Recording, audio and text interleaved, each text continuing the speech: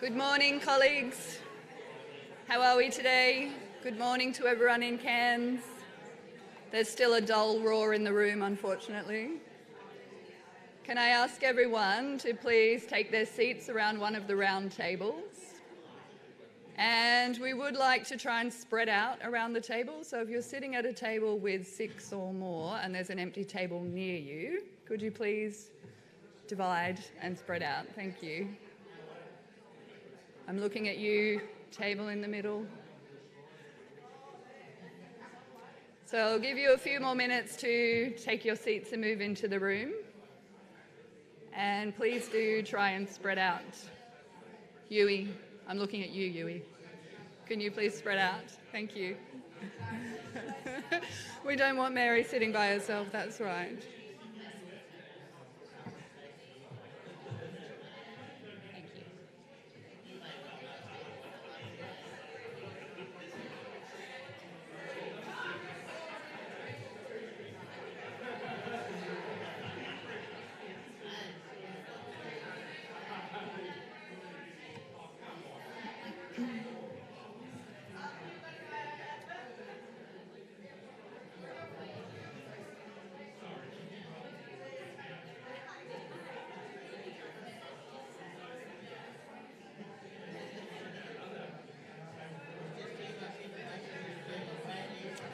Thank you. For those of you joining online, we're just doing a little bit of reshuffling of people among our workshop chairs here in Cairns.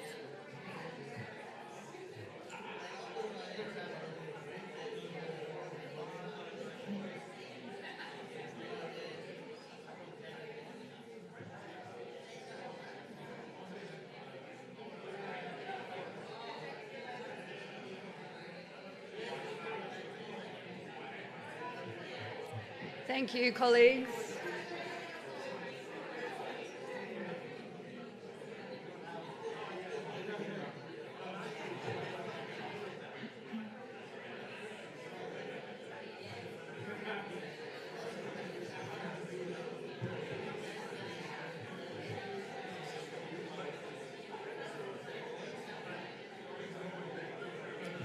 Thank you. For those of you just joining in the room, please move to an empty table in groups of 3 or 4. Find an empty table. Thank you, Kathy.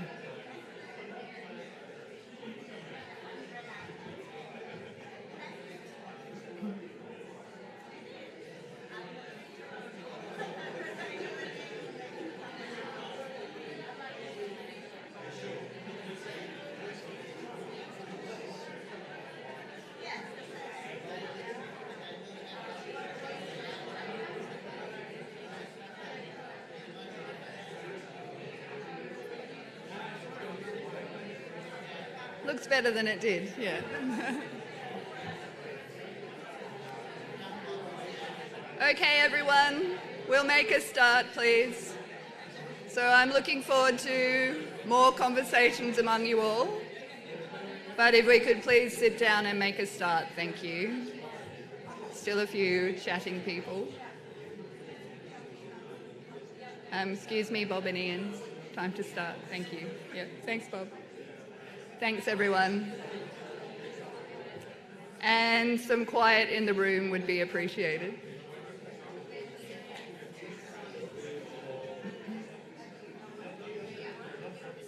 No, it's okay. I'll just make a start. Okay, team, thank you. The clap, the most effective clap for getting attention. Welcome all this morning. Good to see you again after our amazing first day yesterday. We've come together this morning for a workshop exercise, what we've called Global Interventions World Cafe. So acknowledging the traditional owners of the lands where we're meeting today, paying our respects to their elders past, present and emerging, and extending that respect to all First Nations and Aboriginal and Torres Strait Islander people who are attending here today. Also, a big thank you and acknowledgement to all of our sponsors and partner organisations for the Reef Restoration Adaptation Program and the COTS Control and Innovation Program. Events like this, of course, aren't possible without generous support from sponsors and supporting institutions.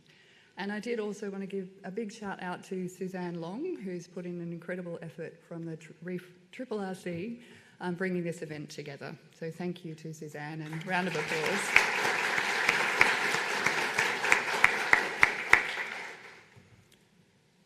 Okay, so just a few housekeeping details to check off this morning. A few questions about the Wi-Fi. So for those of you who are needing Wi-Fi access during the symposium, these are the details here. And also interacting on Slido. So we have people joining online for our workshop this morning. Welcome. Please move to the Slido page where we'll be working through a set of survey questions that are linked to the questions that we have here in the room. Another small note about Slido for those using it online. We have a short delay on our end of when the questions are coming through, so I think it could help if you submit your questions during the talks instead of waiting until right at the end. All right, so to everyone in the room and everyone online, the objectives of our session this morning are to help us to capture diverse perspectives about the future of resilient space management in a rapidly changing climate. We've got an objective around networking and getting to know each other. So you've probably sat down at a table with people that you already know. We'll do one exercise together on those tables, and then you'll move randomly to another table in the room to commence a new conversation and meet some new people. Although I do feel like many of us know each other already or made a good start on getting to know new colleagues yesterday. Also, we're hoping to stimulate some ongoing conversations that might build new collaborations, broaden existing partnerships, and generate new solutions to our global challenges that we face in protecting reefs into the future. So what's a World Cafe? Can I have a show of hands from those who've been to a World Cafe style of workshop before? Some of you, but not all. Okay, so it's a kind of workshop with a standard format where we have a relaxed environment with round tables. So often World Cafes will be set up with a cafe-style environment, so checkered tablecloths, a friendly, welcoming atmosphere. We need a warm welcome and an introduction from the host. We have small groups discussing topics in rounds, and we'll move among tables between rounds, except for a scribe who will remain at the table that they sat at from the first round. Then we have targeted questions on the tables for you all to work through. So those of you in Cairns, if you look at your table, you should see a sheet of white paper which has a question on it. There'll be some butcher's papers, sticky notes, markers for you to scribe your answers. And there's also a carefully prepared Ziploc bag which has a set of numbers that you'll draw out of randomly to find out which table you move to next. So thank you to my two small children who helped me put all those little numbers in those bags. I can't guarantee that no numbers were lost in the process, so hopefully it goes smoothly in our next round. All right, so our format for our session, I think we're mostly on time except for a few minute delays getting your attention earlier. So overview and intro. Then we'll move into round one where you'll discuss the topic on your table for around 10 minutes. We'll then do that exercise of you taking a number out of the bag and moving tables, except for the person who's been designated as the scribe for the table. Okay, so those of you sitting around tables, take a moment now to choose a scribe. The person who is the scribe will take the little Ziploc bag and they'll keep it and they'll stay at the table, okay? And the other people will take a number out and move.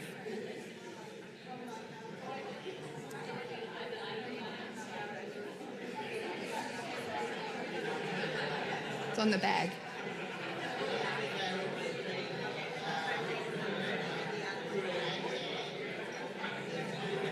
Okay, thank you. So have we all chosen our scribe? I'm not quite done, team, sorry. I'm loving the energy in the room, but I did have a little bit more to get through. So after we've changed tables, which I think will probably be a little bit chaotic, but I think we can manage this. Watch out for each other, obviously, when you're moving around the room. We'll have another round of discussion where you'll kind of continue on from where the previous group left off. So the scribe's job is to report back to the new group about what happened in the previous conversation and move on from there, getting new ideas, building in new perspectives. So another 10-minute round, then we'll do a brief wrap-up, and then we'll bridge into our plenary presentation from Dr. Roger Beeden from the Reef Authority. So still pausing a moment, everyone. For those of you joining online, please join our Symposium Slido. Online, we have a set of questions which are set up in a poll or a survey format, which mirror the questions that are being discussed here in the room. So I know that I haven't done a hybrid in-person and online World Cafe, but I think this is a way that'll help us bring in perspectives from all of our global audience. So thank you to those of you joining online. Please move to the Slido and respond to the surveys as they come up. So there'll be a new one launched every 2 minutes or so to give you a moment to read the question, think about it and respond. All right, is everyone ready? We know what we're up to? Okay, I'm going to start my timer for 10 minutes. Let's go. Thanks, everyone.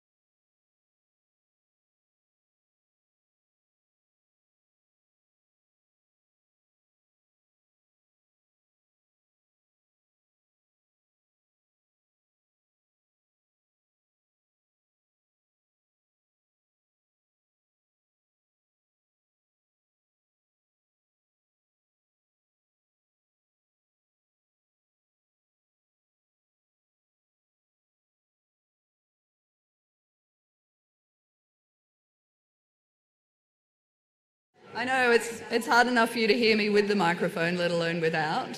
So, everybody, colleagues, can I have your attention, people at the back? Thank you. Was that the fastest 10 minutes of your life, perhaps? Did it seem to go quickly or slowly? Anyway, it's time for some of us to move on to a new table for a new discussion with colleagues. So if you were the scribe, grab hold of that little Ziploc bag. The number on the front of the bag is the number of the table. It goes from 1 to 5 at the front, and then the number 20's tables are at the back.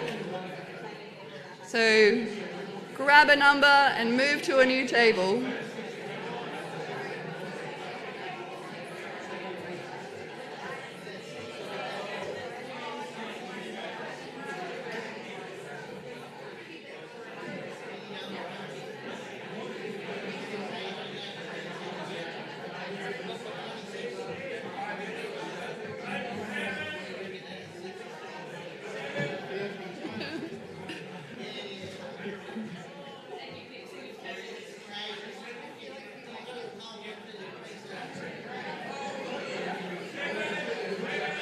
You end up with Mary.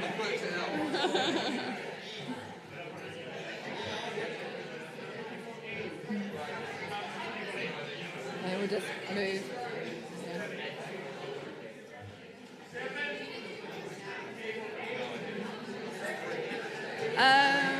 That should be 8 down there, 1.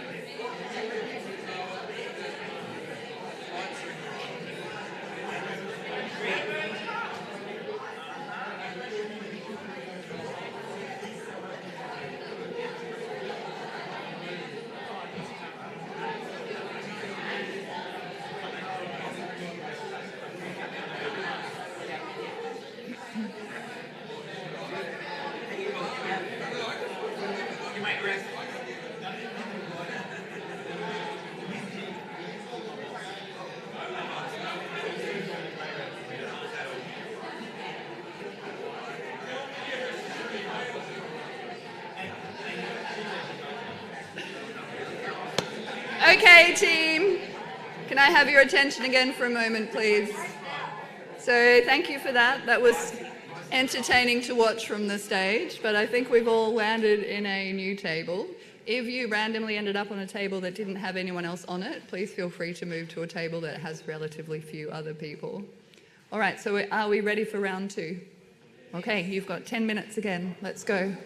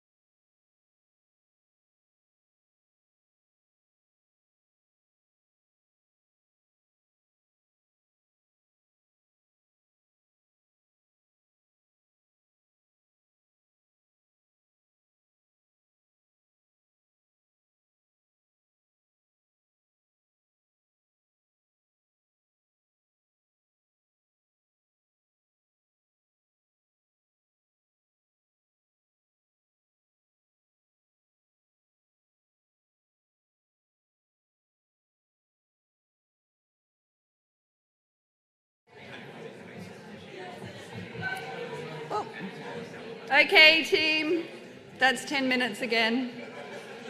I always find time goes very quickly when I'm doing these kind of workshops, so hopefully that was enough time to get a conversation started. If I can have your attention again, people in the room, thank you. So now that we've wrapped up our networking session, thank you, yeah. I'm really happy to see everyone talking so freely and wanting to have ongoing discussions. That's fantastic. So hopefully if this was a way to get a conversation started about some of these topics, obviously we're not going to solve or find the final answer to these questions in just a few minutes, but your notes will be really useful for us in planning our next steps. What we plan to do with this information is to just do a brief summary that will circulate to all participants from the symposium.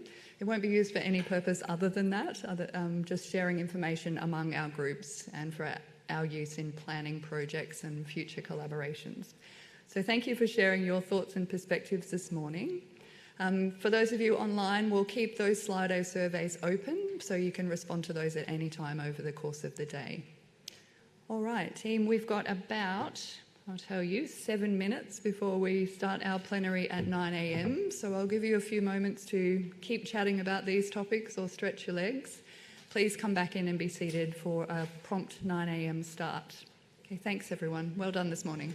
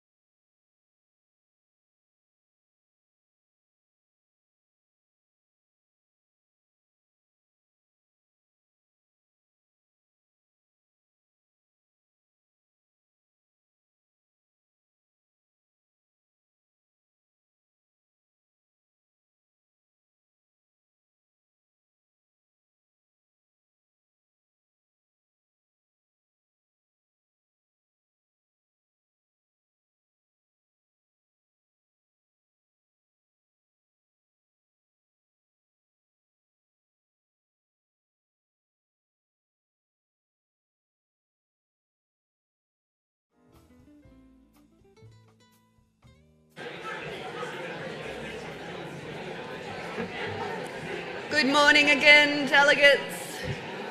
Can I have your attention, please, as you move into the room? Cairns audience, welcome. It's always hard getting your attention. Hello. I might start doing some interpretive dance.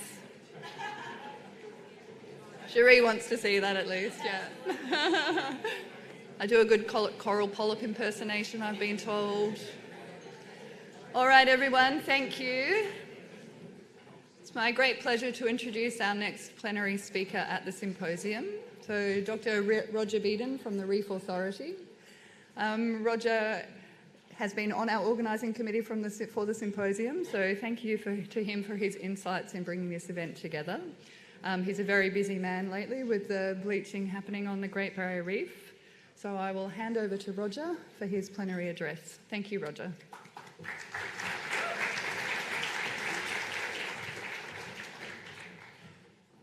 Thank you, Mia. Good morning, everyone.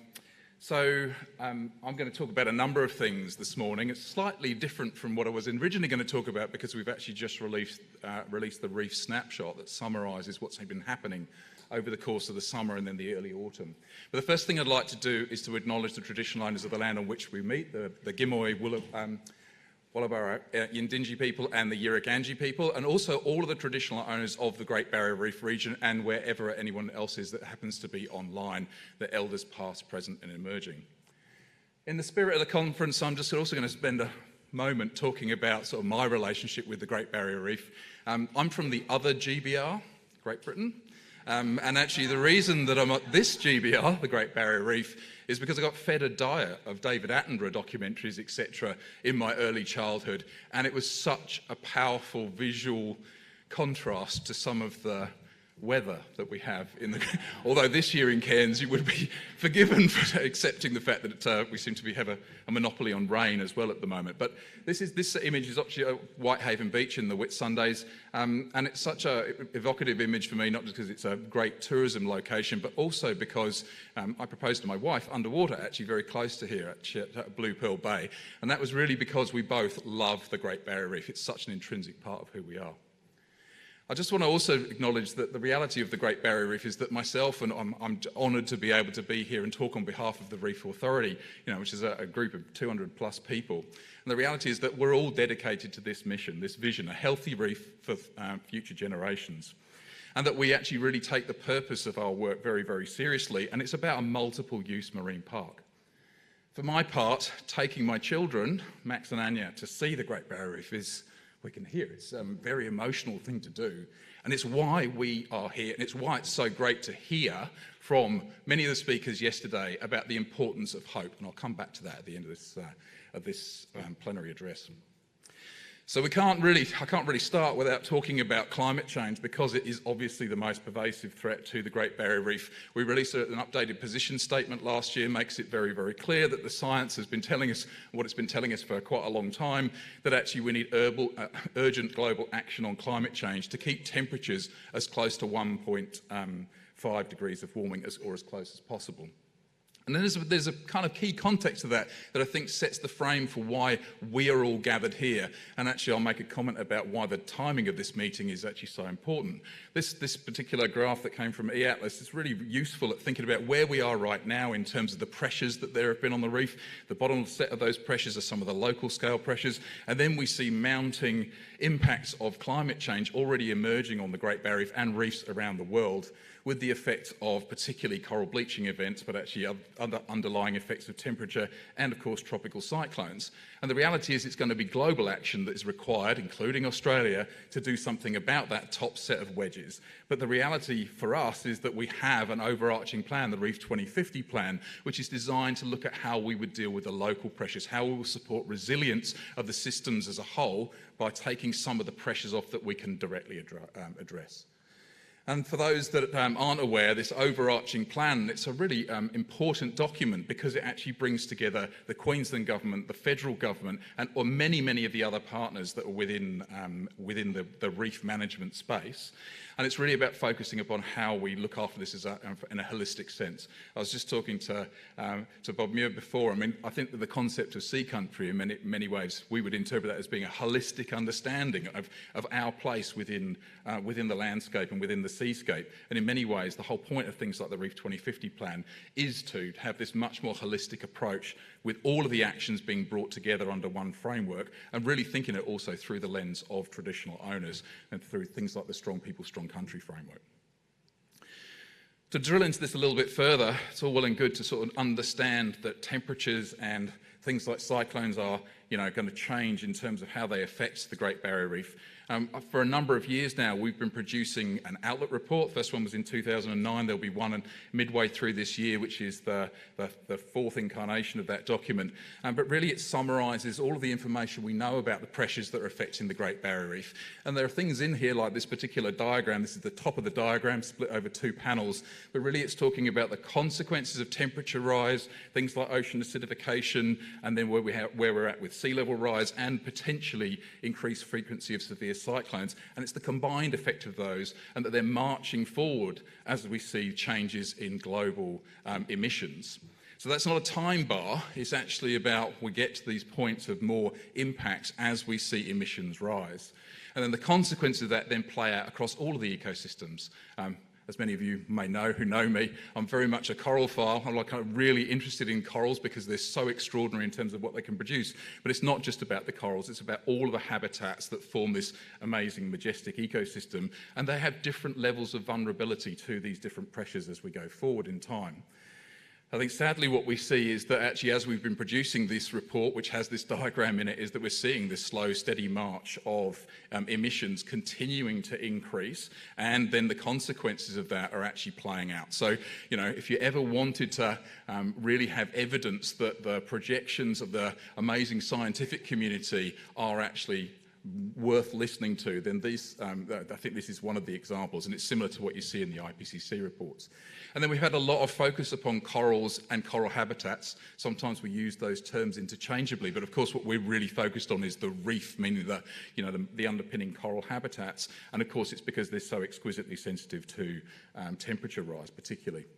And so the Reef Blueprint, which will be the frame of what I'm going to talk about in the majority of this talk, well, it's really about how we've moved on in our next step of management as a result of these increasing pressures. It would be fair also to say that many of you will be aware of this. Yesterday was announced the 4th global bleaching event. This is the NOAA maps of heat stress as they build up across the southern hemisphere. There's an equivalent one from last summer up in the northern hemisphere. But really what you're seeing is it's not surprising that we're seeing the impacts that we're seeing now as we see this aggregated, prolonged heat stress play out across the Pacific, partly amplified by the El Nino event. So this morning we released the Reef Snapshot. Some of you may be aware of this particular document. We produce it every year. We've been producing it for the last 5 years, every year around about April time, and its intent is to fit in with the other documents that are actually produced, particularly the AIMS long-term monitoring program. You can see the timeline sequence there of what's produced. And the intent of it is to give a summary of what's been going on the reef in any particular year. I'm going to show you actually the content of it from, or quick content of it from last year. So the panels that are on the left in front of you are actually of the effects of floods. Where you've got darker colours, it means there are flood plumes. The next panel, panel B, is actually where there would have been cyclone impacts. The third panel is temperature stress, and then the fourth panel is actually Crown-of-Thorns Starfish activity. Last year was relatively benign, and we have to remember shifting baselines. Relatively benign is important, but when you bring all those things together, it's not entirely surprising that we saw not an enormous amount of impact in last year. There was some. These documents, and I'm not going to go through each one of these are in the document. It's just to give you a sort of a quick index of what's in the document, but it puts things into context, and that's really, in my view, really important. This is talking about the sequence of impacts, because they're not discrete within an individual year, how they've built up over the past decade and then into the current year, and they're narrated in terms of what we've actually seen so far. So anyone that lives in this part of the world like I now do, or certainly up in Cairns, it's important to remember that in December we had a not particularly intense but very significant event in terms of Tropical Cyclone Jasper. The flood plumes that were created there have had major impacts upon local communities and actually upon the coral communities. And as you'll see in a moment, I would contend that part of what we're seeing in terms of the in-water surveys is actually a consequence, particularly of the inshore flood plume that came from Tropical Cyclone Jasper. Then there was Tropical Cyclone Kirrily, which unfortunately did the wrong thing in that it didn't bring cooling to the reef, which we would have very much liked at that point in time, but it did bring some wave-driven damage to some of the reefs offshore from Townsville, and of course amplified some of the flooding events in the far north. So the consequences were already playing out right in January. And then what you see is the equivalent of those panels I mentioned before. So the first one is sort of giving a visual representation of those flood plumes. Look at where they're concentrated. Those darker green colours are up around Princess Charlotte Bay through to Townsville. That's over the course of summer. The next panel is then cyclone effects. Now, they're coloured like that, but there's a big area, the central part of the Great Barrier Reef, that had some effects of the cyclones in terms of wave pressure, but also then the consequences in terms of the flood plumes that then resulted. And then, of course, we've got the next map, which is actually the heat stress that's played out over the marine park. Fortunately, we've then got the ongoing Crown-of-Thorns Starfish outbreak. It's still happening. We have just managed to suppress much of the consequence of it, as you'll see a bit later on, and that's critically important because, again, it's one of the pressures that we can do something about. But from the point of view of the snapshot, it's about bringing all of this together so that we understand the cumulative pressures upon the reef. So this is the summary of the aerial surveys, and I will nod to, but I mean, there's a huge body of work that's been going on to bring this information together into the snapshot. Both my colleagues at the Reef Authority, but also CSIRO and the Australian Institute of Marine Science. You can dive into the detail in the document. But overall, the patterns that we're seeing in terms of the current bleaching from the aerial surveys, very clearly lining up with where we've seen these combined patterns of stress. Now, whether the flood plume caused some bleaching, because they can if you have low salinity, or whether they pre-stressed some of those corals, it's important to know because you don't necessarily get what you would expect in terms of just the heat signature in terms reflected in the coral bleaching if you don't understand and bring all of this into account. And there has been damage on some of those reefs, from, as I said, from Cyclone Kirrily. But overall, this year is a story of a major mass coral bleaching event on the Great Barrier Reef. I'm not diminishing that at all. The in-water surveys are still ongoing, and they are being done in a way that actually allows them to complement what's been seen from the air. And it's really important to do that so we get a full picture of actually what's going on. So we actually have it's a very difficult puzzle, but if we want to present it to the international community, then we need it to be credible. And that's why it's so valuable that we have partnerships with people like the Australian Institute of Marine Science to really underpin that work. The full consequences of this event are not going to be known until the AIMS long-term monitoring program reports over the next couple of years. I know that's not what we would ideally want. We want instant information all the time, but the reality is these play out in the long-term trend pictures. We can summarise what we know now, but the full consequences take time to play out. I do want to nod to particularly, there's a very large group of people that are involved in doing this work, but particularly Dr. Neil Canton and Dr. Nick James from the Reef Authority, who spent many, many hours in doing aerial surveys. That might sound really glamorous, but it really isn't when you're doing this for hours and hours and hours to actually go and take a really important, clear record, and to do that in difficult weather conditions, etc. So that work is to be commended, plus all of the analysis work that's done afterwards.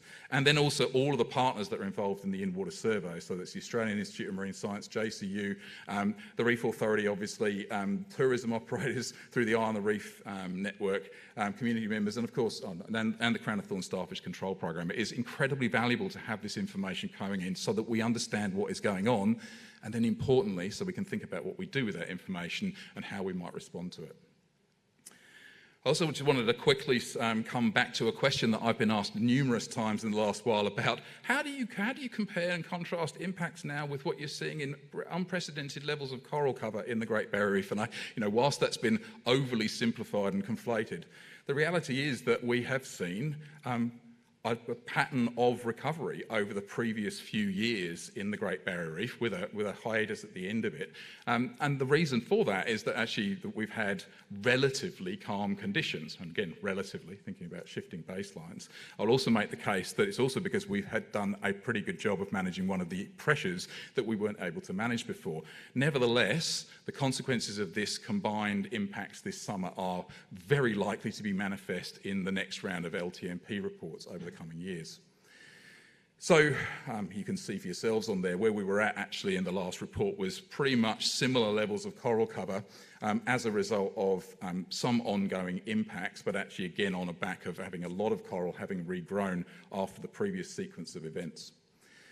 One of the things that's really important is having something like the long-term monitoring program. It's critical from a management point of view, and it's one of the backbones of how we understand what's going on the Great Barrier Reef. Importantly, what's up below that manto toe is, of course, a lot of plating corals, and actually probably some branching corals. The ones, there are lots of them out there, and the reality is there are ones that are very visible from the air when they bleach, and they do tend to bleach sooner than some others. And of course, what we saw last year from the Australian Institute of Marine Science was actually that the pattern of coral cover was really being driven by winners and losers. There were sporadic differences, or differences spatially in terms of what had happened, but also whilst we had some ongoing Crown-of-Thorns Starfish outbreak activity, that was largely being managed across much of the park, and we also had relatively low levels of bleaching impacts. But that's what was underpinning those that coral cover trends, and I certainly commend the AIMS websites to you to understand that more fully.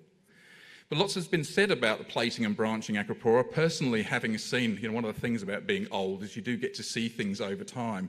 This is at Moore Reef, and I think I was swimming with Eric Fisher when this was actually taken. This is around about 2019, so 8 years after Cyclone Yasi, which had wiped this off. There was virtually nothing on this wall at that point, or very little on that wall. And you see the size class of corals, the 1 year, 2, 3, 4, 5, you see these amazing arrays of plate corals because the resilience is still there, its capacity to bounce back. And I really like this paraphrased definition from Pete Mumby from a number of years ago about the term resilience, because it's a bit of a tricky term sometimes. It's really the capacity of a reef to recover in the future, given its probable exposure regime. So it's all well and good, you can be super fit, but if there's enough buses going to run you over, then you're in trouble. And the reality for us is we have to think about all of these dimensions of resilience and its context.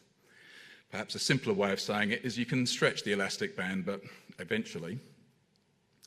So just to drill into that a little further about plating and branching coral, I think there's some great work that was done by Juan Carlos Ortiz and others from Pete Mumby's lab a number of years ago that thinks about these different types of corals, why we're really fortunate in the Great Barrier Reef that there is such a variety, particularly of the acropora corals. And we often talk about them, and they're almost like the bookends of resilience. You've got the massive varieties that are big and strong and tough and survive lots of events, and this helps you to understand those different dimensions of their sort of life history traits. And then you've got the branching and plating corals, often called first to grow, first to go. But the reality is they're also the first to grow. They come back quickly, so let's not diminish their value in terms of driving recovery. And the great thing about this piece of work is it looked at what would potentially happen under a range of climate scenarios. This is an optimistic climate scenario nonetheless, but it suggested that particularly the plating corals, which are in red there, the overarching black line is actually the overarching trajectory of coral cover under those climate scenarios. Plating corals are really important in driving that trajectory. If they're not there, then you have a very different future.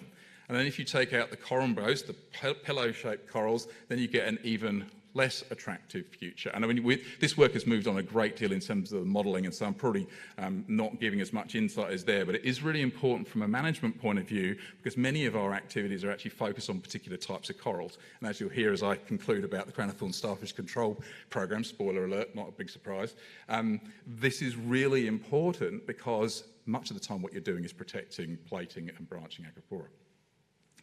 So I just wanted to make a comment about the kind of shift in paradigm that we're all sitting in at the moment. The reality is that in the past, if you did your job well as a protected area manager, what you were doing was you were managing for equilibrium. Coral reefs have always gone up and down. They're incredibly evolved to take, to manage through, in the tropics, through dynamic environments. And so actually removing pressures and letting the reef fix itself was absolutely the paradigm in marine protected area management. And that's partly because this concept of a resilience threshold, let's just call it point of no return, or point of not returning back to what you had before, it was unlikely you were going to breach it. The challenge of climate change is it actually makes it very possible that you will breach this threshold. And probably there's an argument that this has actually happened in other parts of the world right now. And so the challenge is, if you have these ratcheting down knocks and shocks, you could end up in a fundamentally different system than we have right now. I know that's actually what keeps all of us awake at night in many ways.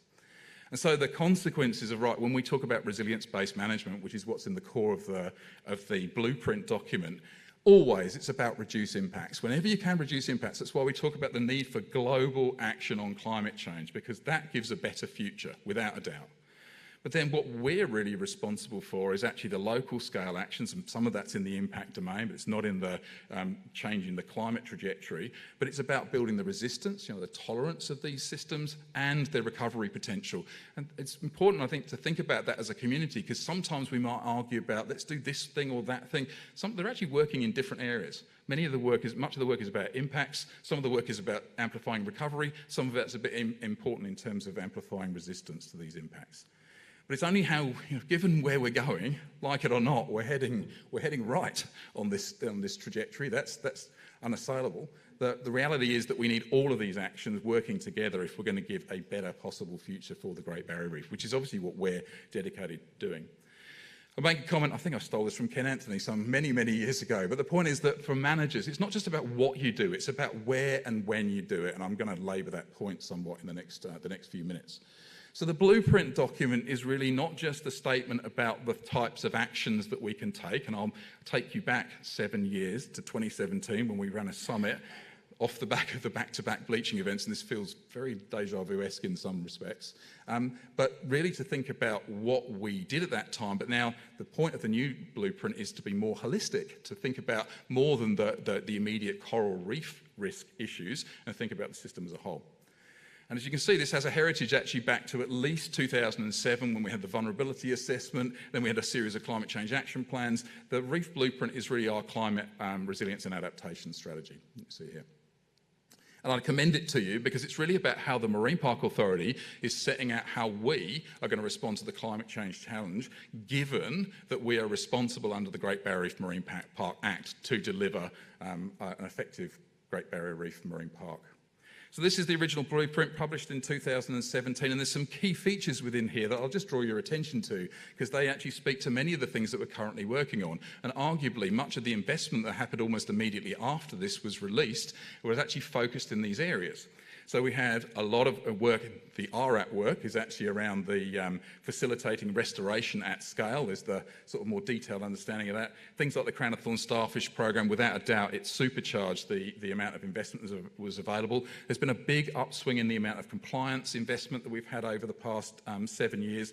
The Builder Resilience Network, just take that as meaning how do we bring together information on how the reef has been under pressure and then think about where and when we take decisions. And there's great work you'll hear in one of the talks later on this afternoon from my colleague Karen Chong-Seng that talks about where we're up to with that kind of decision making. And then I'm going to make a comment as well about keystone species because we have made some progress there, but there's probably opportunity. I just want to say in the new blueprint actually has a context in here. Again, I'm not going to labour the point. The wedges that are in orange are the things that are in the Great Barrier Reef Marine Park Authority's domain, and we're sitting under an act. We have responsibilities under those legal frameworks, but it also sits within international and national frameworks. And so all of our work is fits within the things in the pink coloured wedge, but there's also things like the Reef 2050 plan. So everything that we do is designed to mesh in with these other initiatives and then drive us down to what are we going to do about these particular pressures.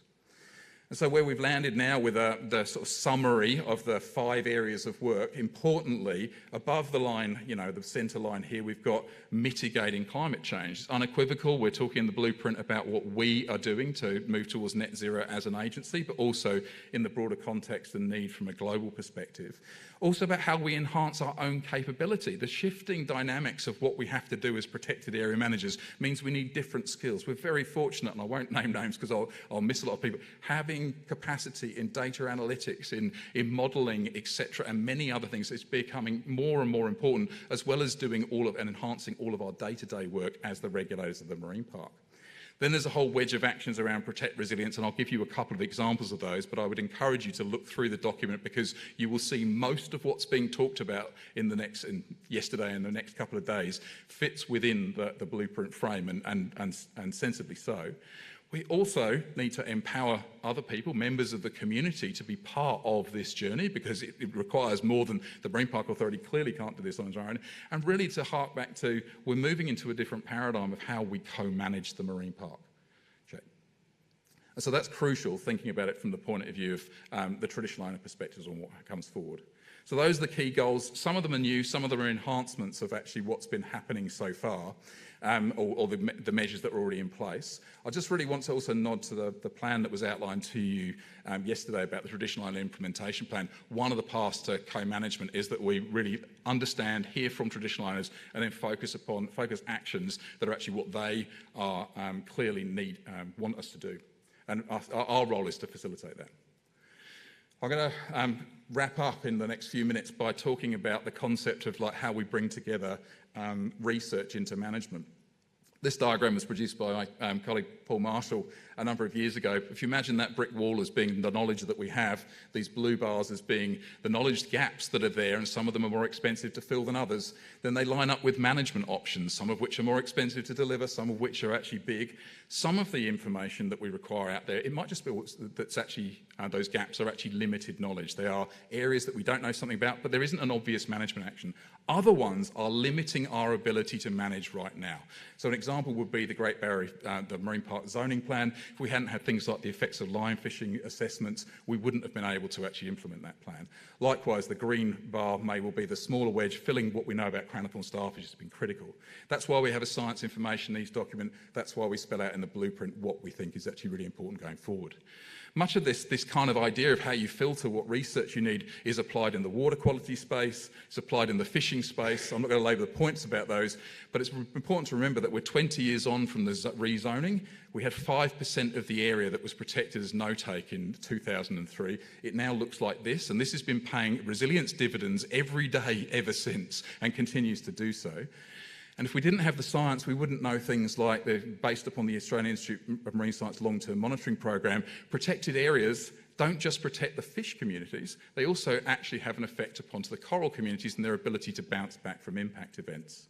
We've also got emerging work about the importance of green zones in terms of mitigating Crown-of-Thorns starfish, the frequency of outbreaks, and more recently how the mechanisms of that might work. And again, I won't labour the point. But importantly, that holistic understanding how all the pieces fit together is crucial if you want to target one part to have better outcomes. This is a very detailed diagram, but again, I'd commend this to you. It's from Kennedy Wolf and many others, and it thinks about functional importance, the different roles that different critters play. Top right is actually table and plating acropora. They're crucially important if you want to see rapid recovery on reefs.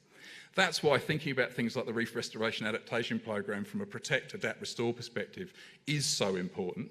But it's also important to think about it in the context of this great study that applied what we know from terrestrial systems into the conservation paradigm for marine systems, and think about protect what you've got first of all, stop it dying if you can, then start thinking about what you might do in terms of facilitating natural adaptation and moving through to restoration tools. I'm going to finish up. How long have I got? Oh, that's good. Okay, so I'm going to finish up by talking about the Crown-of-Thorns Starfish Control Program. As many of you know, before my current job, I was very privileged to be involved with this, and it's one of the most important stories, I think, of realistic hope that there actually is. So we all know Crown-of-Thorns starfish, they're voracious predators of coral. They're exquisitely adapted or evolved to take advantage of coral cover. We're not trying to get rid of all of them because they're a natural part of the system, but when you get plague proportions of them, they take out entire reefs very, very quickly, and we've seen this in the documentary record.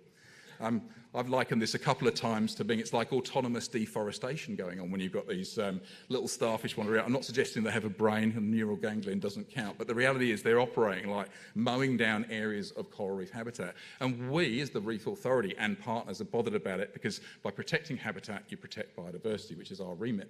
And that's actually embedded into the Reef 2050 goals. A quick potted history, the last decade, not just the impact events, but some really important signature things have happened in terms of the research. I can't tell you enough how important the invention of the one-shot and kill technique was. You used to have to inject every arm of the starfish, now it's just one. The reality is integrated pest management, what we've had in terms of investment has meant there's been a 60% improvement in the efficacy of control. And understanding how many boats you need in perpetuity to protect reefs is crucially important from the science that came from NESP. And then importantly, that evidence base, the evidence base that comes from your science, was instrumental in us being able to achieve longer term funding for the control program of $162 million. The key message about this control, though, is that you need sustained, sufficient investment in order to get outcomes. Dave Williamson, my colleague Dave Williamson and Sam Matthews are both going to talk about this in more detail later today, but I would say that you don't have to tackle all of the reefs all of the time, which is really important from the point of view of this. We do understand from particularly connectivity work which reefs might be crucially important over the whole Cros outbreak cycle, and then we hone in on that with data from in the field work about which reefs are in play in any one year. And we're looking at whether you can build in things like traditional owner use and or traditional owner values into that thinking about prioritisation. And it's been done in partnership. The net result of it, and where I'm going to steal a small part of thunder, is this has been the outcome. The outcome of having such great work is that we can actually see what's actually happened. So at the top there in blue, we've got reefs that had basically no COTS activity. And there was, because we've had a relatively benign period between about 2018 and up to last year, we were able to show that there'd been a net increase in coral cover of about 1.1% per year. At the bottom there, where there's no effort put in place, no culling effort in place on reefs that had severe outbreaks, we had a loss of about 3.5% per year. In the middle, what you've got is actually the yellow. All culling matters, but if you want to get maximum effect, then you have to have sustained, sufficient culling, targeted through integrated pest management, and make sure that you're culling in the right way. And if you do that, you can get to about 0.5% net increase in coral cover a year, which is interestingly not far off what Glenn Diath and others from the Australian Institute of Marine Science suggested would happen in the 2012 paper, when they actually suggested that if you remove Crown-of-Thorns starfish as a pressure, even in the presence of bleaching and cyclones, you would see a net increase in coral cover of around about 0.9% a year.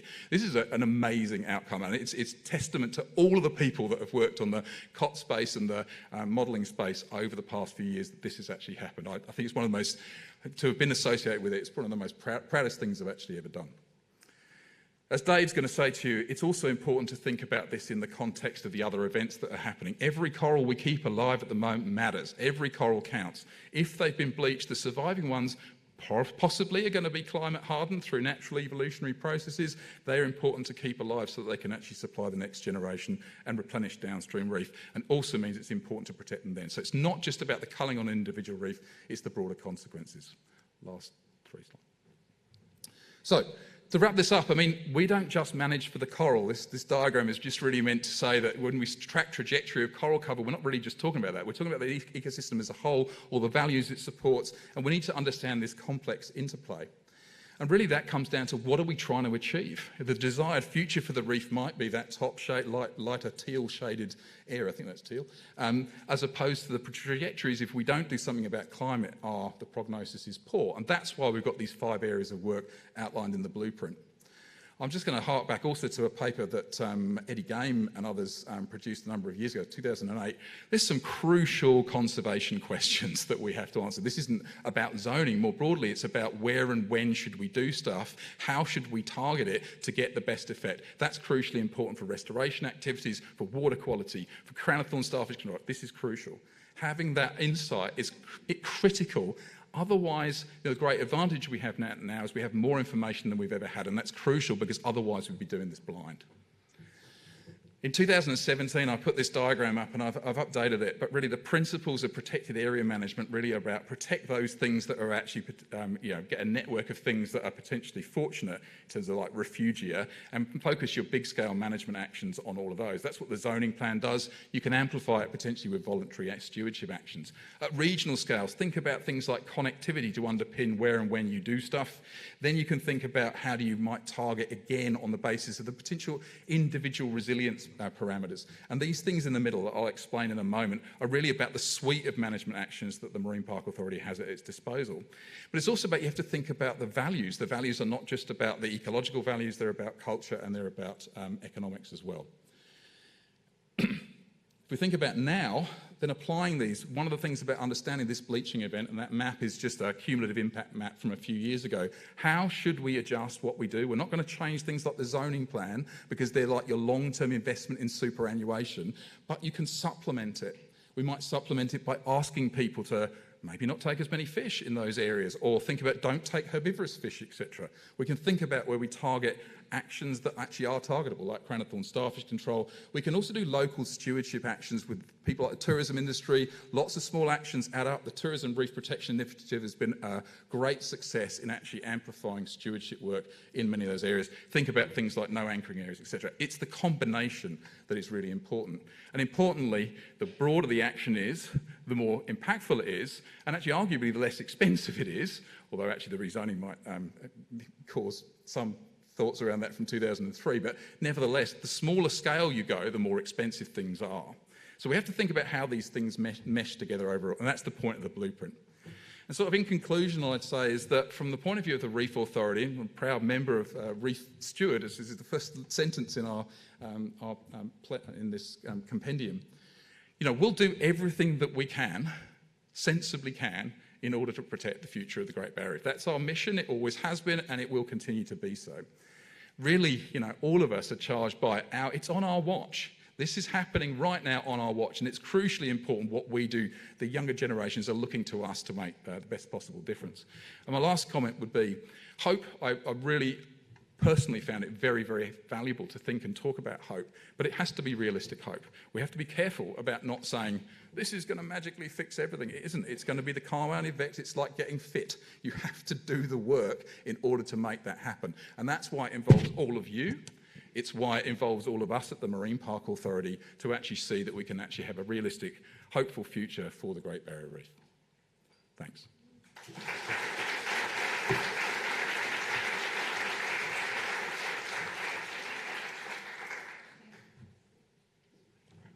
Thank you so much, Roger. Really inspiring words at the end. Thanks for sharing the reef snapshot with us. I'm sure there's some questions from the floor. I'll need you to come down to the front to ask questions, please, so the online audience can hear. I just have a quick question. How many crown-of-thorns have been removed? Okay, a quick question was how many crown-of-thorns? Well, we haven't removed any of them because we kill them in situ, but aside from that point, sorry, so I was a bit flippant. About 1.3 million have been culled. But the point is that, you know, so the reality of that is killing the right starfish at the right place at the right time is what this is all about. And in the end of it, that's what's playing out in the coral cover figures. We've got time for one or two more quick questions and then moving for more questions during morning tea. So I invite you to come down to the front to share your questions.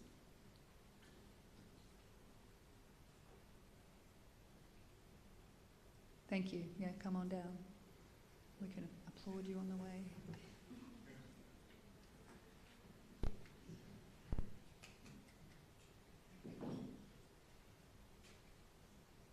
My question is that we was talking about collaboration yesterday and the TUMRA. If Reef Authority wants to do co-design, co-management, would it be considering turning the TUMRA into something more powerful, like having TOs sign off on permits? That's a good question. I think the reality is that everything's on the table. The answer is that we don't have that in our policy space, and it's not set up to do that. TUMRA has been an enormous success. I mean, I can't emphasise that enough, and actually, you know, it's one of the things that came from the rezoning work. Everything's on the table at the moment in terms of we are going to constantly adapt, and we are listening to traditional owners about how to do those, to best do that into the future. I don't have a direct answer about yes or no to that question, but I mean, I think that there's certainly lots of work going on about how we would do co-design, co-management into the future and what that would do. But the point of it is that there's a lot of community groups here that don't get data from research don't get any knowledge of people coming onto our country.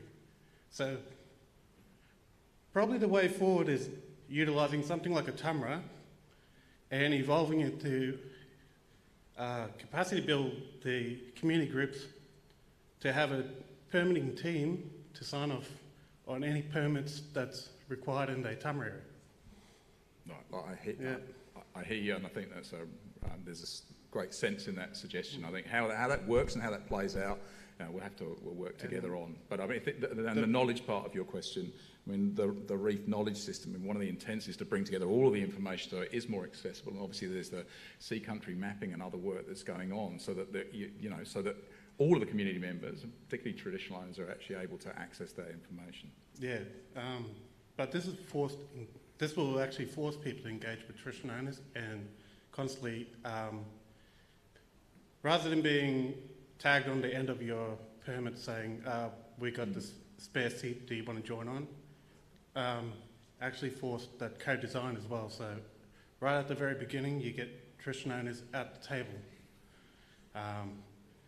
That, and also, could we move the 2030 plan to 2025? This is an election year. This is an election year, and we can actually do some changing. And you got places like the Torres Strait that losing their homes. You had homes here that got lost with flooding. But yeah, things like the Torres Strait would be that's a vital biosecurity point for Australia. And without that, that knocks out our economy. So, can we move things forward? Well, so the blueprint is really about trying to think about what the actions are on a sort of strategic horizon for that. There's obviously the review of the Reef 2050 plan that is actually will happen next year, so it will be in 2025. And I'm certain that many of the things that you're raising will be considered and addressed within that in partnership with traditional owners. So as to that, we're not going to produce a blueprint every year simply because it's more about the strategic look. But we will be producing the snapshot each year to understand what happened in each year, and again, continually thinking about how we target targetable management actions. But so I don't have a direct answer to your question. I think that some of what you're getting at would be addressed in the Reef 2050 plan review and update. Okay. Thanks for the question.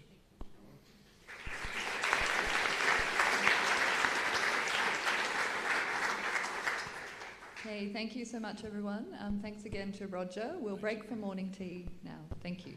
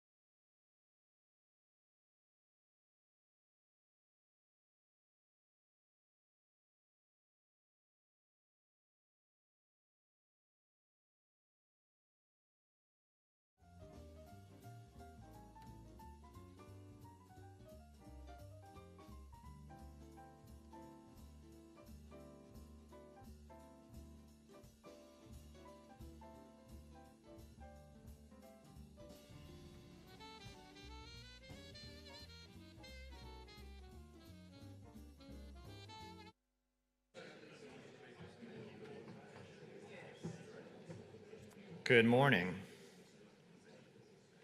Good morning. My name is Mike Runge. I work for U.S. Geological Survey. I'm on the Intervention Risk Review Group of RRAP. Pleasure to be here to moderate this morning's session, which is going to continue the theme of Roger's plenary, talking about ecosystem-based or resilience-based management 2030 and beyond. In the spirit of reconciliation, we acknowledge the traditional custodians of country throughout Australia and their connection to land, sea, and community. We pay our respects to their elders, past, present, and emerging, and extend that respect to all Aboriginal and Torres Strait Islander peoples today. I think we'll have some logistics sort of at the end of the first talk. If you're online and you've got questions, you can submit them through the Slido QR code, I think. And I think also folks in the room will ask you to use the microphones on either side of the stage so that people online can also hear the questions. The first speaker is Anna Perez, who I'll invite out right now.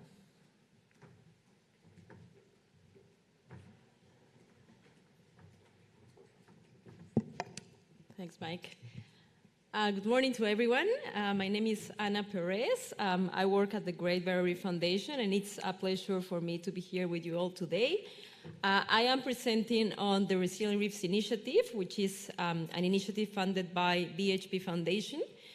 And it started back in 2018, so back on the time when the Reef Trust Partnership was announced, so it was a very busy year, I guess, for the foundation.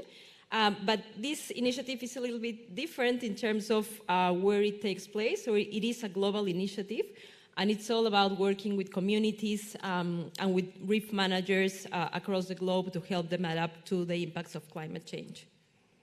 And I'm not sure how to... That's the one. Thank you. But before I start, I would like to acknowledge the traditional owners of the land where we meet today and pay my respects to the eldest, past, present, and emerging.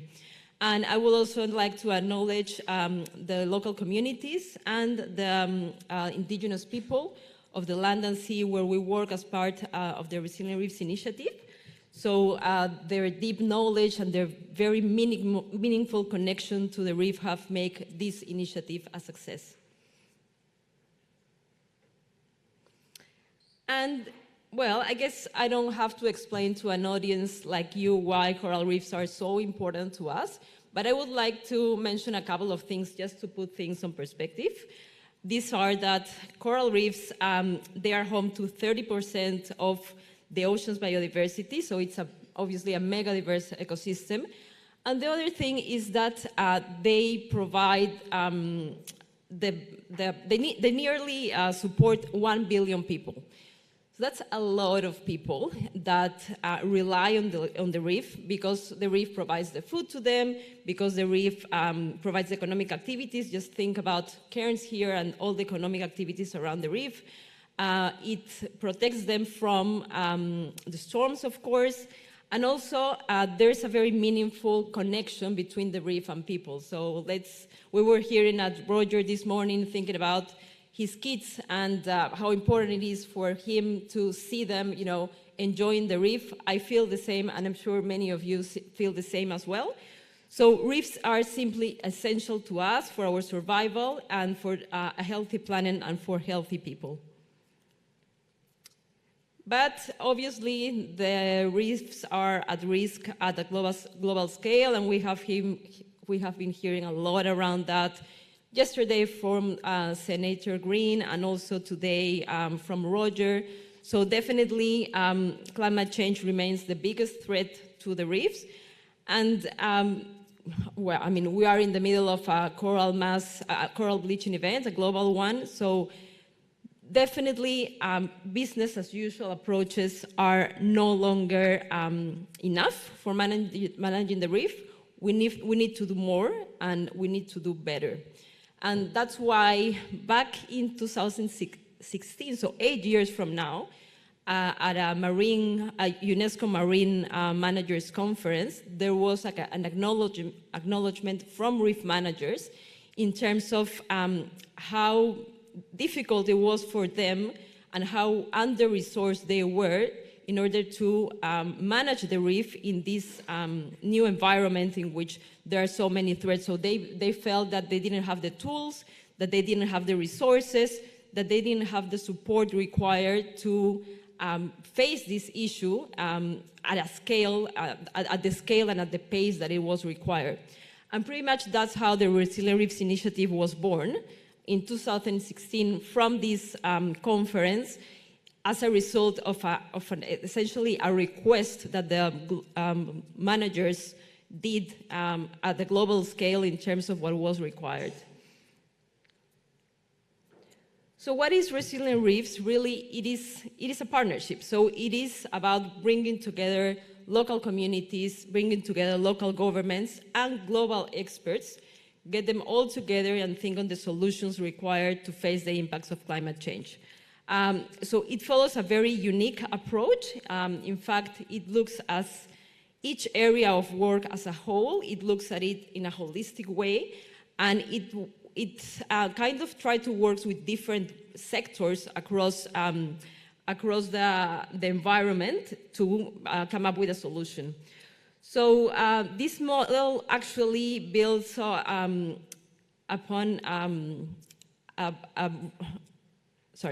the 100 Resilient Reef Cities, which is an initiative that was funded by Rockefeller Foundation.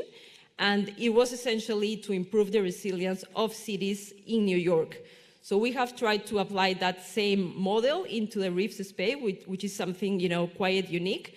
And what we have done is essentially, first we'll go through a few essentials. So what is reef resilience? So we heard a definition from Roger this morning around that. But I guess that the important thing about this program is that it brings social component into what resilient reefs is. And the definition that we have used is around the capacity of reef ecosystems and of the individuals and of businesses and communities that depend on them to survive, to adapt, and to recover from the impacts of climate change. So it essentially incorporates the social dimension into this definition. And building this resilience is now the new imperative from reef management. So it provides a framework for innovation, for integrated actions, and for collaboration and for adaptation. It allows us to support the ongoing health and functionality of ecosystems while also supporting the communities in the face of uncertainty. And with that in mind, we developed this reef resilience framework. So the aim of developing that framework was essentially to provide and assist reef managers and local communities to evaluate the state of resilience of the reefs. And we work with 3 different dimensions. So the ecosystem dimension and the ecosystem services associated to them, the community, and the governance arrangements that were in place. So this is something that we have used a lot in the development of the resilience strategy, and I will come up with that. But essentially, each site is looked in an integrated way, which must be understood together as a whole. And when I'm talking about sites, I'm showing here in the map the 4 sites that we identified as part of this initiative, and these are all UNESCO World Heritage Sites. So Belize, Barrier Reef Reserve System, that's obviously in the Caribbean. We have in the Pacific Islands, in Palau, the Rock Island Southern Lagoon. We also have the lagoons of New Caledonia. And we are also working here in Australia, in Western Australia, in the Ningaloo Coast. And this is pretty much what the model of resilient reefs brings into the communities. So local leadership, we have a process for strategic planning. We bring a lot of global experts to connect with the local people, and we obviously have a component of on-ground implementation, and I will go through all of those components in detail now. So in terms of local leadership, what we are trying to do is to fund a position within the agency that manages each of those reefs. So we're thinking that by embedding this person in the local organization, we will be able to promote the change that is required, and that person will be capable to bring everyone together and work and get them to work collaboratively. So this is a picture very powerful for me because it's from the 3 different CROs. Andrea at the left is the CRO from Palau. In the middle, we have Tara from Belize, and Cami, the CRO from New Caledonia. So these young women are actually the ones delivering the work for us and working very closely with us. They got together last year in one of the global convenings that we organized. This one was specifically about a workshop on communication that was led by TNC. But I think it was a very good opportunity for them to share what they have accomplished so far. And we work very tirelessly directly with these people, and I couldn't be more proud of the work that they have achieved so far. And the second component is the development of a holistic resilience strategy. And that photo was taken early this year when the resilience strategy was released for New Caledonia. So it is a very important part of what we have done in Resilient Reefs. Essentially, what we have tried to do was to, through a very rigorous process, try to provide the tools and the support required by all these different sites to come up with the actions that they require to do in order to increase their resilience. So as with any process, we start by planning and by establishing the local government. So in most cases, we establish steering committees in order to provide the oversight and to take the decisions, I guess. Then we engage broadly. So we mapped out all the different stakeholders, and it was the CRO role to bring them together, and sometimes through workshops or through surveys, capacity building activities, they will come together and identify what were the key challenges and the key gaps in order to accomplish the resilience that was required. Then we use the Reef Resilience Framework that we developed to assess the resilience using those 3 different dimensions that I mentioned before, so ecosystems, governance, and community. And at the end of the day, what we did was bring everyone together again in order to identify and co-design the solutions that were required to increase the resilience of the ecosystems. So as I said, it is a rigorous process. It took longer than we thought. So we initially were thinking on a year to go through this process, but it ended up taking more time than that because obviously bringing people together and getting them to collaborate and getting them to agree on things takes more time sometimes than required. But at the end, we were able to release the 4 different strategies.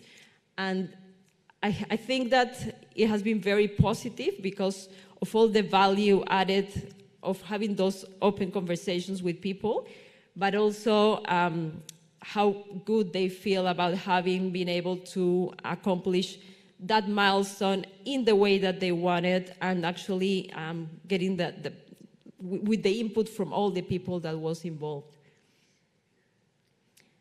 And the other component of this initiative is that we connect the local people to a knowledge network that is a group of global experts. So I'm just going to name them because they have been so key in the development of this initiative. So we have UNESCO, we have the Resilient Network led by TNC, we have ACOM, Columbia University, and then we also have BHP Foundation, which, although is our funder, they work very closely as well with Polynesian Foundation and with Eco Advisors. So we really have been able to bring all this knowledge together, and it has been fundamental in this initiative. That is a photo of the knowledge exchange session that happened a couple of years ago in Brisbane.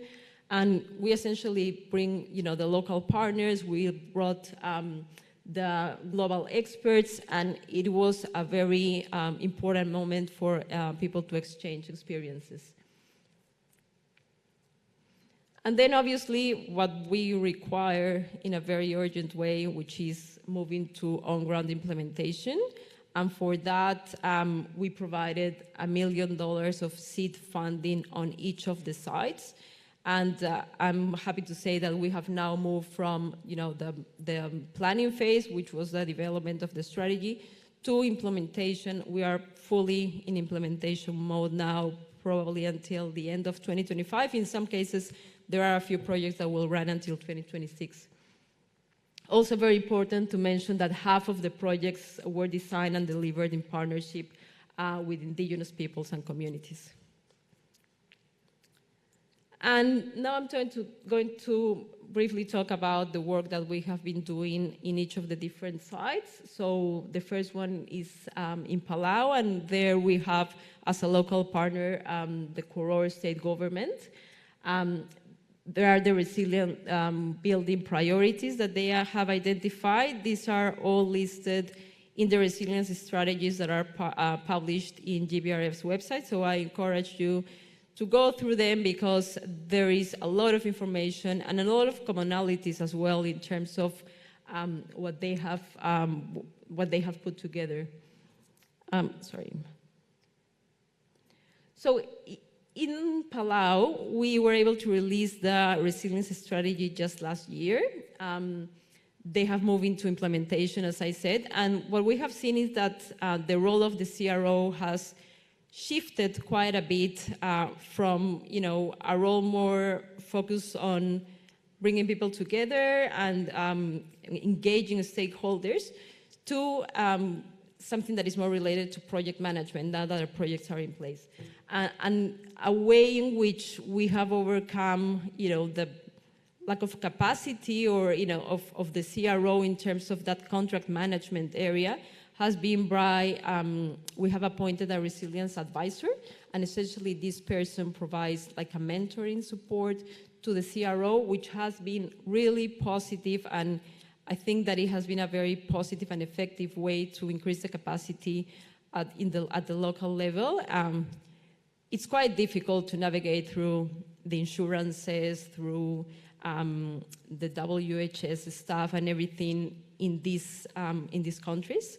So it is very difficult for us as well. So it has been quite a learning process, and it continues to be, but we keep learning with our local partners. In the Ningaloo Coast, Western Australia, this was the first area in which we were able to release a resilience strategy, and we had Joel Johnson working as the Chief Resilience Officer there, and he did a very good job in bringing people together.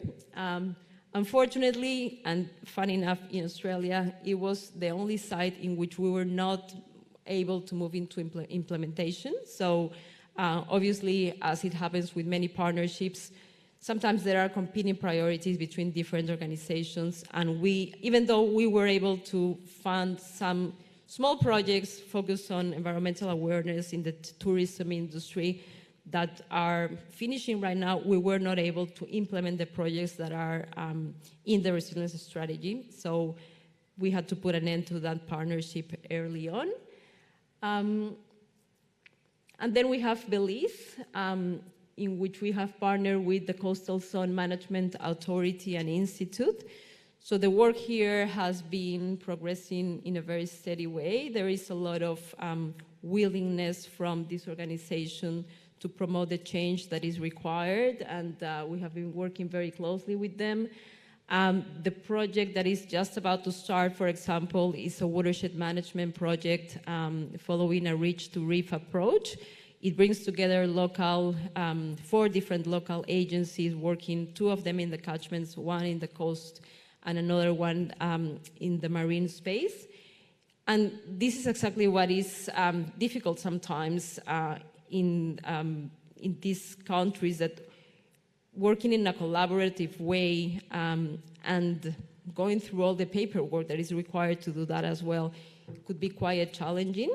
And Tara, the CRO here, is working very closely with them to make that happen and to ensure that all the milestones are met.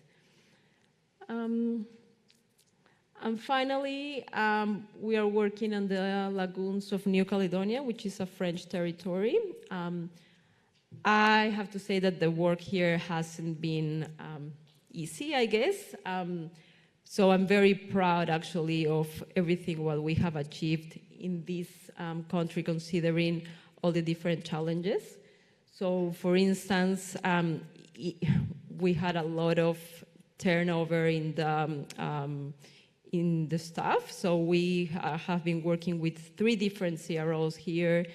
The politics are quite complex in New Caledonia as well. Even though it is a small island country, it is quite challenging because everything takes time and everything requires quite a lot of approvals.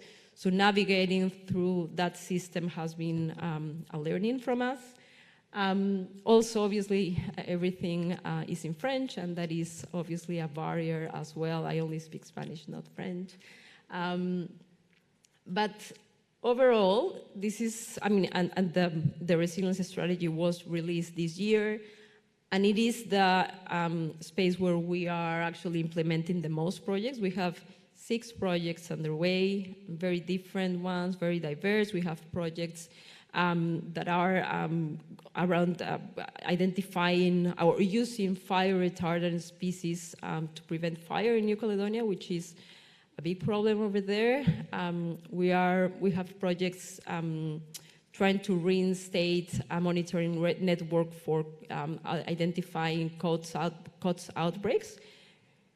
They are not considered a threat in New Caledonia, but it is actually because they haven't done enough monitoring to understand what the impact of COTS is over there. So this is a project that will kick off with that process, and I think it is very valuable. And this is where you can see how all the different things that we are doing here in Australia can be translated or can support the work that is being undertaken in the other areas. And I was just listening at Roger this morning, and just made me reflect on, there's so much going on here at the Great Barrier Reef. There's so many plans, there are so many scientists. We sometimes forget how privileged we are to have all the science behind us and, such a big body of work behind the Great Barrier Reef. So it is very important that we kind of translate all these learnings into these areas where the support is really required. So just, great presentation from Roger, but yeah, it made me realize about the differences in, the different areas. And I have touched base on a few things of what we have achieved so far, but essentially we have engaged a lot of people. So we're thinking on more than 3,000 people that were part of preparing all these different resilience strategy across the 4 different sites. That means that we have been able to reach 300,000 people as local beneficiaries in all these areas. We have established 10 partnerships with First Nations people, and we obviously have, developed these 4 place-based partnerships, and we have more than 30 projects underway. So it has been quite a journey, but I think it has been very positive and that we have achieved a lot in these years. But as with any program, we always have to think about how we can do things better, which things we need to adapt in future stages. We need to be mindful of the lessons that we learn and take action in the future. So I'm going to focus on what we are thinking on adapting for our next phase. And to start with, we are thinking that we are not going to identify a chief resilience officer in the future. And that's not because we are not very proud of what they have achieved. I think that the work that they do is actually amazing. It's just that there is a lot of risk on just increasing the capacity of one person and having the responsibility of the delivery just focus on one person. So in order to de-risk that, we are thinking that it will be better to partner an organization in which different people with different skills can be part of this program and help to the delivery of the program. Another thing is that even though the development of the resilience strategies has been a very key part of this program, we're thinking that they took too long, and obviously we require immediate action. So we are going to rely more on existing plans. We will still be using the Reef Resilient Framework in order to identify what the status of the resilience is and identify some actions, but we will rely more on the existing plans. Also, we will use an application process to select partners, partners who clearly demonstrate that they have the political will to do the work. So we are going to run expression of interest to identify these partners instead of just going with UNESCO World Heritage Sites. And finally, we're thinking on, we're not thinking, we're definitely going to change the scale, I guess, of the program, regional rather than global, and we are going to focus on the Pacific. So Pacific Island countries remain the most under-resourced, and they have, equipped to respond and to adapt to the impacts of climate change.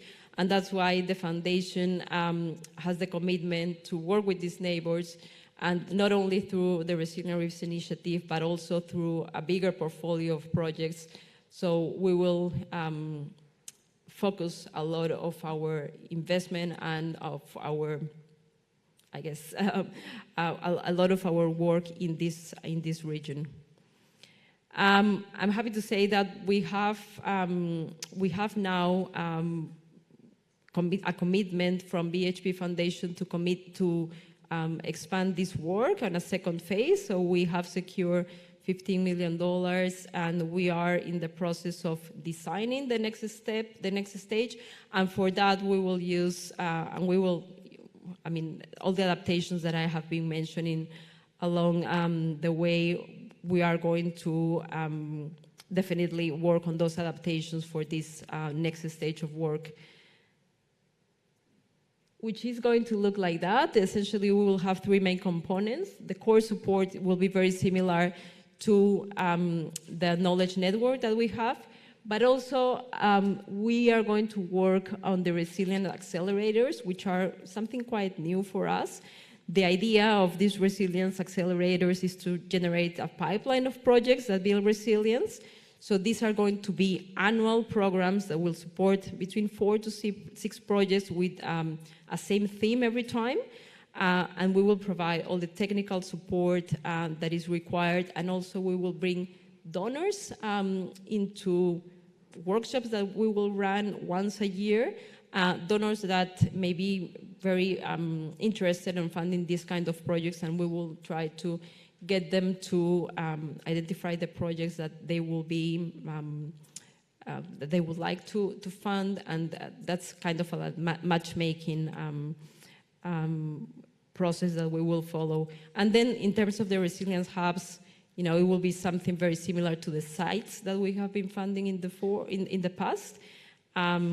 And we are going to release our expression of interest late this year to identify the sites where we are going to be working. And that's all what I have to say today, other than thanking the team behind this project in GBRF. So it was led by Theresa Fife and by Amy Armstrong. I'm actually quite new in this program, not to the foundation, but to this program, and also to thank the local partners, which are the ones that are actually undertaking the work on site, and thank the knowledge network partners, which bring the global expertise required to overcome all the different challenges associated with this issue. So thank you very much. Great, thank you, Anna. We have just a couple minutes for questions. Are there some questions in the room?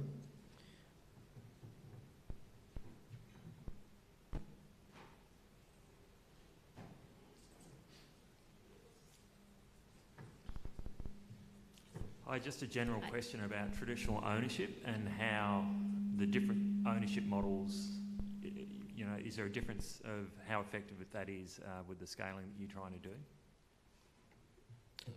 So in most of the Pacific you have traditional ownership, very strong ownership over sea country and land. Yes. Land, whereas New Caledonia, maybe that's not such a strong process anymore. Well, it is in New Caledonia as well, and actually we do have a project in the Loyalty Island looking at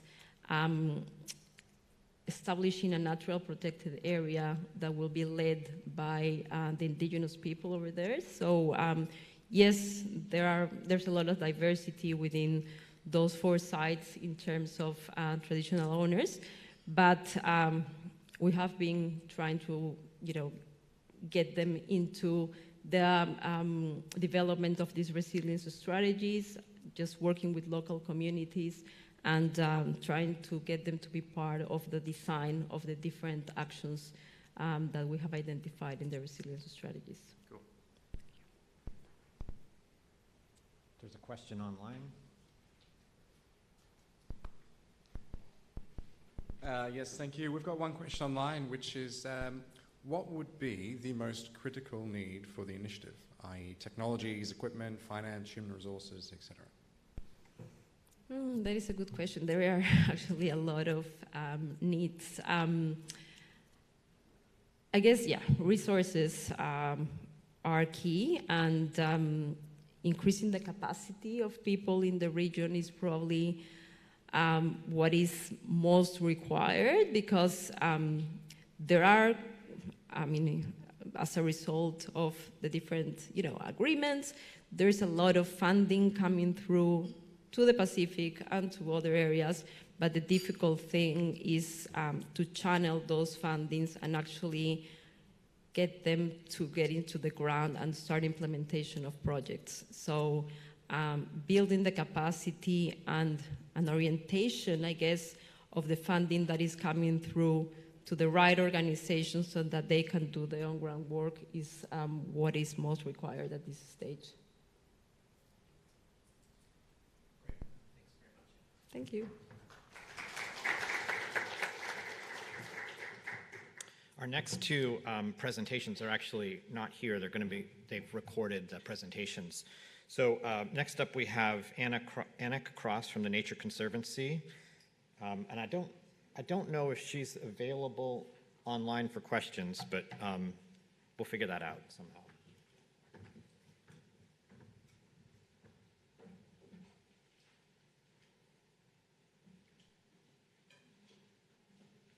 Hi everybody, my name is Annick Cros and I am the Science and Training Specialist for the Nature Conservancy Reef Resilience Network.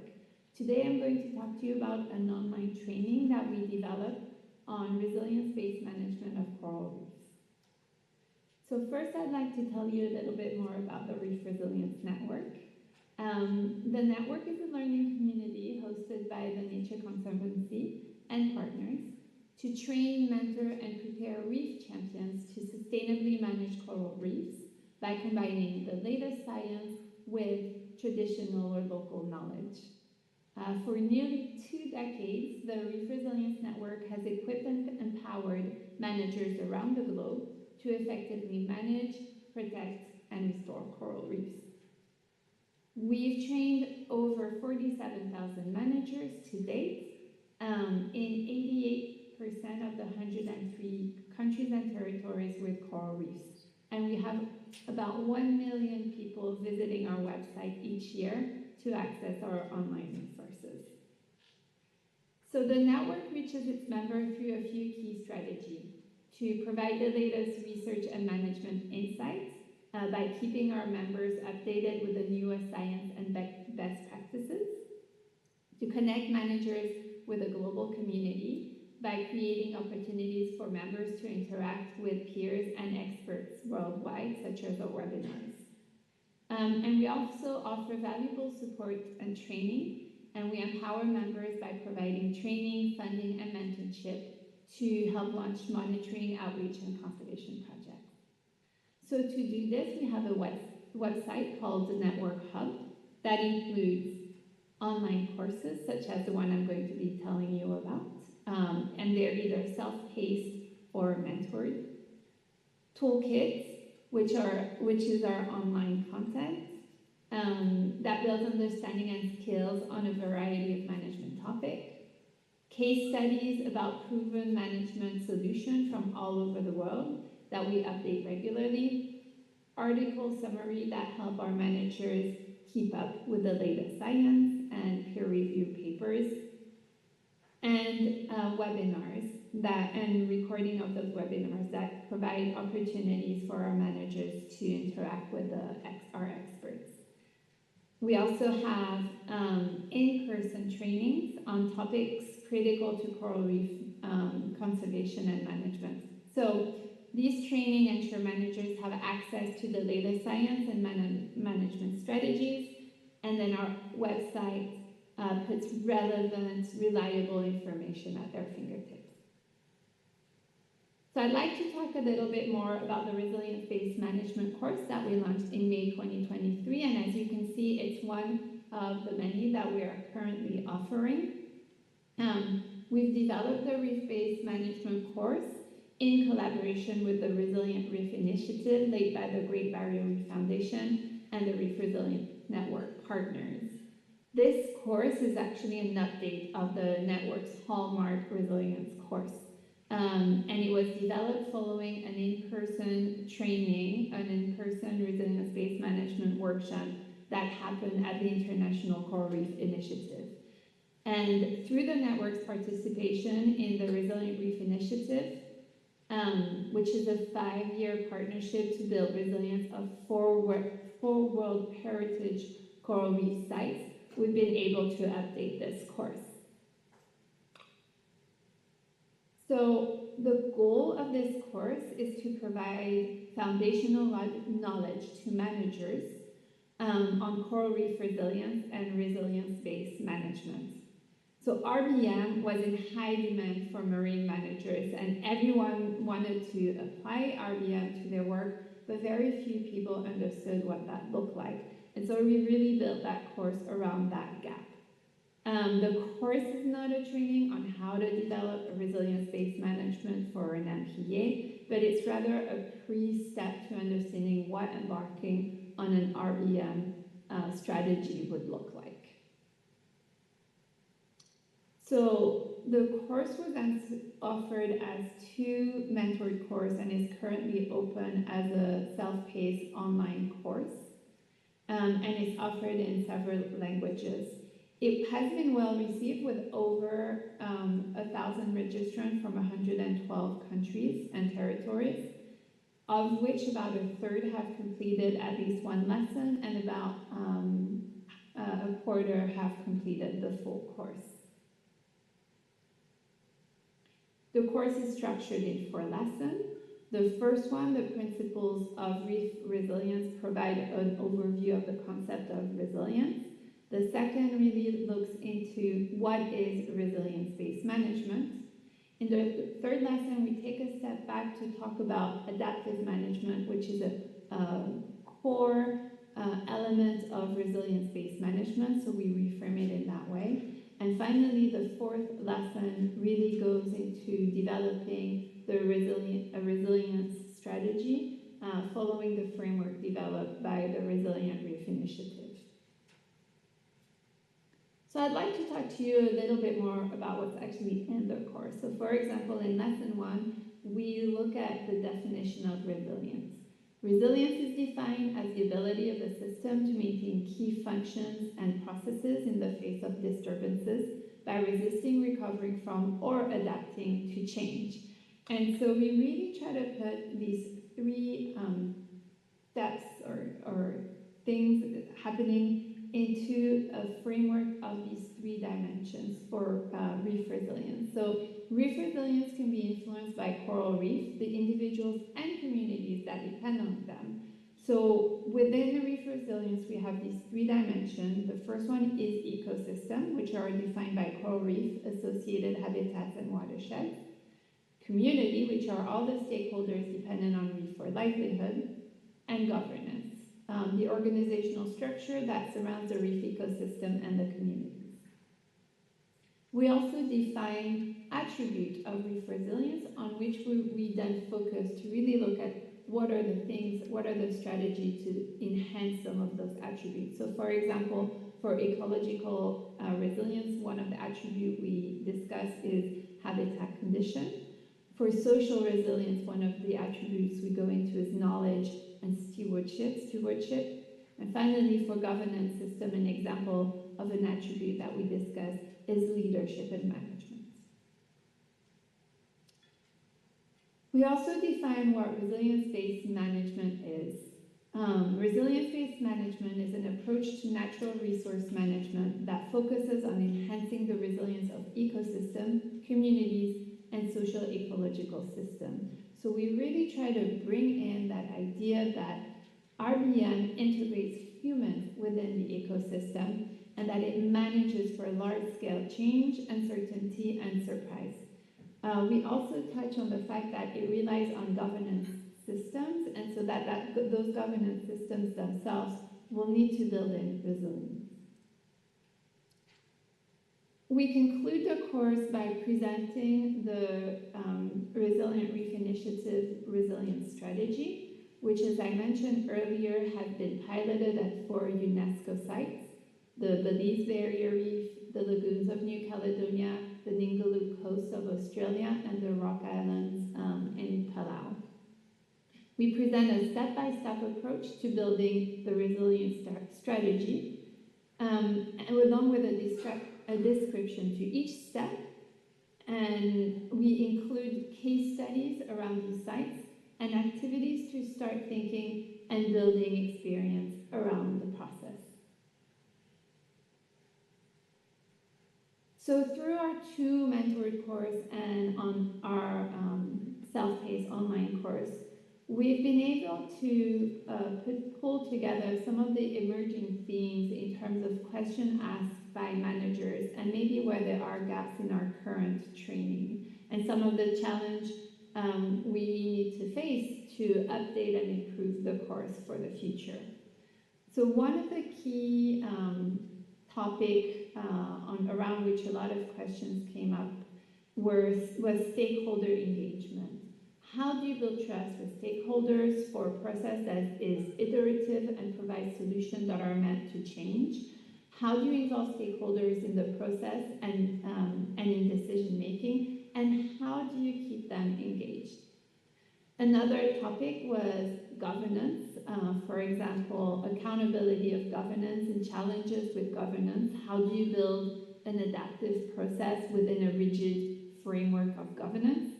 One particular example, for example, is how do you modify the permitting process linked to legislation to allow for novel and innovative activities that often accompany resilience-based management. So a lot of questions there as well.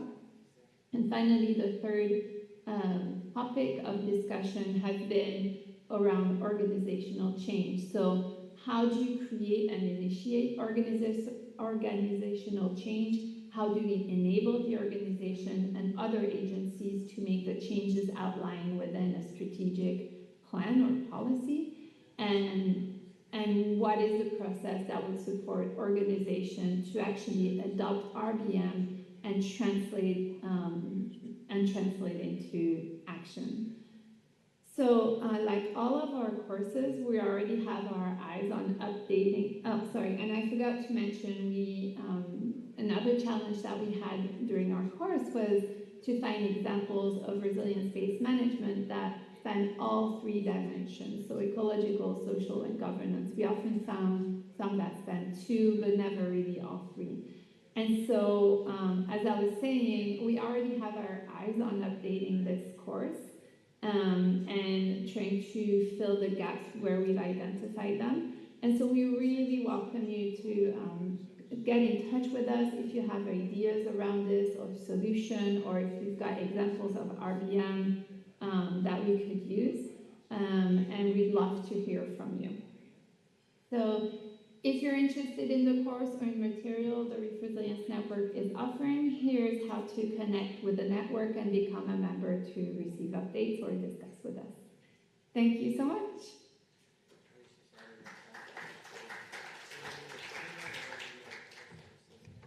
So my understanding is Annick is online and there is some vibrant discussion going online. Is there one burning question in the room that you'd like to put? She won't be able to answer directly, but she can respond in the chat. Any questions from the room that we can send to her?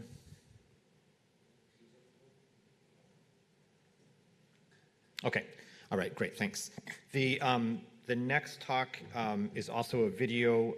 Melissa Lane from the Reef Authority. Take it away.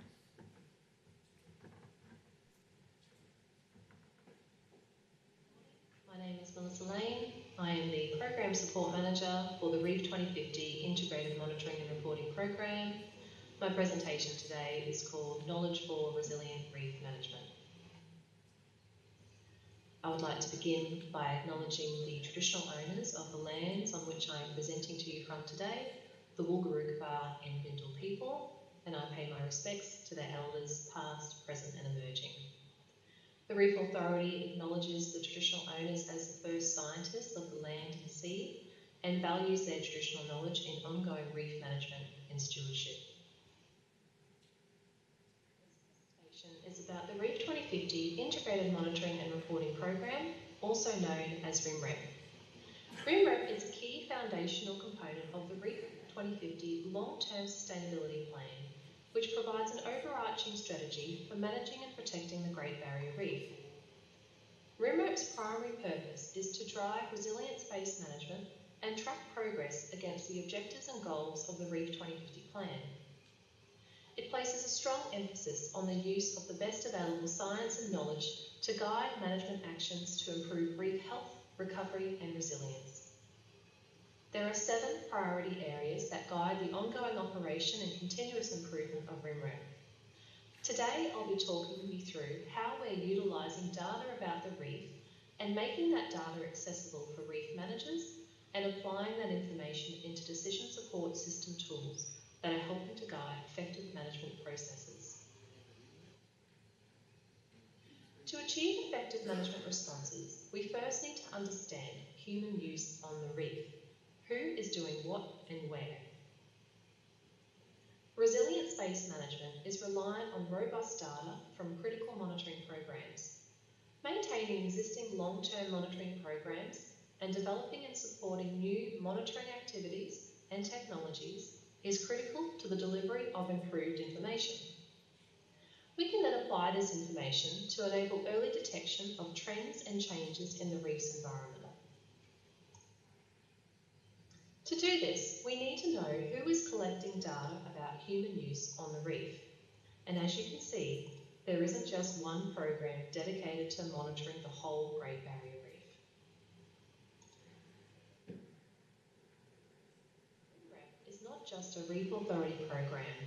Instead, it's governed by a collaborative partnership involving Australia's key government, environmental management and science agencies, including the Department of Climate Change, Energy, the Environment and Water, the Australian Institute of Marine Science, the Integrated Marine Observing System, CSIRO, and the Queensland Government Department of Environment and Science. 4 traditional owner representatives also form a key part of the program's governance. Each RIMREP partner is managing a lot of data. We needed a way to make this data easier to locate, more accessible and interoperable, and usable by decision makers. Having accessible information about current conditions and trends can then be used to inform the assessment of threats and risk-based decision making to strengthen resilience-based management. The RIMREP data management system has been created to enable timely access and spatially explicit information for reef managers, reef users, traditional owner communities and the general public. The data management system is an extremely useful piece of technology. The system can collect data and metadata from data providers in an automated way, store or cache data collections, and provide the end user with a delivery mechanism through machine-to-machine connections or application programming interface services. The data management system has been designed to improve efficiency of access to information through automation of repetitive tasks. It also ensures that the data meets required standards, protects ownership rights and privacy, follows free, prior and informed consent with traditional owners, and meets end user needs.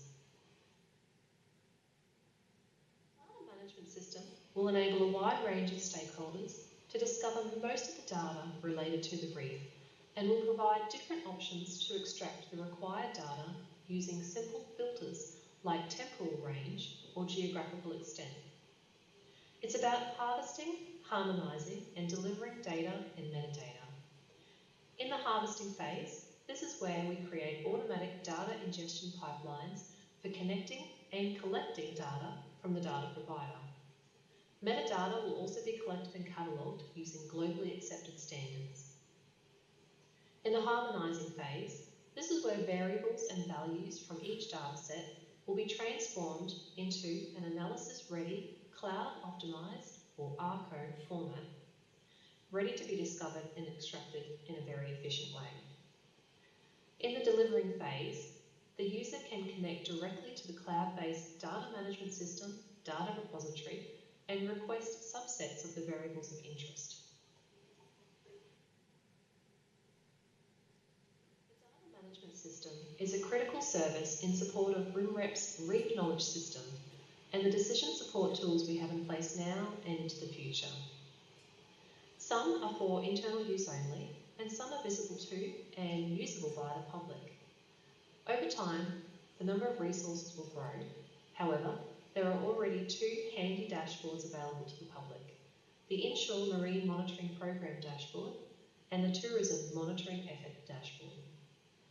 Please check them out, and while you're exploring the dashboards, have a think about how or where these tools could fit in and assist with the work that you do. Started to funnel in all this data, how can we make the decision-making processes faster and easier for the people who will be making these decisions? How can we help increase the likelihood of good decision-making?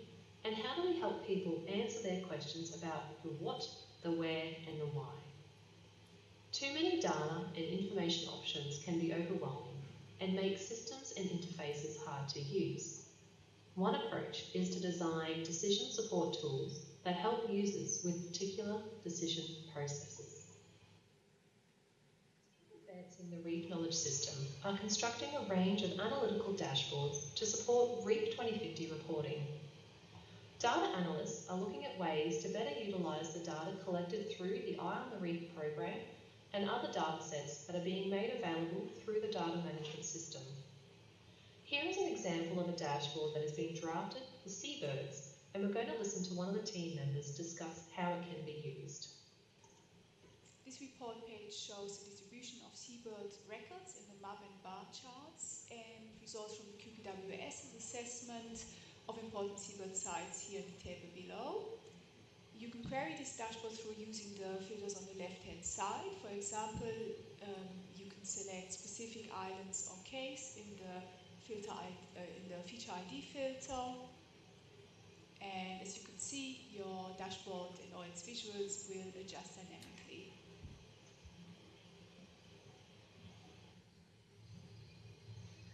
Another example of a decision support system tool is the Resilient Reefs Network. In looking at which reefs may have differing resilience potentials, what data is relevant? How do we consider resistance, resilience, and luck? For cyclones, do we need category, par, duration, or wind speeds? To consider coral bleaching, do we need light, water temperatures, bleaching thresholds, water temperatures at different depths, and locations? How do we include water quality? Is that exposure, exceedances, and which elements? Crown-of-Thorns Starfish. Do we want to know where they have and haven't been and their life history? And for recovery, we need to consider connectivity of coral larvae between reefs. On this slide, I've highlighted the various data sources to show the importance of knowledge and information sharing. When we can apply the various layers and data subsets, we can focus our collective efforts on prioritising reef-level decisions. To finish off this presentation, there are just a few key messages that I would like to leave you with. The first is that the data management system provides a platform where big data can be analysed for management information and systems, which feeds into the Reef Knowledge System. 2, the Reef Knowledge System is the first stop shop for up-to-date information about the reef to guide effective management decisions. And finally, when we engage collaboratively in information and knowledge sharing, we can help guide effective management responses to improve reef health and resilience. Thank you so much for listening. I'll be joining you online to answer any questions you may have.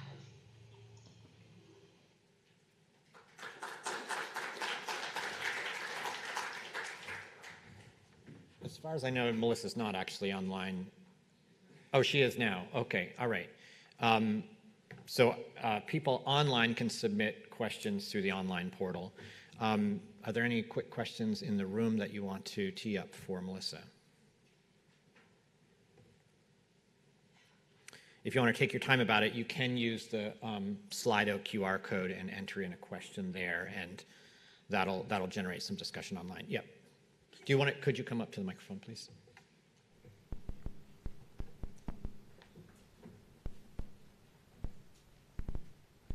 Good morning, Chelsea from Foch Group Consulting. I'm sorry I came in at the very end.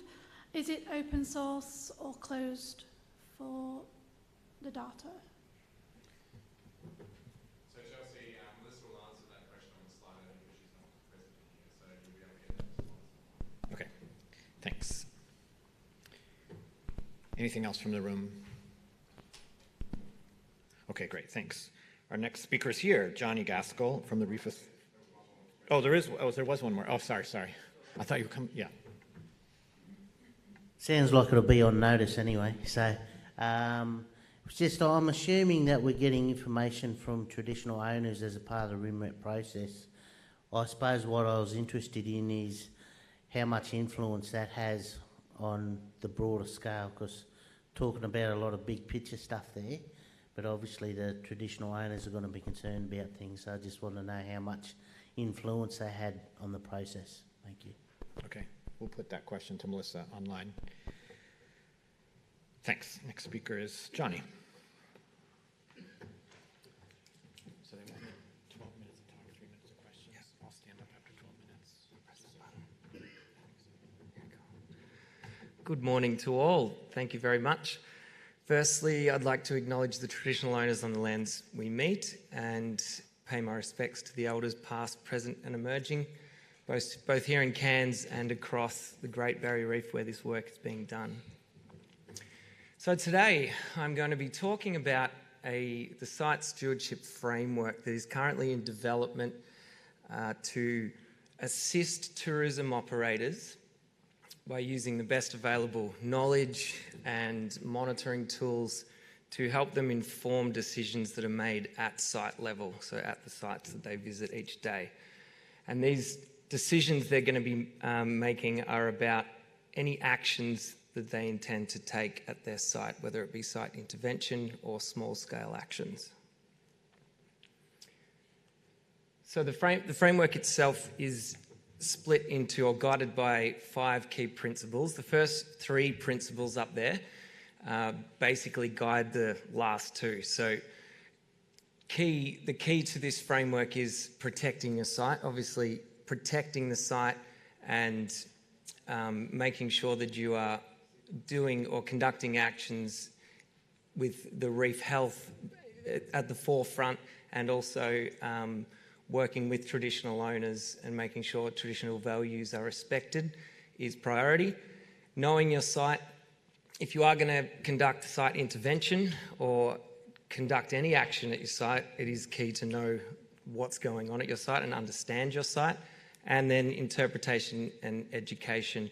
So the tourism operators are obviously the face of the reef. They are the people out there that are talking to the public, and these are the groups out on the reef that are inspiring all of these people to fight for protection of the reef. So it is very important that the key messages are very clear and in line with what is best for the reef.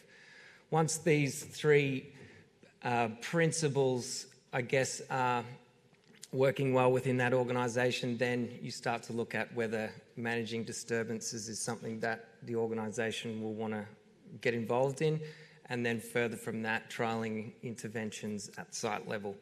So what I'm going to talk about today is the development of the site stewardship plans. So at the moment, there's 26 tourism operators as part of the Tourism Reef Protection Initiative. Some of you might have been over at Justin's talk earlier, which would have given you a bit more information on that. But basically, each of these tourism operators were given the opportunity to pick their primary site, so one site that they visit daily, weekly, and produce, working together with the authority, produce a site stewardship plan. And these plans will guide the further development of the framework to make sure that we're incorporating all operator types in the decisions around building this framework. So you can see there's a good spread all the way from the southern Great Barrier Reef up to the northern Great Barrier Reef with a range of different operators involved. I won't go through all of the components from environmental protection, but what I did just want to give you a quick visual here. I know you can't read the writing unless you're very close, but this demonstrates the variability in all these operators. So we sat down with each of the managers from the operators and talked about what they're doing at their site, whether it be what experiences they're offering or what they're doing to best protect their site. So you can see there's a range of different answers coming from all these operators. So the reason this is good to have a big pool of operators is to ensure that we are including everyone. Knowing your site. So this is where I'm going to provide a little bit of the data that we're being captured from the tourism operators. So as mentioned before, knowing your site is imperative. It's the most important thing before you engage in intervention is to have a baseline understanding of what that site should look like in best case scenario, and then know what needs to be done to try and mitigate any disturbance that may occur at that site. So this is all centred around the Eye on the Reef program. So the Eye on the Reef program, there's four main survey techniques. Tourism Weekly is the repeat technique that is done in very high frequency, obviously weekly, that's where the weekly bit comes from. And the Reef Health Impact Surveys, these are more sporadic, but operators are also doing the Reef Health Impact Surveys within their stewardship sites. Rapid monitoring is for schools and guests led by trained staff, and Sightings Network is available for everyone. If anyone isn't familiar with Eye on the Reef, the app is downloadable and you can read about it on the website. So what we've been doing with working with these operators is really getting to understand that the information that these repeat visitors, everyone who's working out on the reef daily, they know more about these sites than anyone knows about any site. There's some operator staff that we've been working closely with that have been working on a site for 15 or 20 years, going 5 days a week. So the information that these guys have is imperative. So we're putting that into the plan to try and combine the best available science with the observations that are coming from these operators to try and get a true, full, holistic understanding of that site. And just tides, wind, currents. One thing, that top one where you can see the current data, current as in water movement, not a point in time or a fruit. But the top left one there, you can see the observations from this operator. Even the modelling data, obviously, at this point can't give you an indication of when that tide is going to change, exactly when it's going to change, but these operators knew exactly 1.5 metres after that tide change starts to go out, you get slack and eddies forming in the middle of the channel, and then 3 to 6 hours beyond that, the current runs the other way. So just getting all of this information captured to help build that understanding of these sites is really important. We're also looking at species diversity, so we're doing fish diversity counts and coral diversity counts within the Tourism Weekly swathe. So the Tourism Weekly path, that survey they're doing every week, is 200 metres by 10 metres, so it's about 2,000 square metres in area, and we're working with the operators to get an understanding of what species. So what are the most abundant species they're seeing at this point in time, and what is the range of species by doing a species richness grid. We're also doing coral diversity grids. So obviously, as we know, one of the biggest risks with the changing climate is loss of species. So I'm glad we did it this year because we were able to get out to go to all these sites when coral cover was at a record, in some spots, record high amount of coral cover. But we're also able to look at the species diversity and get a snapshot of what species are at this site or at these sites at this point in time. So obviously there's a lot of interesting data that come from it as well, comparing different sites. But you get an inshore reef and an outer reef. Outer reef has a higher number of acropora species. Inshore reef has a higher number of soft coral species. So there's a lot of information that come out of that, but really this is to get that baseline understanding at site level. And it's important to, what the staff are out there doing is taking close-up photos so we can just understand how many species. We're not asking them to name them because, as you know, tomorrow that acropora species will be different anyway. So we're asking them to take a photo because that coral will always be that coral, and down the track we can revisit these, or the staff can revisit these and know what species they had at this point in time at their site. This is a bit of an indication of the species richness across the tourism sites, and Whitsundays being the highest diversity on average. A lot of the Whitsundays operators are operating out of bays that were protected from Cyclone Debbie. As Cyclone Debbie came through, a lot of operators moved their operation to in bays, and it's likely that low disturbance history could have contributed to that high diversity. Also I like photos, by the way, if anyone hasn't realised. If there's not 400 photos in my presentation, there's something wrong. So this is an idea of we're getting the operators to get images of the monument corals, the big varieties, and the tabulate corals, the plate corals as well. These are the corals, as we know, that have survived the most disturbances and have been here the longest, so tracking these over time is really important.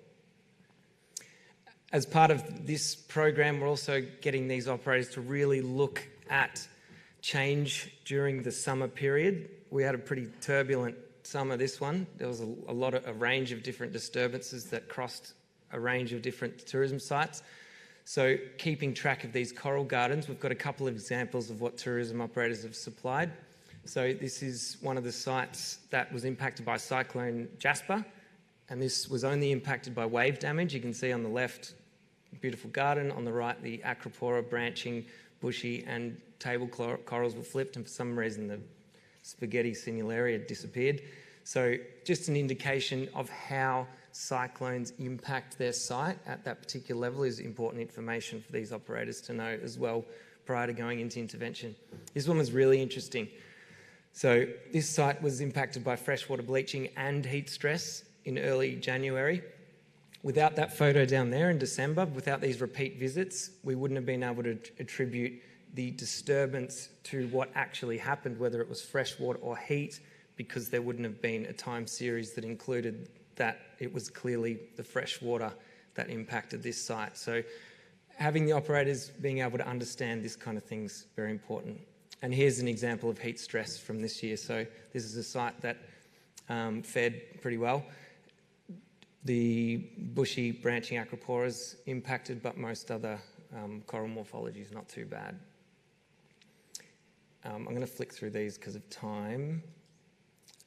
We're also doing site resilience observation surveys to get a resilience score for these sites, which we can revisit over time as well. So as mentioned before, the education, these are the people talking to everyone in the reef. It's really important that the knowledge is up to date and that the key messaging is in line with what needs to be distributed. The managing disturbance section, this is really, I didn't mention this before, but the key managing disturbance actions that are going on at the moment are COTS, Crown-of-Thorns and Drupala removal. The other one, as part of a response to both cyclones this year, Part 5.4, giving exemption, giving operators an exemption to go out and flip or rewrite corals that have flipped in the cyclone. That was a temporary exemption, so there are a lot of operators that were involved in that. So that's assisted natural recovery. And then the interventions are those more intense efforts that operators are making.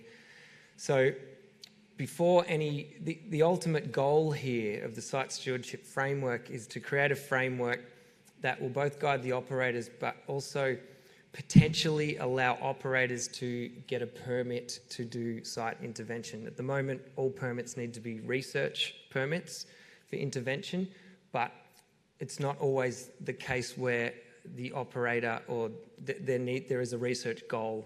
It's not. It is a lot of the time. Obviously, it is always at the moment. But a lot of the operators particularly want to do one simple intervention at their site, and there's no research goal. They just want to increase diversity to a small patch. So we're looking at the potential of heading in that direction. There's a bit of a long way to go yet. An example of the intervention techniques up around Cairns. Lots of different options from coral clips to Mars stars to a range of different nursery types.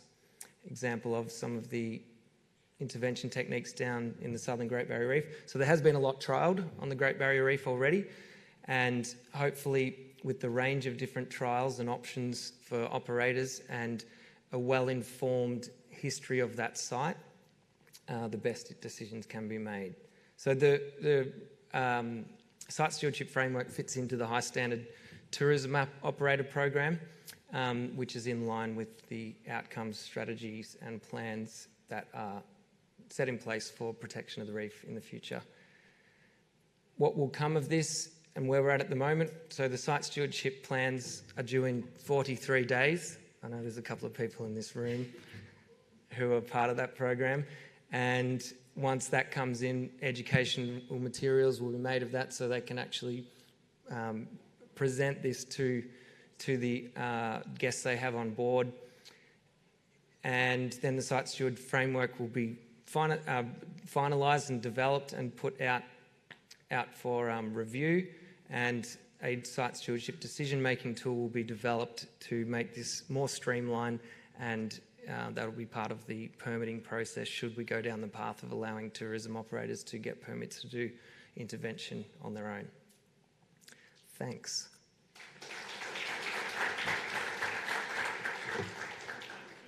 We've got time for one or two questions. One question.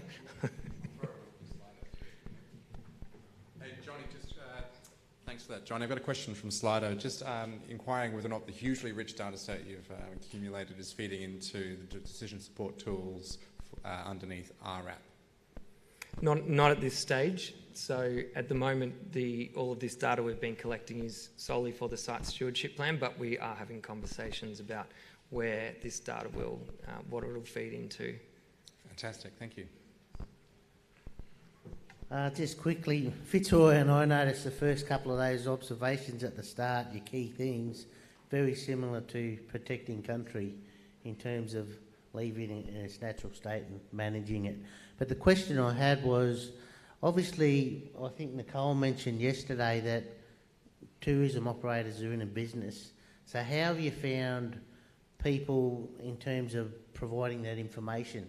Like, was there a reluctance at the start to say, oh, is this going to take my niche away? Like someone that's been doing something in a patch for 15 years, they might not want to give up some of that information, I would think. So was there a bit of a reluctance to go, why are we doing this project?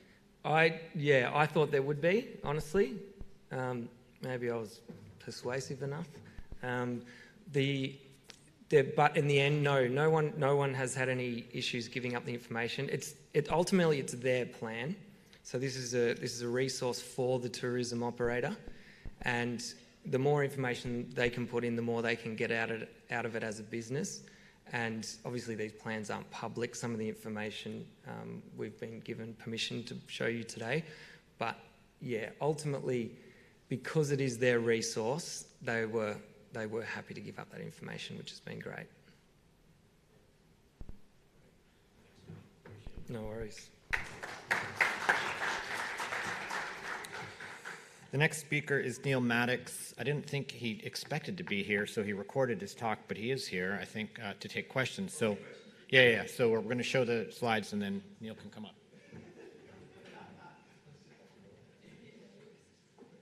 Hello, my name is Neil Mattocks, and I'm the Coordinator of Reef Conservation Actions in the Reef Joint Field Management Program.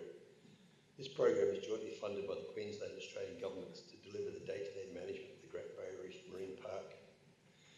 The two departments in charge of this delivery are the Reef Authority, maybe still more familiar as Girringun, and the Queensland Parks and Wildlife Service. This is a program that puts staff, rangers out in the marine park to undertake tasks such as monitoring of wildlife, public contact and compliance with zoning restrictions, incident response, mooring maintenance and island national park management. The program is also increasingly involved in trials of developing reef rehabilitation tools and training in their use. One of the key objectives being to ensure field staff are familiar with and able to utilise suitable tools and techniques in response to local scale impacts to the reef. For example, vessel or anchor damage or even impacts from cyclones or bleaching to high value areas of a reef. Over the past 5 years, the program has been a leader on or facilitated over 15 different projects focused on trialling reef rehabilitation tools and concepts. Today I'll talk to you about one of our projects in the Southern Great Barrier Reef undertaken in partnership with Mars Sustainable Solutions, part of Mars Incorporated, local tourism operators Keppel Islands and Freedom Fast Cats, and the local traditional owners, the Whopper Borough. And to answer the symposium question, why do we do this work? Well, along with the training, connecting, educating and communication opportunities it presented, it was also a first test of whether hard coral fringing reef habitat could be rapidly re-established over rubble that had become macroalgal dominated. As the rest of this presentation will show, while the early signs have been promising, questions remain. Before I move on with more project details, for those not familiar with the Reef Star, the rehabilitation tool used, here is a quick overview. The Reef Star, developed by Mars Incorporated through the Mars Sustainable Solutions team, is a fabricated steel frame covering approximately 0.8 square metres of benthos at the base that is coated in a suitable finish, usually coral limestone sand. Following the attachment of up to 15 live healthy coral fragments, these frames can be interlocked on the sea floor to create stable structure for the ongoing growth of corals. These have now been used on many reef rehabilitation projects around the world, and the Mars team continues to work with project partners to enhance and refine their use and design. The field management program plans to hold stockpiles of these at each of its main operational bases for use in a rapid response to local scale impacts, such as vessel or anchor damage. A reef rehabilitation project I'm going to talk about was named Yarral Dingiga by the Whopper Borough traditional owners. It means putting down, connecting rope, which was seen as an appropriate metaphor for a project focused on connecting people through reef rehabilitation efforts. This Southern Great Barrier Reef project was the third the program had engaged in following similar trials using reef stars in the northern and central Great Barrier Reef. More information on these projects can be found at the Reef Authority website. Just search on Brumpa Reef Rehabilitation. There is also a 3-minute video available on this project. In May 2022, project team members met to discuss final site options, shortlisted from earlier site surveys and discussions with stakeholders. Key criteria for the sites included A, they were examples of unstable rubble that had not substantially regained hard coral cover from earlier recorded impacts, and B, they would be accessible, both for the installation and ongoing monitoring and for tourism and education operators to bring visitors to learn more about local reef rehabilitation efforts. This project also represents both the first trials of Mars restars in the Great Barrier Reef fringing reef and the first trials in areas of unstable rubble completely dominated by macroalgae. With many inshore fringing reefs showing significant increases in algal cover, we wanted to test restars in that type of environment. A key project concept being that if the coral could grow to cover the restars, they would eventually shade out and outcompete the underlying macroalgae. The project involved installations at 3 discrete sites: shelving and monkey reefs on Great Keppel Island and Humpy Island Reef, approximately 3.5 kilometres to the southeast. The sites at Great Keppel Island were selected in part for their accessibility to both vessel and shore-based visitors. The monkey reef site is situated within a no-fishing marine national park zone, and the shelving reef site is in a conservation park zone, where limited fishing can occur. Both sites had low levels of macroalgae at and adjacent to the sites. In contrast, Humpy Island site was selected as a trial of reef stars in a highly macroalgal dominated environment. This reef along its northwestern side as large areas of relatively unstable rubble completely dominated by macroalgae, including Lobophora sargassum and another brown algae genus which became increasingly problematic through the project. This site is also a conservation park zone. Extensive freshwater bleaching in 2011 is considered to have been one of the main impacts to the reef in this area, leading to the habitat changes. In total, 200 reef stars were installed at the 3 sites between the 11th and 15 October 2022. Coral fragments used were collected from several nearby locations, including Halfway Island Reef, which continues to support high coral cover. Coral species available were relatively limited and mostly Acropora with some Fossilopora and Montipora species. These healthy fragments are collected as corals of opportunity, that is, they are identified as fragments or even whole colonies that have become dislodged or broken off from some previous disturbance and are unlikely to remain safely in their current position. Project implementation, including coral collection, attachment of corals and installation and securing of reef stars, took place over 5 days and involved approximately 35 people and 4 vessels plus dive tenders. A total of 13 divers were engaged in the collection of coral and the deployment of reef stars. The attachment of a total of nearly 3,000 coral fragments to the reef stars was undertaken at Shelving Beach and provided an ideal opportunity for further public contact and discussion around reef health issues. The reef stars with attached corals were then transferred by vessel to the rehabilitation sites. 75 reef stars with approximately 1,100 attached coral fragments were placed at each selected site in Shelving and Monkey Reefs. Long-term monitoring transects were installed and a control site established at Monkey Reef. At the Humpy Island site, we installed 50 reef stars using approximately 700 live coral fragments within an area of unconsolidated rubble with nearly 100% macroalgae cover. Control site was installed in the reef 10 metres to the south. At the time of installation, October 2022, no macroalgae was removed as there was very little emergent sargassum and the lower lying Lobophora was situated underneath the installed reef stars. Since installation in October 2022, the Shelving and Monkey Reef sites have been accessed regularly by local tourism operators, Freedom Fast Catch and Keppel Dive. The Keynote Education Centre has also regularly accessed these sites with school groups. Monitoring the 3 sites has been undertaken in January and December 2023 and a further site visit occurred in January 2024 after the commencement of the current widespread bleaching event. Project monitoring and active management will continue until at least 2027. Data collected so far is yet to be fully analysed, however the following images demonstrate how the project has fared in the 18 months since installation. The first 10 months all 3 sites showed rapid growth and cementation of the coral fragments onto the reef stars. This image shows some of the reef stars and corals at the Monkey Reef site 5 weeks after original installation. While turfing algae soon covered the exposed reef star structures, this did not appear to impact coral growth, and almost no macroalgae was recorded growing at either of the Monkey or Shelving Reef sites. August 2023, 10 months after installation, most of the reef star structures at both sites adjacent to Great Keppel Island were covered by the rapidly growing corals. The Monkey and Shelving Reef sites were regularly visited through 2023 by project partners, and many tourists and school groups have snorkeled over them. Project sites represented first efforts at the use of reef stars on the Great Barrier Reef fringing reef.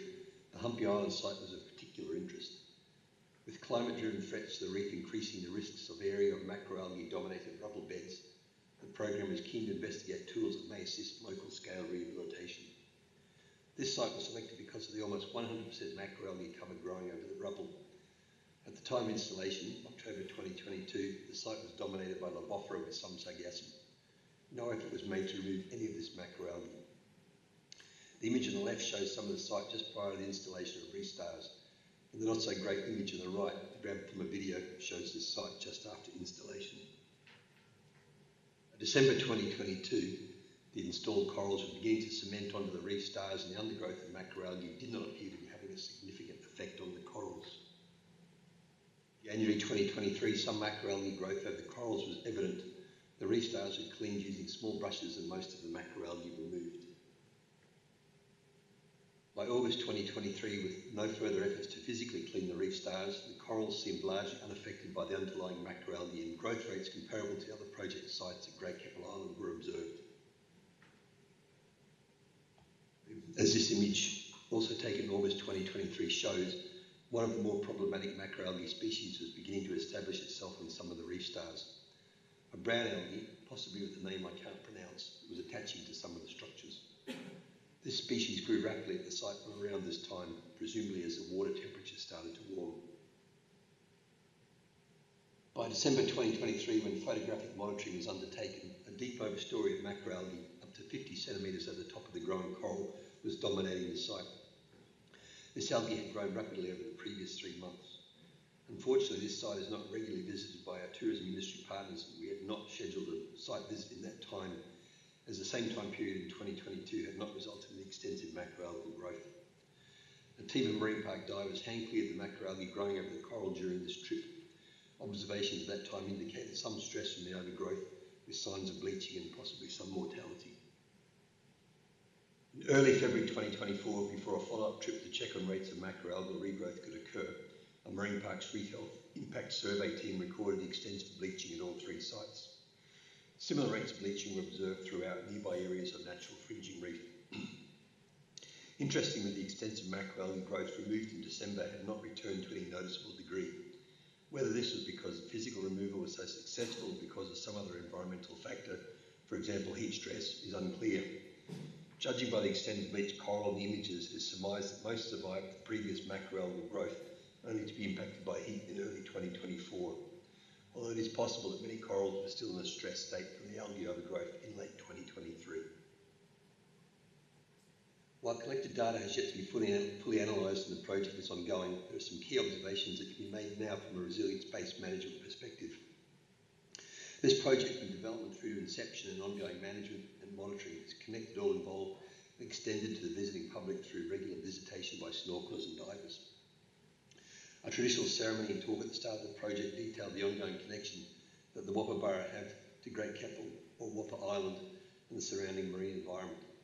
There's also an opportunity for some family that have moved away to visit the island for the first time. In terms of governance, the Reef Authority approved this project as a management activity under Section 5.4 of the Great Barrier Reef Marine Park Zoning Plan and entered into agreements with all main partners. This resulted in a very collaborative and inclusive approach and allowed for a sense of ownership of the site. This network of partners will continue to access the sites, and we intend to engage with them through 2024 as we adaptively manage the project through a significant bleaching event. As I mentioned earlier, a video of this project can be found at the Girringun website. Just search on Yarrell Dingiga. Right now, regardless of any data analysis, it's hard to comment on any ecological outcomes of this project as we continue to monitor the impacts of extensive bleaching across the Great Barrier Reef. What is clear from these photos, though, is that prior to the rapid macroalgae growth at the Humpy Island site and the widespread thermal bleaching still underway, the sites were all growing rapidly. We plan to hold a project team meeting in the coming months to review ongoing management options. This may range from just continued monitoring of the sites as is, through to more rehabilitation works, including the addition of more coral from stocks that survived the bleaching event. Further observations to date from the Humpy Island macroalgae trial include: for the first 12 months, coral appeared to grow well over the extensive macroalgae. While some algae clearing in January 2023 may have been important in this period, it does seem that macroalgae impacts were not extensive through that first summer of 22-23. But later in 2023, some algae species, in particular the unpronounceable filamentous one, may have been establishing itself in the reef star structures where there was available space to attach. With no further hand clearing taking place, this rapidly overgrew this site in late 2023. Had we done a complete clean of the site around September, October 2023 and monitored more closely, I believe we could have kept the algae growth under control. This would likely have taken a team of 4 divers only 1 dive. There may also have been a need for further cleans in the ensuing months depending on rates of algal growth. And this occurred, and of course at sea temperatures been average, I believe the corals at this site would be close to completely covering the reef stars and the underlying benthos at this time. It is hoped to continue this trial with some modifications over the next few years. We plan to actively manage and monitor the sites until at least 2027. Later this year, after the outcomes of the current bleaching event are clearer, we will review the project and determine what management actions we will take over the next several years. One outcome of that review should be, I think, more focused management of macroalgal growth at Humpy Island, so we can more clearly determine whether it is possible to use reef stars to shift areas of reef from macroalgae dominated back to a hard coral cover. Acknowledging the work of everyone involved in this project, in particular the hard-working and professional QPWS staff that have contributed or led nearly all aspects of this project to date, from dive operations to boat driving to coral collecting to traditional owner engagement. Mars Sustainable Solutions, who have been great partners to the program for 5 years now and who we will continue to work with. Project partners Freedom Fast Cats, Keppel Dive and the Konomi Education Centre, who assisted throughout implementation and continue to be involved. And finally, the Wapabara traditional owners for their active involvement in project planning and implementation, and most of all for their generous welcome to country. Thank you.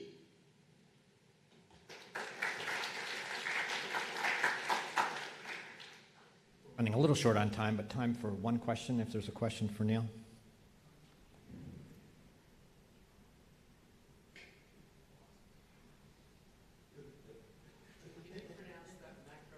Yeah.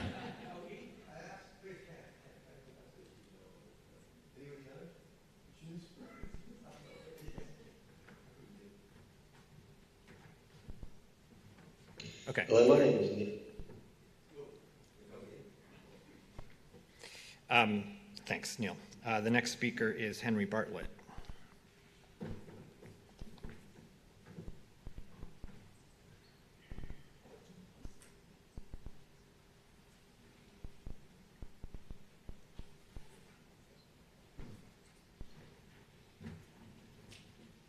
Thank you, everyone. I think we're still on the good morning. I will be representing Stuart Lucky today, who couldn't make it. So my name is Henry Bartelet from the Cairns Institute, James Cook University. And today we've been speaking a lot in these sessions on resilience-based management. So I just wanted to ask everyone if you can show your hands. Are you interested in what the Australian public thinks about resilience-based management? All right, that's good, and I kind of will spread my attention across the room. So let's get started. That's what I will be presenting on. So first of all, we extend our deepest respect and recognition to all traditional owners of the Great Barrier Reef and First Nations peoples globally holding the hopes, dreams, traditions, and cultures of this world. The results that I will be presenting today are from REP, from the Stakeholder and Traditional Owner Engagement Sub-Program. And basically, I will focus on that first point that's underlined here. That's about monitoring public perceptions of reef restoration and adaptation. So what I will be presenting today is based on work from a lot of people within REP, within the sub-program. So I'm not responsible for all of that. I'm not responsible for most of it, to be more honest. And the main thing I will be focusing on today is a stratified sample that we have of 8,500 Australian citizens, and we've asked them about restoration. And we divide our subsample between people that are living nearby the reef, so within 50 kilometers, and also the rest of the population. And then also we have about 10% of the people in our survey are First Nations people.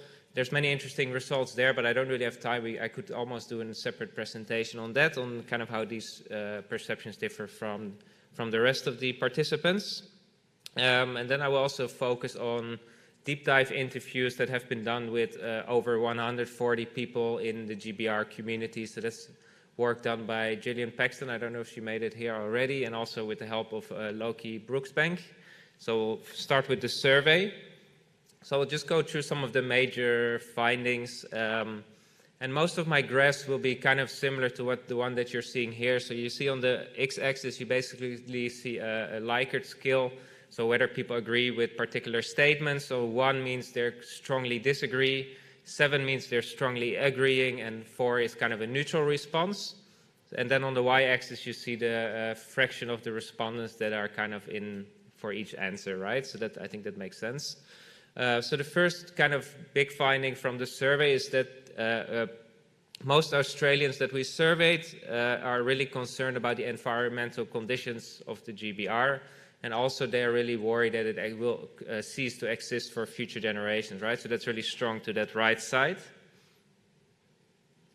And then what's really interesting, so here we have just, you don't need to look at the details, but this is kind of a regression plot where we look at how people's perception of the environmental concern and the threat for the future, how that is affected by different kind of predictors. And we find actually that climate threat is by far the largest predictor of whether people are concerned about the current condition, but also about the future of the Great Barrier Reef. So, right, you see that really, that the factor is almost much larger than the others. This really shows that there's really strong correlation between the climate threat and whether people think they are worried about the Great Barrier Reef. And then what's also really interesting is that probably what I didn't mention before is that we surveyed the people both in 2018 and in 2022. And we saw that the perceived threat of climate change, it strongly increased between 2018 and 2022, which is a little bit counterintuitive because as by the presentation this morning, the keynote speaker, actually 2018 followed a major back-to-back bleaching event, while in 2022 there had been a lot of coral recovery. But actually we saw that people are actually getting more worried about climate change during this period. Another good thing to mention is we're doing, as we speak, we are doing another survey, so the same survey is being repeated. So also shout out to my colleagues at UQ, especially Brent Ritchie and Scylla Demeter, who are really working hard to collect like 2024 data, which is really going to be interesting given that the bleaching event that's happening at the moment. So this is probably one of the most interesting graphs that we found. So you see here, the blue line is kind of how confident people are with the current management of the Great Barrier Reef. And the gray line shows whether people think more should be done to save the reef. And it's really extremely strong agreement, right? So you see here that almost 85% of the Australians, they are at least slightly agreeing that more should be done to save the reef, right? So if you speak about social license, this is probably a really strong message from the Australian public that they want something to happen. So what should be done? So what's really interesting is that we asked multiple things that can be done, whether people support it or not. And we found the strongest support is for actions to prevent threats to the Great Barrier Reef, of which I already mentioned that climate change is being perceived as the largest threat. So basically this shows that people want more to be done, and one of the major things that should be done is actually dealing with these threats to the Great Barrier Reef. However, there was also high to very high support for other types of interventions. So this could be small-scale restoration, large-scale restoration, measures to build reef resilience. So these all saw high support levels, as you can see in this graph. And then trust in scientific solutions. So whether people trust scientific solutions was a major predictor of whether they support all types of action that should be done by the reef managers. So that's what you see here on the graph. So I think the red one here is trust in science. So that's a major predictor of all kind of supportive actions for the reef. And what's really interesting is that the trust in scientific solutions increased really strongly between our survey years. So especially the number of people that strongly agreed saw a major increase. So we think that it's possible that kind of the increased communication about RREP and other reef restoration initiatives is kind of building that trust that science can actually give the right solutions for the reef. So that's really interesting finding as well. Just some of the kind of the bullet points of the major takeaways from the survey. So it's really clear that climate change is becoming more entrenched in the minds of Australian public, right? So we even see that even if there's no bleaching in a period, people are still getting more worried about it. Strong action to mitigate climate change impacts stands out as a clear prerequisite for ongoing public support for reef restoration programs. So it seems the Australian public, they don't want to see only interventions to help the reef, they actually want the Australian government to take action on climate change. But they also showed very high support for additional solutions, right? So this includes the scaling up of restoration, building resilience to future threats, and developing new solutions through R&D and research funding. Right, so combined with really high levels of trust in science to help deliver these solutions, this suggests most respondents support a comprehensive, scientifically informed and multi-pronged action approach to ensuring the future of the reef, right? So there's sometimes in the discourse you hear about, well, if we do restoration, then we kind of distract the attention from what we should do on climate change. But our survey doesn't really support it. The survey shows that the Australians are actually, they know that we need to act on climate change, but they also know that we cannot just wait for that to happen. We also need to take other initiatives. And importantly, so this is really interesting that this position by the Australian public, that's really in line with reef managers, the presentation this morning, the industry, traditional owners. So there's kind of this shared, it's not that the public wants something else that what the managers want. So this is really a good base to start working from. So then as I transition to kind of the results from the deep dive interviews, this is more the qualitative research that we've been doing. So in that second part, this is really the work of Gillian Paxton and Loki Brookbank has been heavily involved in this as well. So basically we've done really open-ended interviews with people in the stakeholders in the GBR communities, and we asked them really difficult question like, what do you think about the future of the Great Barrier Reef? So my colleague Gillian has been trying to make sense of all these stories, and there's kind of seeing what are the major narratives. So there's one narrative which is a minor narrative, like, okay, climate change doesn't exist, it doesn't matter, the reef will restore by itself. But actually the most respondents in the interviews, they're actually kind of, they kind of agree with that general narrative that the reef is in trouble by climate change and that it's kind of a bleak prospect going towards the future. However, as they kind of progress that narrative, many of the participants were observed to hesitate. So while they considered it reasonable and rational to accept inevitable loss based on the facts they had drawn on, they still found that kind of prospect deeply troubling, and they kind of created another narrative within that narrative.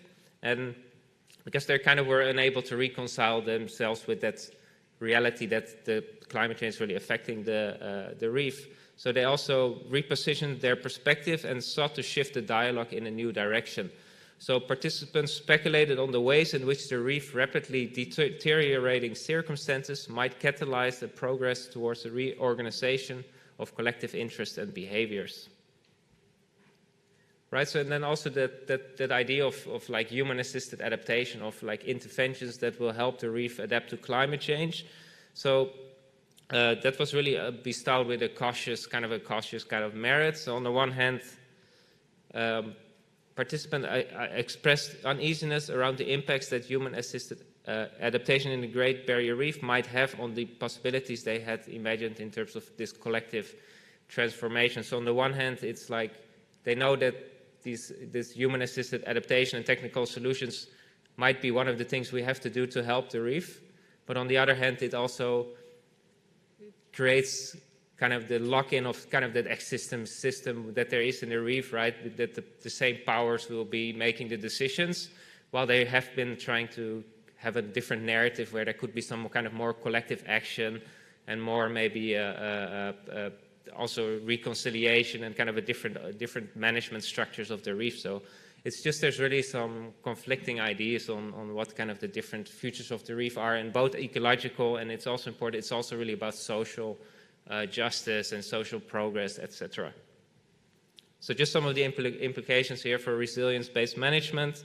So most participants continue to adhere to the authority of science and felt pragmatically bound to any action that might grant the reef any reprieve against the worst case scenario. However, it's also that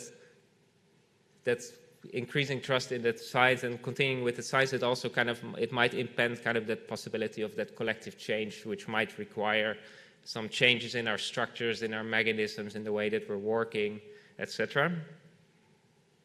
Right, so this is kind of the last point, is just a lot of detail, kind of the same, making the same point that it's not just about ecology, it's also about the social loss. I think there was a really good question on that in the morning as well on the keynote speaker. So with that, I just want to end with a slide with all the acknowledgement, because there's a lot of people involved in this RF survey, both in terms of the survey and the deep dives. So I'm not going to name any names, but you can see them all up here. And thanks for your time, and I wish to take any questions.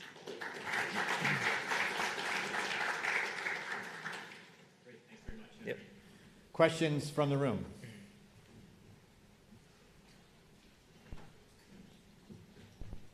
Hello, I'm Julie from the Department of Climate Change, Energy, Environment and Water in the Great Barrier Reef team. I just want to know, how did you select the survey participants, and how did you get a good spread of people to participate? Yeah, good. So we used a market survey company. So that part was outsourced. So, but it was done based on like the statistics of the general population, so that it's representative.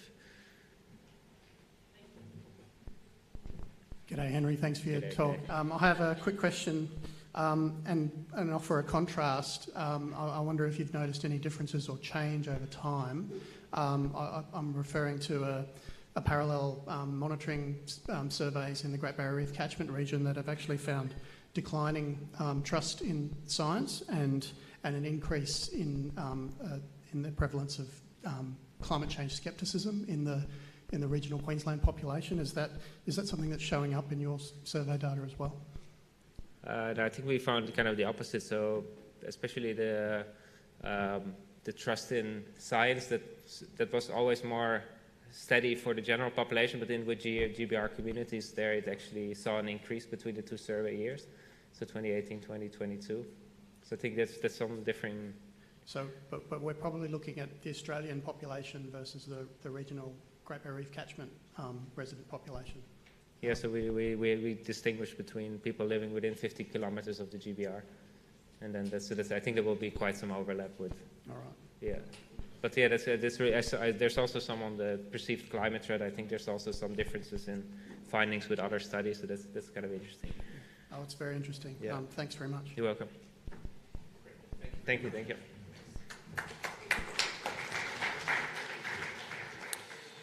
Next speaker is Phil Rist.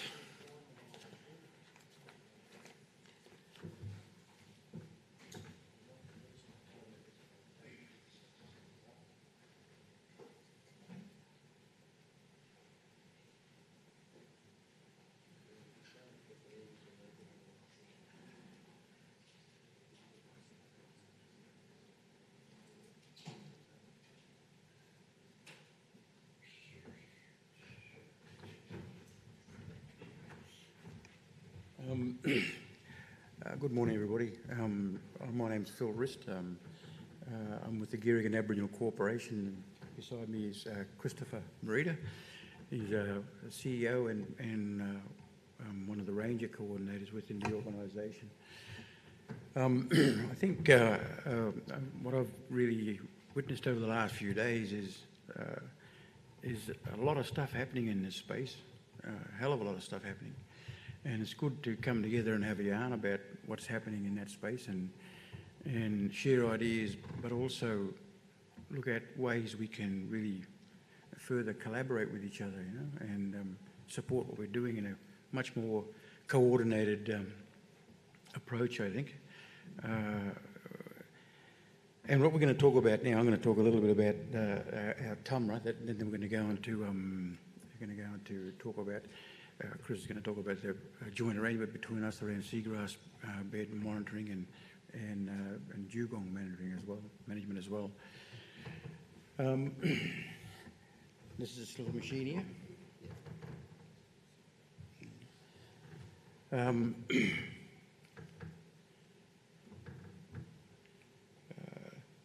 So just going to talk a little bit about the TUMRA first, and we heard from Bob yesterday. They've got a TUMRA down the south there as well. And it was one of the early instruments of engagement with traditional owners around turtle and dugong hunting in the GBR. And we were the first TUMRA along the east coast here. Ours are now nearly 15, 20 years old, something like that. So we've been around for a while with this TUMRA. And it's an agreement between 6 of our groups. Stands for Traditional Use of Marine Resources Agreement, and predominantly it's an agreement between 6 of the Girringun 9 groups, saltwater groups, about how they, how many turtle and dugong they want to take. This is directly from the traditional owners themselves. Where they want to take them from, how many they're going to take, and so forth. And then that agreement is endorsed by the authorities, the Great Barrier Reef Park Authority, representing the Commonwealth, and the state through Queensland Parks and Wildlife Service. But what's really important to note is that this is an initiative by traditional owners themselves in the driver's seat, making their own decisions about taking turtle and dugong, and then supported by agencies and others and partners as well. There's the 6 groups there you can see. It's administered through the office there. We've got a TUMRA coordinator that's there, and he should be up here today talking. But she's sick, unfortunately, so me and Chris are chucked in the deep end here, so to speak, and hopefully we'll do it justice. So when we talk about the take areas and that, and the other key parts of the TUMRA, the traditional owners decide through their knowledge and their own knowledge, as well as the Western knowledge, where their hunting areas are, based on the historical stuff as well, and cultural decision-making mechanisms. They decide where the hunting areas are. They decide how many they take from that area and who takes them. And so a request to hunt comes to the office, and then the person there in the office, the coordinator, then coordinates with the traditional owners, and a decision is made whether that authority has been given or not. And then we let the agencies know that Girringun has just issued an authority to hunt in our sea country, and then those agencies then know that that process has happened. And if they see somebody out there, they can go up and say hello and ask for the authority, and show them the authority, and then they leave them alone, so they can get on with their business.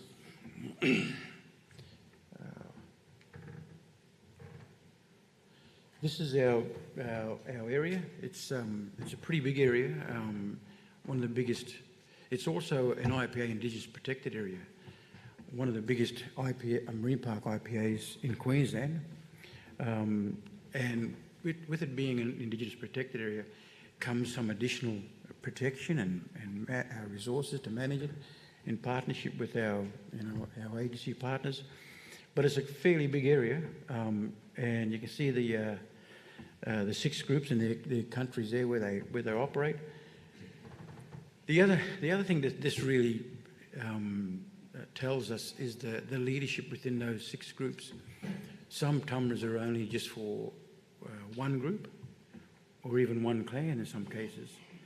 This is one group, one TUMRA for 6 groups, and those 6 groups have really showed some really strong leadership in that, and they've come together to decide where their sea country is within themselves, and you'll see no internal boundaries there,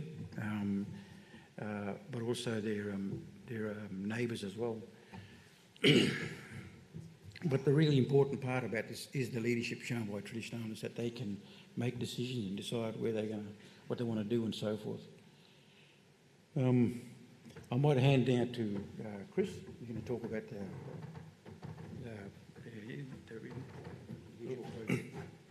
the good morning, everyone.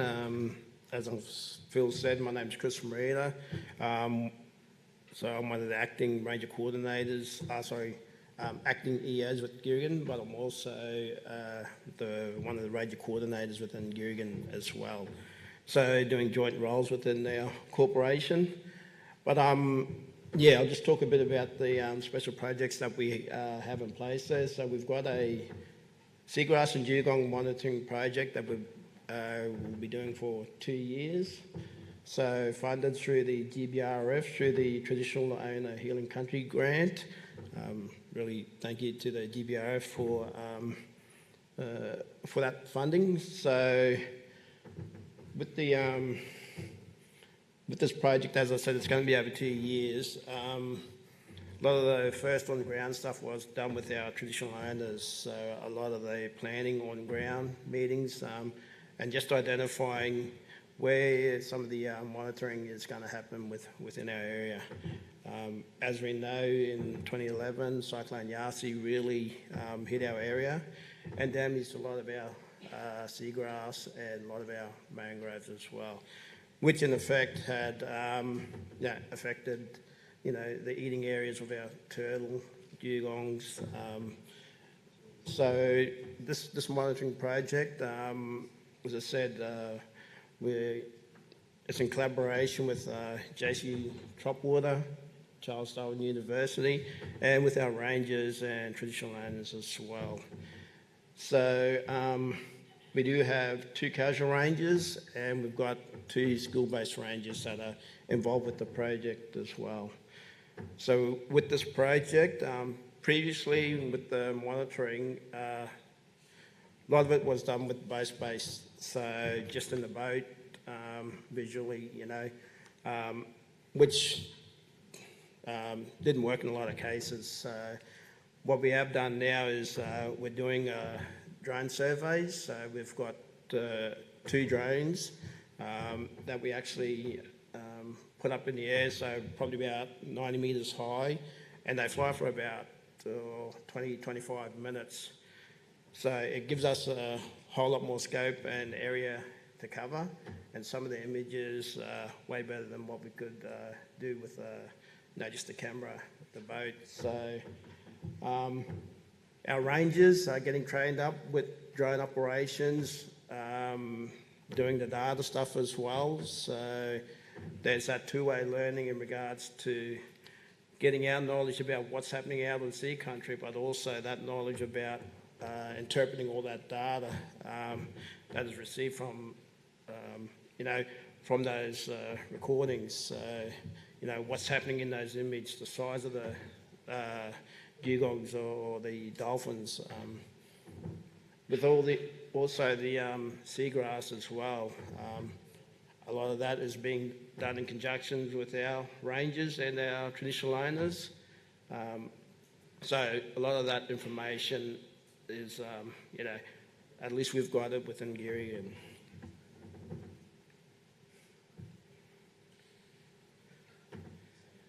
So healing and restoring Girringun TUMRA region. So Girringun is working to address identified knowledge gaps around seagrass and dugongs that are core to traditional owners, cultural identity and traditional values and customs. Working alongside elders, traditional owner representatives, our rangers are being upskilled with the strong partnership developed with Jesse Tropwater, Charles Darwin University, while instilling strong cultural values and undertaking with knowledge being shared by elders. So as I said, it's a 2-way process that it has to be shared and it has to happen.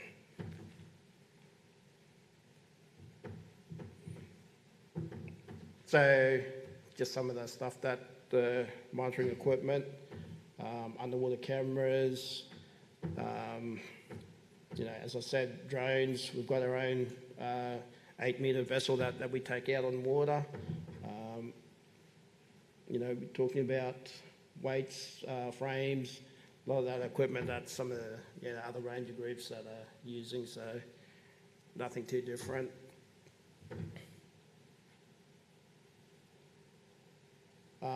Implementing the TUMRA agreement, so get Uncle Phil to talk a bit more about that.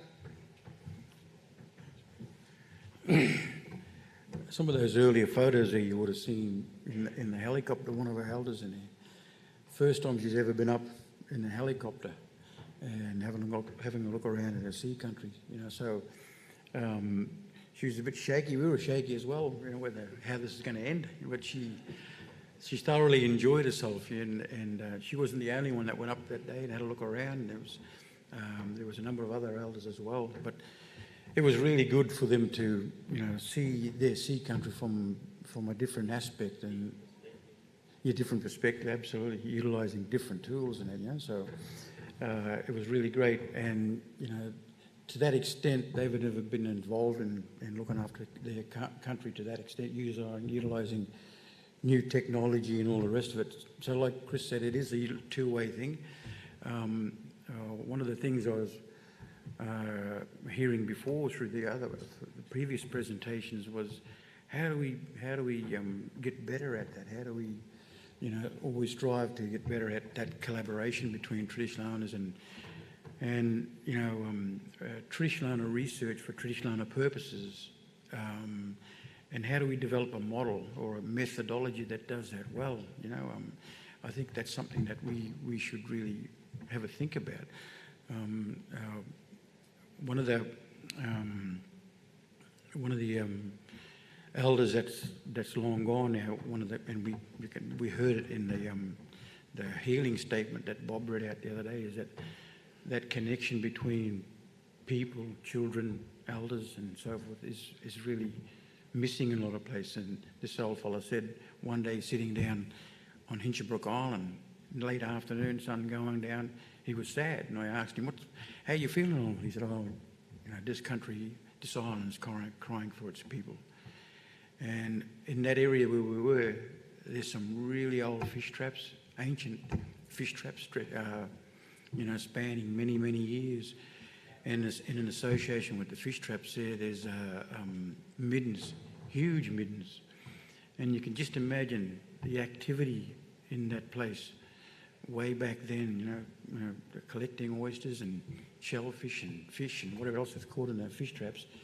And then sitting down eating, it equates to how we have our meals every night around in the dining room, and the laughter and the fellowship that goes on there. And that is an example of that relationship with country and people.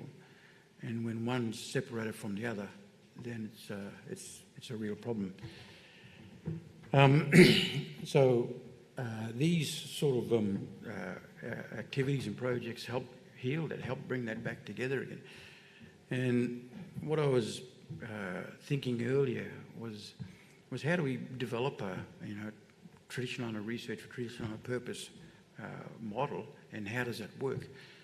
And when we go out on the country, like and it may be different in other places, but that real presence, that real contact, that real interaction between traditional owners and their country is so important.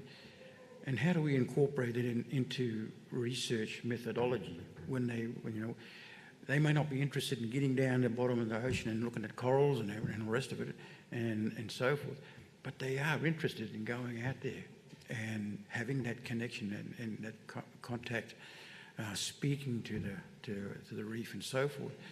Fishing as well. So you got this two-way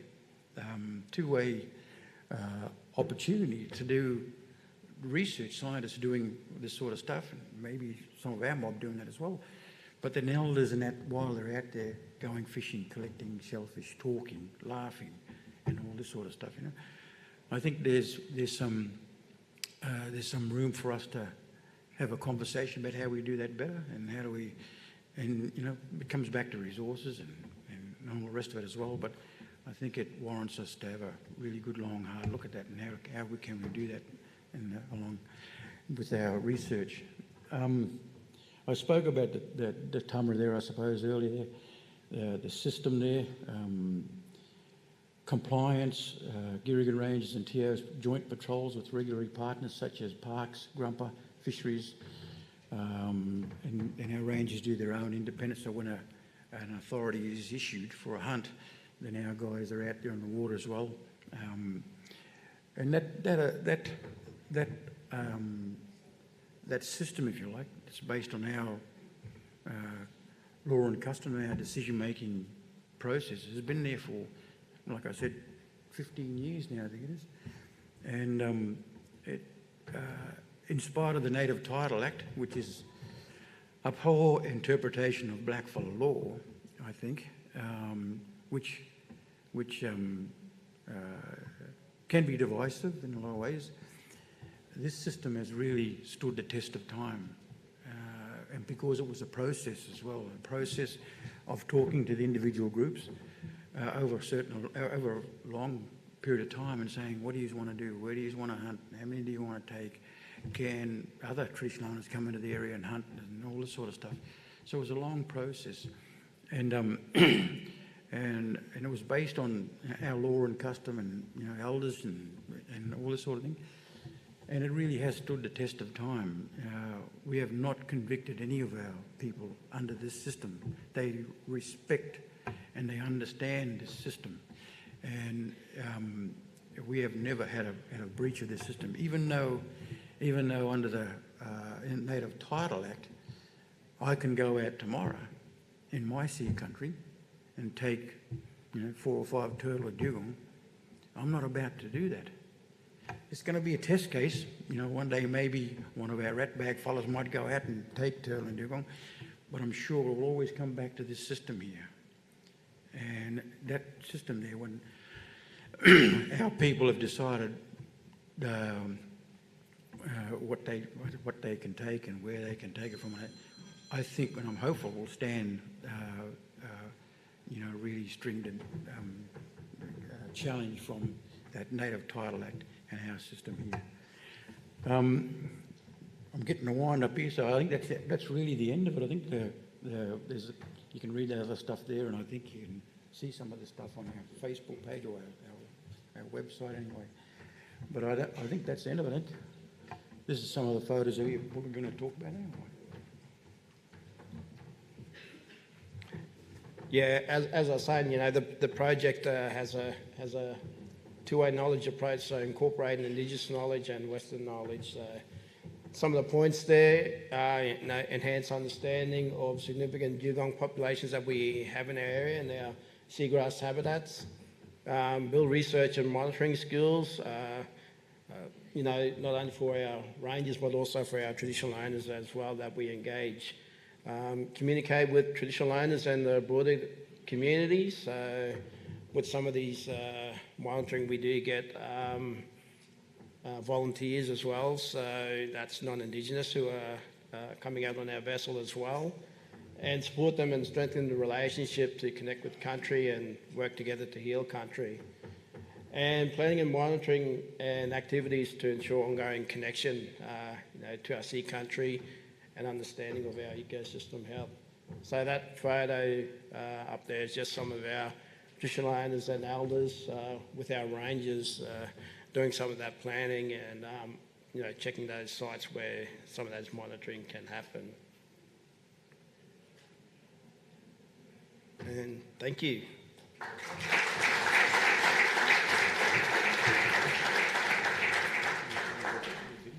Questions for Phil and Chris? We had a little video there, but we couldn't get it going. It was a story from one of our elders about the dugong story, I think it was. But we tried to get it going there, but we just couldn't get it going. So sorry about that.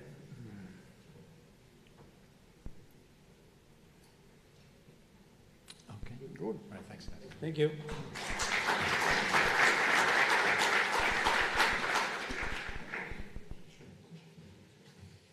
Now, the only thing standing between us and lunch is Ian McLeod. No pressure. I've got a short 45-minute presentation with a lot of text on every slide. Salam alaikum and good afternoon, everyone.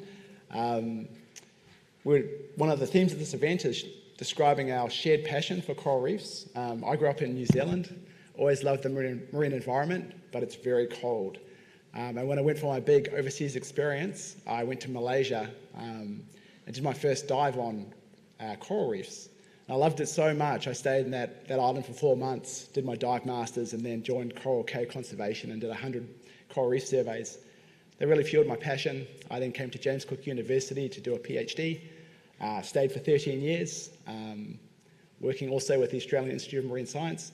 And recently I've moved to Saudi Arabia to help set up a new government organisation, a little bit like Gurumpa, or the Reef Authority, with a little sprinkling of aims on the side.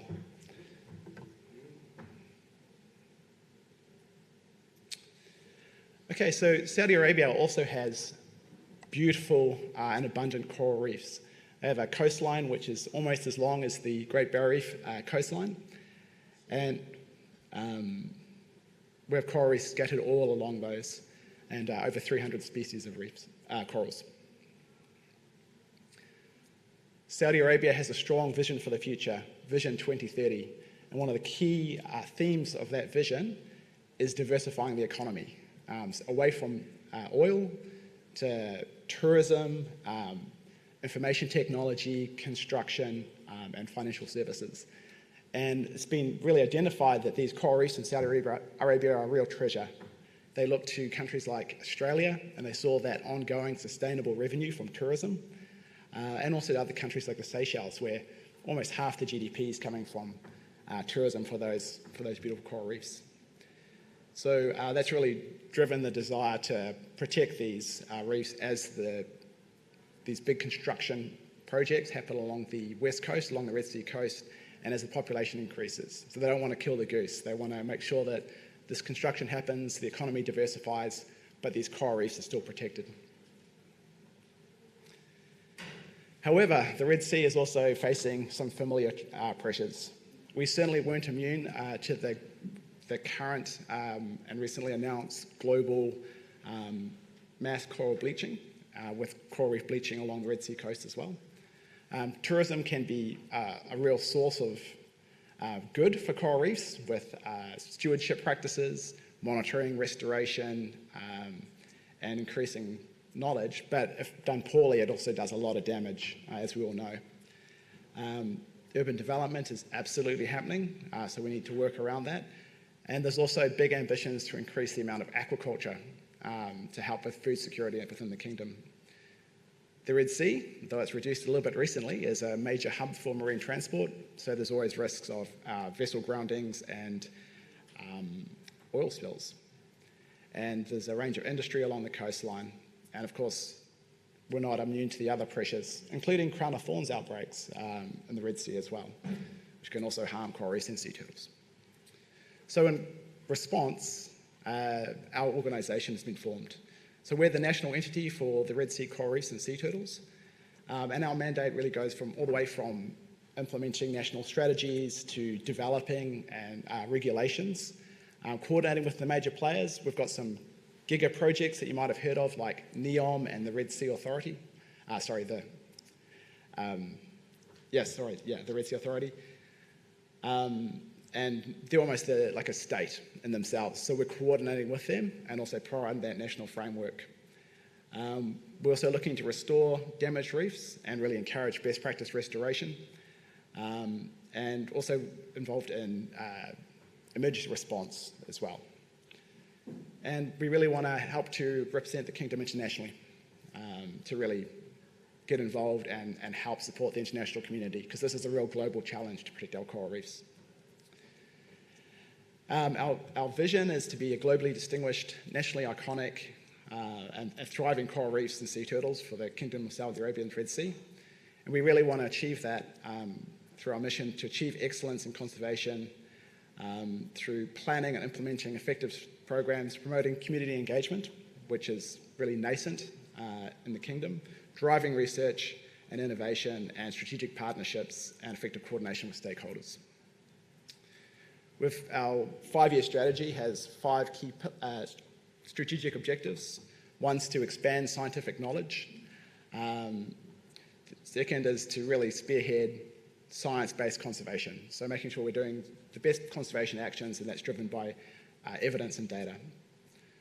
We also want to promote the coral reefs as these amazing, beautiful, natural treasures for the kingdom and internationally, and promote their enjoyment. And that's why we look to places like Australia to really see how you can really enjoy your coral reefs and actually improve their health rather than smash them to bits, which happens in other places. We really want to build partnerships, and everything we do, we want to do in partnership with other organisations internationally where possible. And of course, we've got to develop our own world-class capabilities to be able to do all those other things.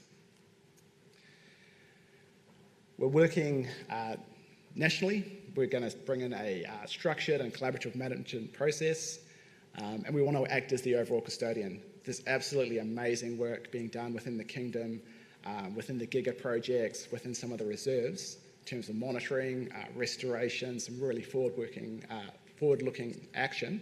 We want to make sure that all that knowledge is being shared, and we have a national approach to that. We also want to drive regional collaboration and show leadership within the Gulf states and within the Red Sea region, because we have a lot of common pressures. It's an interconnected system, so we want to make sure we're working with those key partners. And then we really want, our dream is that Saudi Arabia is a national icon for coral reef conservation, that people know how beautiful the reefs are there, and that we can really help out with global coral reef and sea turtle conservation. So our 3 guiding principles to do this work: one is to align with the big national strategies. So we're aligning with Vision 2030, the Red Sea Sustainability Strategy. and other key environmental commitments, looking also to our international commitments from the Kingdom. We really want to make sure that this approach is looking at the entire reef system along the Saudi Arabian Red Sea coast, and that we've got this no reef left behind approach. So there'll be spatial management, there'll be MPAs, but we want to make sure that all the reefs are managed well. And we're really adopting this collaborative model within the Kingdom, with all the key stakeholders, but also we really want to take this to the next level, and that's why I'm here now to talk about international collaborative opportunities.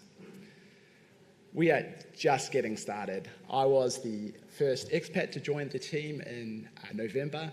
We've now got 25 people in our conservation team and about 70 people in total in the organisation. We'll be looking to double that and maybe in the future even double that again. Some of our early projects to kick things off, we're looking at building a research centre at one of the major turtle nesting locations in Ras Baradi, and also looking into ways to restore or help some of the nesting there and make it more successful. We really need to understand and get a good baseline for sea turtles, including their threats and future outlook, and the same for coral reefs. We've got a really urgent job to produce high-resolution habitat maps for coral reefs and for sea turtle habitats up and down the coast, and also to undertake an economic assessment of those Red Sea coral reefs.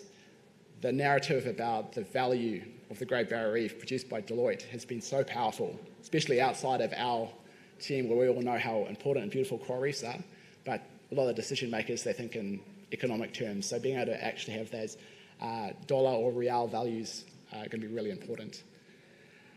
We've got an ongoing study into the major anthropogenic impacts and how to manage those, and we're also looking at doing some local scale restorative activities to really look at what is best practice coral restoration, what are the stewardship and opportunities to link in with, for example, the tourism sector in Saudi Arabia.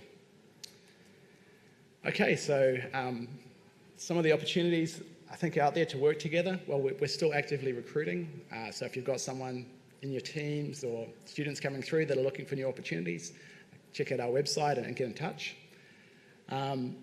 We're really keen to support existing international and regional activities, initiatives, rather than coming up with something new. We want to double down on what's out there already. So thinking about ICRI, GCRMN, Perez, some of these other platforms, let's double down on those. Very keen to facilitate knowledge exchange through workshops, symposia, conferences. We're really interested as well. We've got these amazing, we call them our Saudi superstars, our conservation team, these amazing graduates that have come through universities like KAUST, who are just worldly, extremely knowledgeable and coming along strong. It'd be fantastic to develop an exchange so they could also come to somewhere like Australia and learn about best practice resilience management here. We're also very excited to put out the offer to host experts to come over and enjoy the hospitality of the Kingdom, maybe get involved in an expedition, share some of your knowledge, and maybe develop some collaborations in the future. We're also interested in co-investing in research and development. And we're really looking to Australia as the world-leading country for research, management, and resilience-based management. So that's why we're here today. So check out the website and get in touch through that, or I'm very, very happy to talk to any of you on this conference, symposium, or later. Talking about partnerships, I did want to give a plug for a couple other initiatives from the Kingdom. So quite a few people at this symposium are involved in the G20 CORDAP Coral Innovation Platform.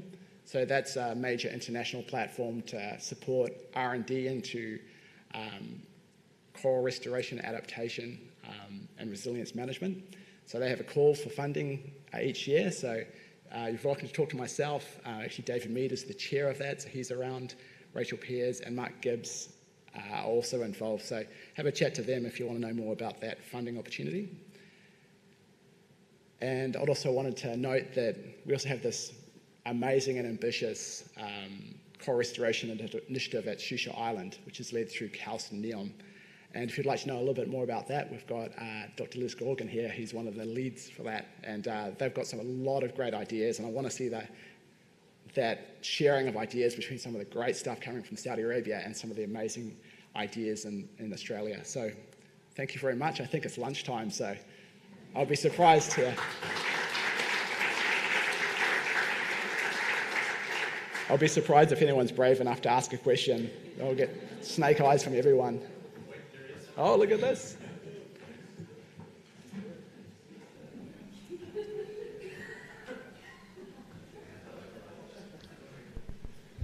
Thanks, Ian. My name's John Lee from Footprint Energy. My question is based on the fact that I spent 2 years enjoying working in Saudi Arabia some decades ago, but would you like to expand on the cultural interaction with the Saudi Arabian people and any particularly the interaction between that's the culture, because an important aspect of working in an overseas location, as you know, is what you do in your spare time and how you can interact with the locals. And the locals in Saudi Arabia, of course, that local scenario is quite unique in many ways. So can I leave it to you to explain? Oh yeah, very happy to speak to that. Thanks, good question. So I found it a really enjoyable and welcoming place to live and to work, and I know chatting with Liz, she's found the same. It's a Saudi-led organisation. We're there to help, we're there to provide advice and options, and it's their country and their decisions, but they're very, very open and very keen to get that expertise and best practices from all around the world. So yeah, it's a wonderful opportunity to be over there and serve. Thank you. Great, thanks everybody. It's lunchtime. We'll resume at 1, I think.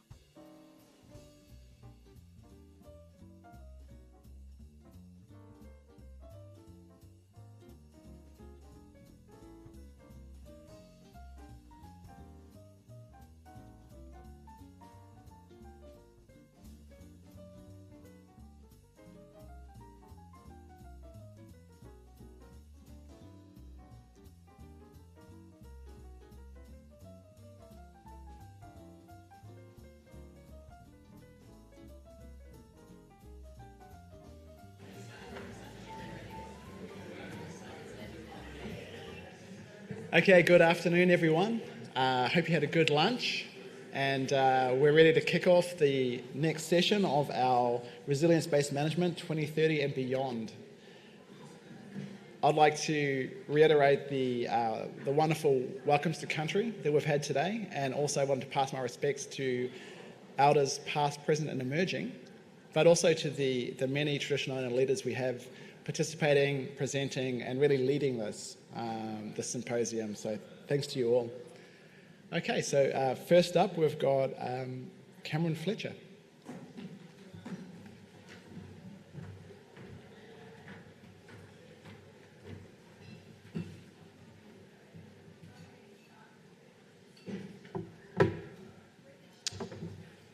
Okay, hi everyone. I'd like to start by acknowledging the traditional owners of the country that we're meeting on today and of the Great Barrier Reef and its catchments, and pay my respects to the elders past, present and emerging.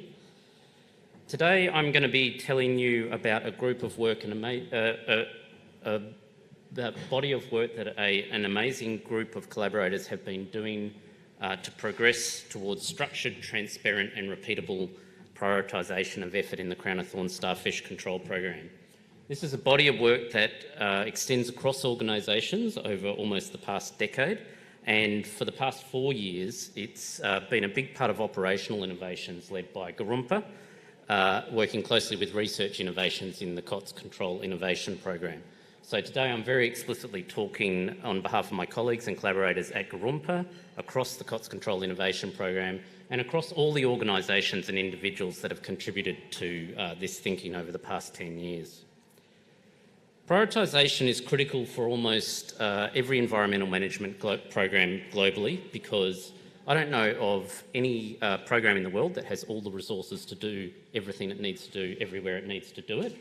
And the biggest single mistake that most environmental management programs make is spreading the resources that they do have too thin, rather than focusing them at a scale and intensity that can achieve a meaningful ecological objective.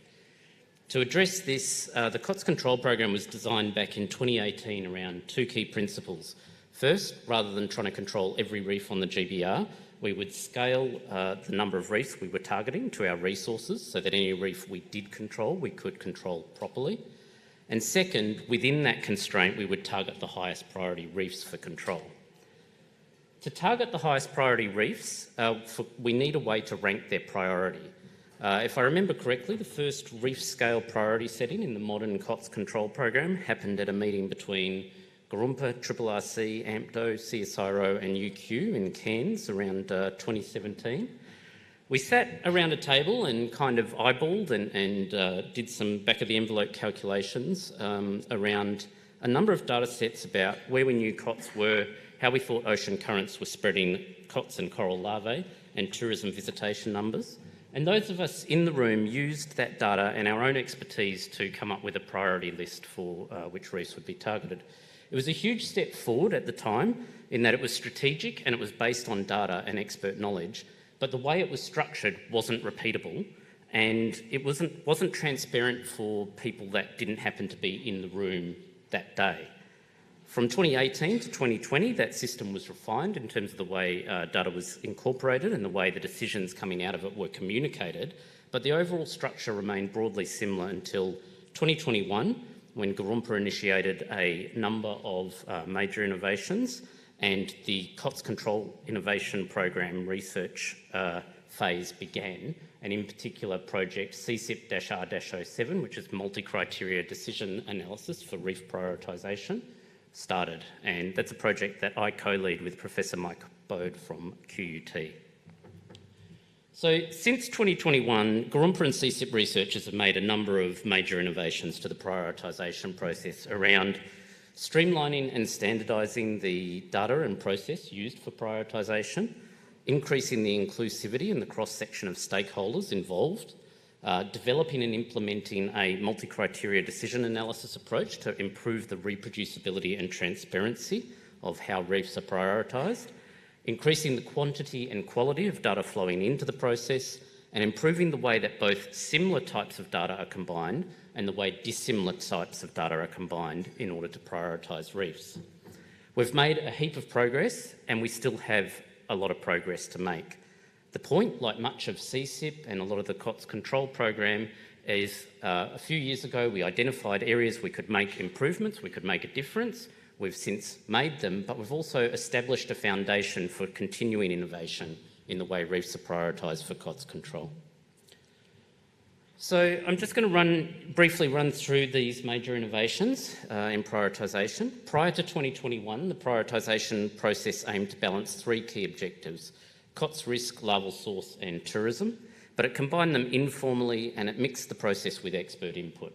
In 2021, Girringun led three big innovations with the creation of a Power BI dashboard to streamline the preparation and interpretation of data, the formalisation of the prioritisation workflow so that stakeholders could see how it ran and where they could have input into it, and the introduction of a prioritisation workshop where the priority reef list was talked through and refined in response to operational insights from on-water contractors and researchers, and then as the years went on, increasingly also with traditional owners.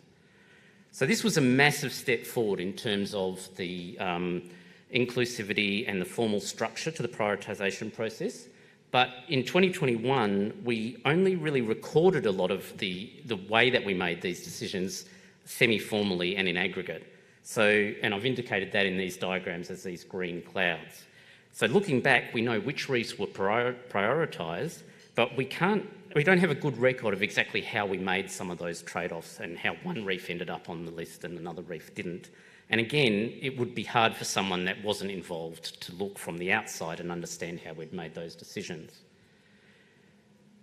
In 2022, Girringun worked with CSIP researchers to significantly refine and improve the amount and quality of data that went into the ecological value estimation and the way those similar types of data sets were combined. So there was both more ecological data, but we also captured exactly how that ecological data was combined to create an overall value, which I've indicated by changing the green cloud to a purple summation symbol. And also changing the traffic light colour codes in the bottom left table to quantitative numbers. The new data layers that were incorporated were important for ensuring that the reefs that were being prioritised were the ones that could achieve the objectives of the management program, and replacing that informal process for combining data with a formal process allows us to explain how the data contributes to the reefs that make it onto the priority list. That increases repeatability and it increases transparency. It also provides a platform to allow even more data to be incorporated in the future. So by having this formal process, we could increase from 2 ecological data layers to 5, but we can equally increase it to 10 or 50 or 100. In 2023, we then moved to significantly refining the way dissimilar types of data were combined, which I've indicated by changing the green cloud at the bottom of the screen to a purple summation symbol. And this is the way, in this case, that the ecological and the economic data are combined. This is a bit more nuanced because ecological and economic values are not generally directly comparable. And more importantly, how stakeholders choose to trade off a little bit extra ecological value for a little bit less economic value is fundamentally a subjective value-based decision. In 2022, these trade-offs were still being made. They were just being made implicitly by the people that came to the prioritisation process and brought their values with them. In 2023, Mike Bode and I ran a swing weighting elicitation asking stakeholders the relative weight they'd give a reef that provided ecological benefits compared to one that gave only economic benefits in order to understand and make transparent those weights. The result was that people weighted 2/3 towards a reef that had ecological value and 1/3 towards a reef that had only economic value, relative to a baseline where a reef that had both ecological and economic value was weighted at 1. So this was a nice, clear, explicit result that was both consistent with the hard-coded prioritisation that had been done from 2018 to 2021, but also we found it was consistent with the implicit weighting that people had given the prioritisation process in 2022. The elicitation also showed that there was variance around these mean weights of 1/3 and 2/3, and that variance was relatively normally distributed, not bimodal. and that despite the variance, there was clear separation between those weightings. So that shows that while people might disagree on whether the best weighting for an ecologically valuable reef is 60% or 66% or 70%, they broadly agree that we should be upweighting reefs that have high ecological value. So in summary, we found a good match for what we'd been doing in the past. We found that there's a consensus preference amongst stakeholders to weight the selection of reefs towards those that provide ecological benefits. And we took a process that had been implicit and therefore couldn't be easily understood or discussed, and we've made it explicit and understandable in the way that it influences which reefs end up prioritised for COTS control. More importantly, though, we've also created a platform for doing this even better in the future. So in the same way that formalising how we captured and combined ecological data let us increase the number of ecological layers to whatever we want it to be, formalising this process at the bottom of how we combine dissimilar data types will allow us to drive two major innovations in the prioritisation process in future. It will let us incorporate fundamentally new types of values. Those could be things like community values or traditional owner values. And it will also allow us in future to go out and ask a broader range of stakeholders how they would like us to weight those values as we create those prioritisation lists. So I'll wrap up where I started. Effective ecological management requires prioritisation. That's true for COTS. It's going to be just as true for RAP, and it'll be true for ecological management in general. On the one hand, that's pretty well known. There's plenty of academic papers on conservation planning and prioritisation, and there's a large number of environmental management programs around the world that already, of necessity, prioritise where they invest their limited resources. What's rare, however, is finding an operational management program with a strong ongoing connection to formal prioritisation research to guide repeated annual decisions and learn from them as it goes. I'm not aware of any other program in the world that does that as well as the COTS control program. And that's important because for long-term success, prioritising effectively is about more than just the theoretical one-off selection of the best places we could do our research or we could implement our interventions. It's also about the practical skills required to actually implement prioritisation in an operational program, and those skills are just as specialised as the theory of prioritisation. They don't magically appear, they take investment, they take time. So the most important thing about inclusive operational prioritisation is just to actually get started. This can be hard because you're asking people to come on board right at the beginning when we don't know how to do, we don't have the theoretical foundation, we don't have experience of how you do it in practice.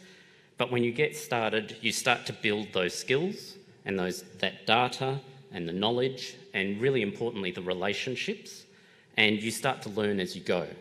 And every year you get better.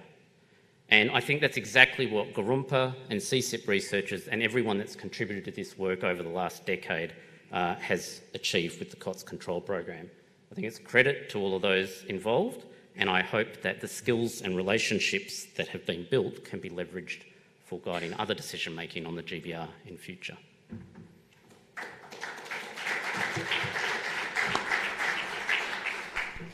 Thanks for that amazing talk, and as being part of one of those workshops, I've got to say it's a very impressive process. We're right on time, but I'm sure that Cameron's happy to talk to you later on and take your questions. So thank you again.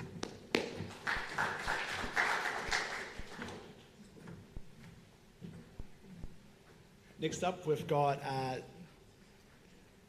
Samuel Matthews from the Reef Authority. So please come on up and you just hit this button.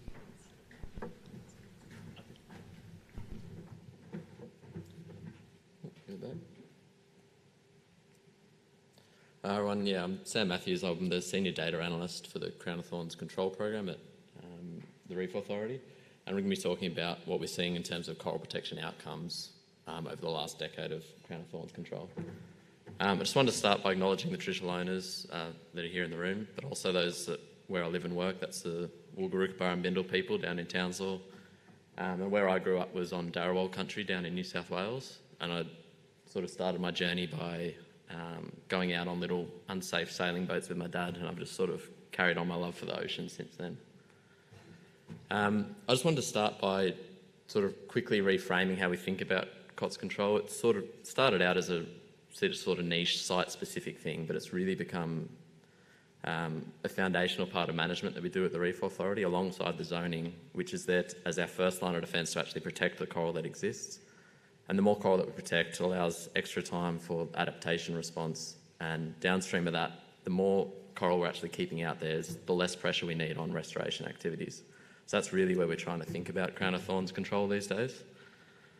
And moving on from that, we're trying to build the body of evidence to show that we can move from site protection all the way up to protecting entire reefs, and actually suppressing entire regions for Crown-of-Thorns and protecting the coral there.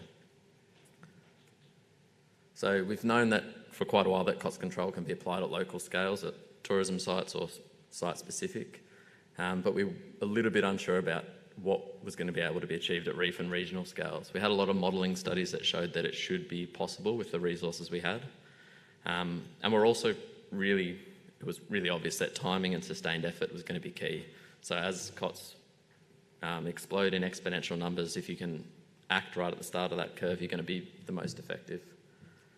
And really the expansion of the program in 2018, when we went from having 1 to 2 boats up to 5 to 7 boats, really allowed us to become more aspirational and start thinking about these higher level objectives of reef protection and regional suppression. And so the 3 questions we're looking at answering, because it hadn't been done in the literature before, was, does increased culling effort actually reduce coral loss at a reef level? And can we achieve net coral growth? And Roger's already told us that we can, but I'll show you again. We wanted to know if timely and sufficient control can suppress COTS densities and protect coral across entire regions.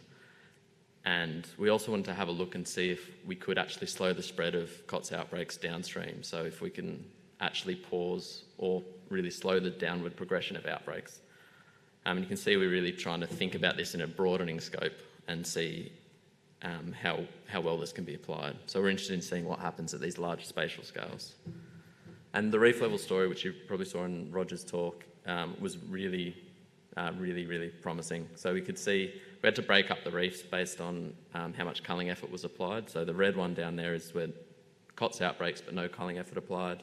Then we had a moderate amount of culling effort, moving up towards where we applied a lot of culling effort, and then the blue one is where there were no COTS outbreaks, which is to show the background level of coral growth that we would see. And where we had these no outbreaks, we were seeing about 1% coral growth per year, which is, also there were cyclones and bleaching events going on, so that's sort of the background we should expect. The really good news story was that with these reefs with outbreaks but a high amount of culling effort, we were seeing about 0.5 percentage point per year, which is not that far off what we see in background levels, and definitely above a net coral growth. The other really important thing was that even when we were applying some cull effort, while we were seeing coral loss, this was at a much reduced rate compared to where we had no effort. So we can see that even some culling is a really good outcome, but where we're able to actually get in there early and apply a lot of effort, we're seeing a really positive outcome.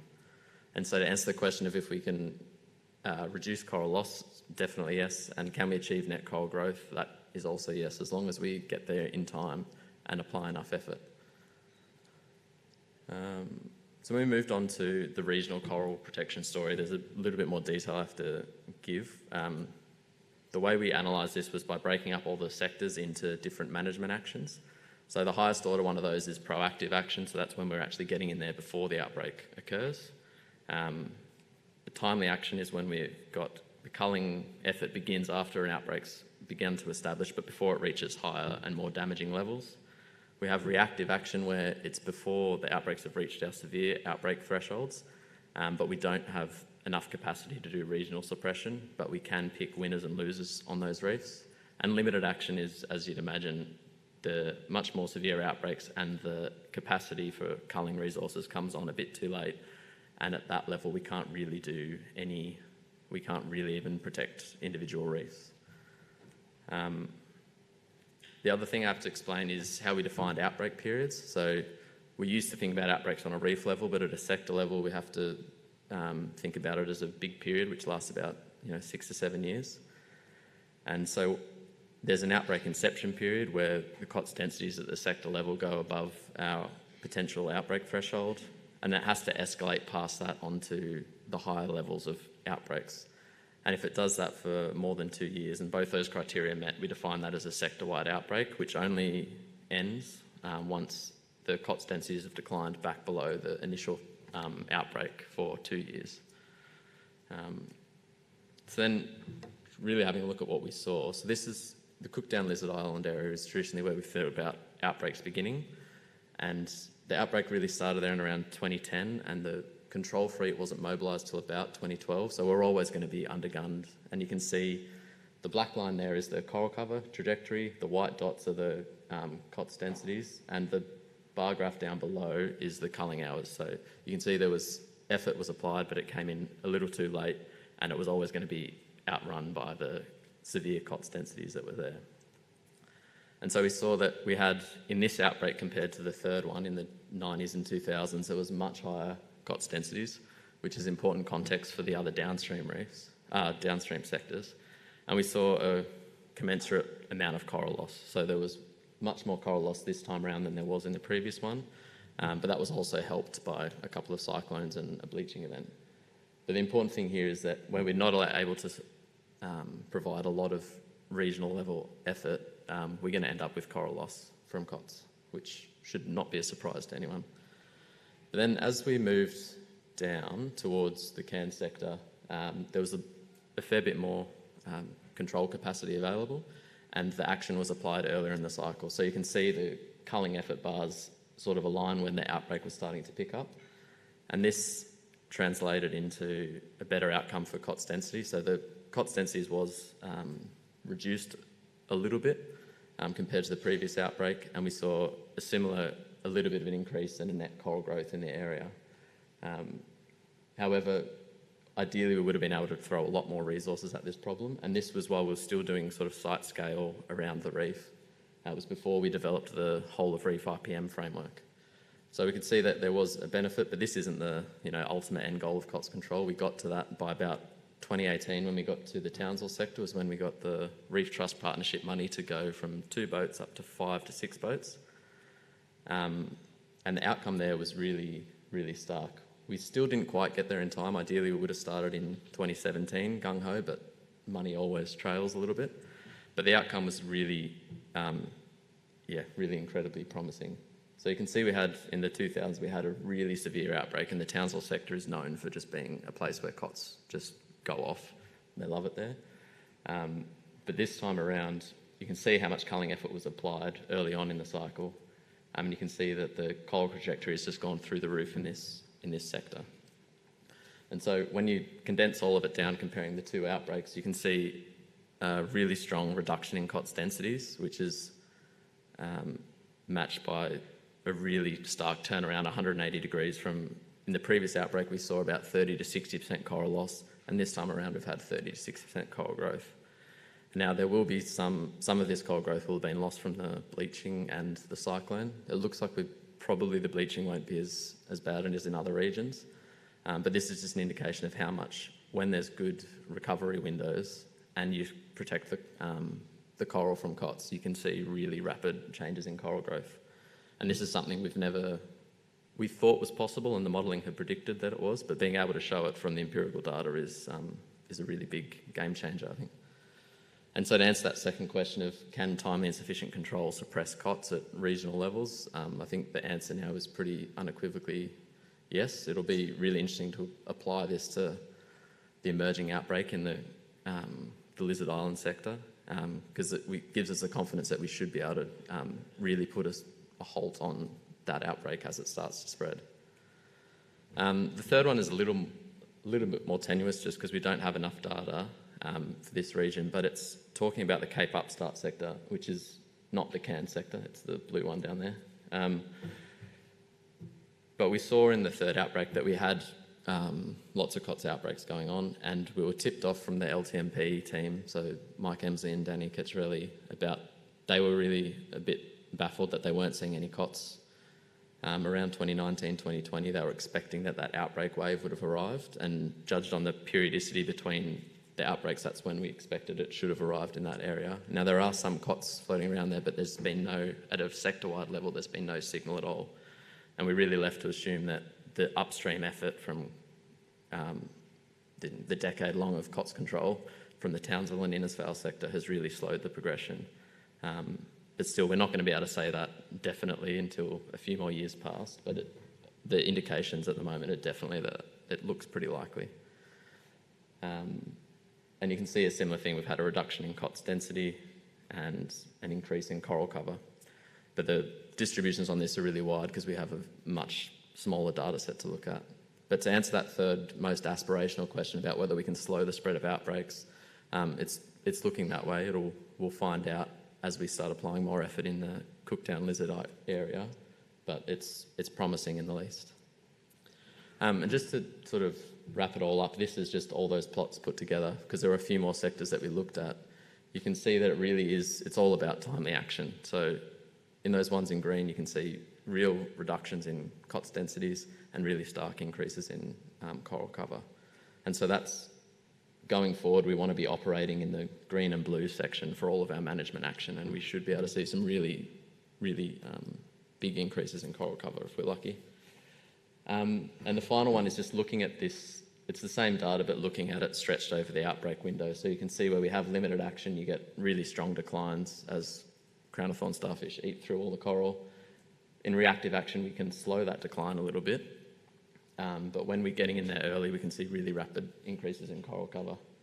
And the few outliers down here in timely action, there are a few reefs in the north of the Townsville sector that we just weren't actually there in time. So that's why there's a few dots down below.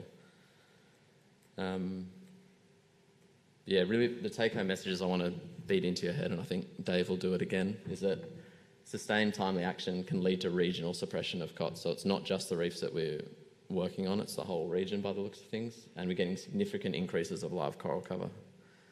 Yeah, and we're getting a regional level impact outside of the reefs that we're actioning directly, and it's looking like we've slowed the southward spread of outbreaks, which is something we, dreamed about. We're also seeing that at the reef level, getting net coral growth at rates that are almost comparable to non-outbreaking reefs. And from a broader cumulative impacts perspective, we're really thinking this is that COTS control can offset some of the losses from coral bleaching and protect the surviving corals, because they both sort of operate on the same, the fast-growing corals. It can really act to balance those increasing losses out. And to steal a phrase from Roger, I think it's really the most scalable and dynamic management tool that we have to promote reef resilience. Yeah, I think it's great, as you might tell. But yeah, I just want to thank everyone who contributed to the paper that we're just about to release. It should come out next week, so keep an eye out. And all the partners who we work with, and everyone here for listening, and thank you.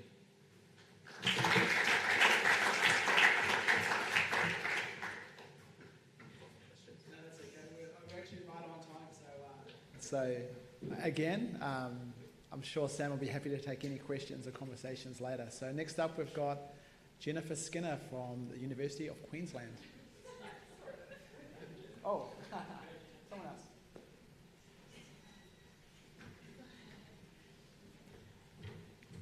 I'll start by saying my name is Tina, not Jennifer. In the spirit of sharing stories, so I'm actually born and raised in Belgium. I've always been obsessed with the ocean. I knew I wanted to be a marine biologist when I was 7. When I was 11, I went on a family holiday to the Canary Islands and learned how to dive for the first time. And instead of being able to celebrate that, it was overshadowed by the fact that my dad slipped and fell when he came to collect me by the pool, dislocated his elbow. The swearing echoed throughout the entire resort. We then had a 45-minute taxi ride to the nearest local hospital. The swearing continued. I had to stabilize his elbow. Yeah, not great, but I've been diving for 22 years since and haven't had any other major incidents, so I would call that a win. Right, so today I'm going to be talking to you about the regional models that we use to run different COTS control scenarios to see whether we can improve the efficacy of the current COTS control program. So I'd first like to acknowledge the traditional owners of the Great Barrier Reef and its catchments, especially those in the room with us today. but also the Turrbal and Jagera people as the traditional owners of Brisbane, which is where I live and work at the University of Queensland. As we all know, cots are native pests on the Great Barrier Reef, so they can cause widespread coral mortality very, very quickly. So one of the most effective things that we can do is inject them with household vinegar, which can control and suppress their populations.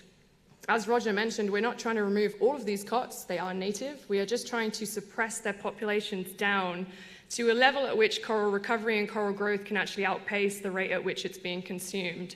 So there's obviously an amazing control program that's being run across the whole of the GBR, which we've heard a lot about today. And it's very challenging. So I do a lot of science communication with kids, and I came across this picture, and I think it really sums up the challenge of managing the GBR. It's enormous. So where do we control, and how do we know that the control that we're doing has the most impact? I won't go into this too much. Sam has given a great overview of this, and also Roger earlier, but essentially there are priority reefs that are chosen. They've got economic, ecological, touristic, cultural value. Each year there are target reefs that are chosen to be controlled. They're then ranked in order of priority as to where to go to in action first. But we wanted to know whether we could see if there are different strategies that might improve that. So I use an ecosystem model called ReefMod at the University of Queensland. It's been spoken about quite extensively by Eva Marie, for example, yesterday, so I'm not going to go into it too much. But essentially, we model individual coral colonies. Those corals will go through a demographic process. They start off as larvae, they become adults. There's a few ecological interactions in there, like predation. They can become rubble as they die. We obviously model cots as well, so those cots will go through that demographic process from larvae all the way up to adults where they become sexually reproductive. The larvae is connected, so we have connectivity matrices that connect all of those reefs that we're modeling. And so the larvae can be an internal supply that's on that reef itself, that self-recruit, or they can actually be connected among reefs as well. We have environmental stresses that we model, so for example the bleaching, cyclones, environmental water quality, and of course we model the control program. We try and do it as close as possible to the actual control program, so we have 5 vessels that have a certain amount of effort. We assume that 90% of that effort goes to culling, because 10% is going to be going to things like manta towing or risk surveying and things like that.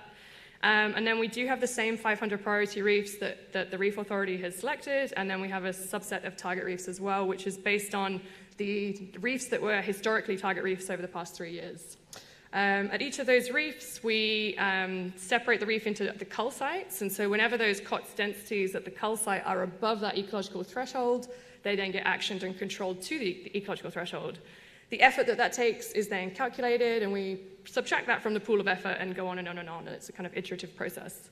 And so we do this at each time step. It's every 6 months, and then we run it, so with control starting in 2019, going onwards into the future. So to begin with, we wanted to know whether our COTS predictions were actually, pretty accurate. So what we did was we compared our COTS per tow predictions with the COTS per tow observations that were being collected or seen on the reef. And this is data that was shared with us from the control program, from the LTMP, and also from the FMP programs. To compare those predictions and those observations, we split those COTS densities into the outbreak categories that the Reef Authority and managers use. And essentially, we wanted to know, when we predict an outbreak category, are we seeing that at each reef and each season, and do they actually match up with each other or not? And you can see it kind of goes from 0 COTS or very low COTS all the way up to very extreme densities, which is over 3 per tow.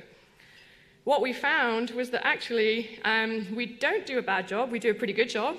So along the x-axis here, we've got those same COTS categories, and then we've got the percentage of observations, and the different colors show whether it's an over prediction, which is in red, or an under prediction, which is in green, and it obviously becomes more severe going up the scale or less severe going down. And 81% of the time, our COTS per tow predictions were either the same level as the observations or only one different, so a slight over prediction or a slight under prediction, which is pretty good. I will highlight that obviously as the COTS densities get a lot higher, the model is struggling sometimes to capture some of those really, really intense outbreaks. But for the purpose of what we're doing pretty well. So we have the current program. We've got a range of different scenarios that we've tested. I'm not going to go into all of them because there are heaps. But we looked at things like spreading the spatial effort, so focusing vessels potentially in the far north or the central, combinations of those. Focusing vessels more in green zones or protected reefs, or blue zones and unprotected reefs. looking at kind of putting out fires where they're starting, I suppose. So going to those reefs that have got outbreaks and hitting those first.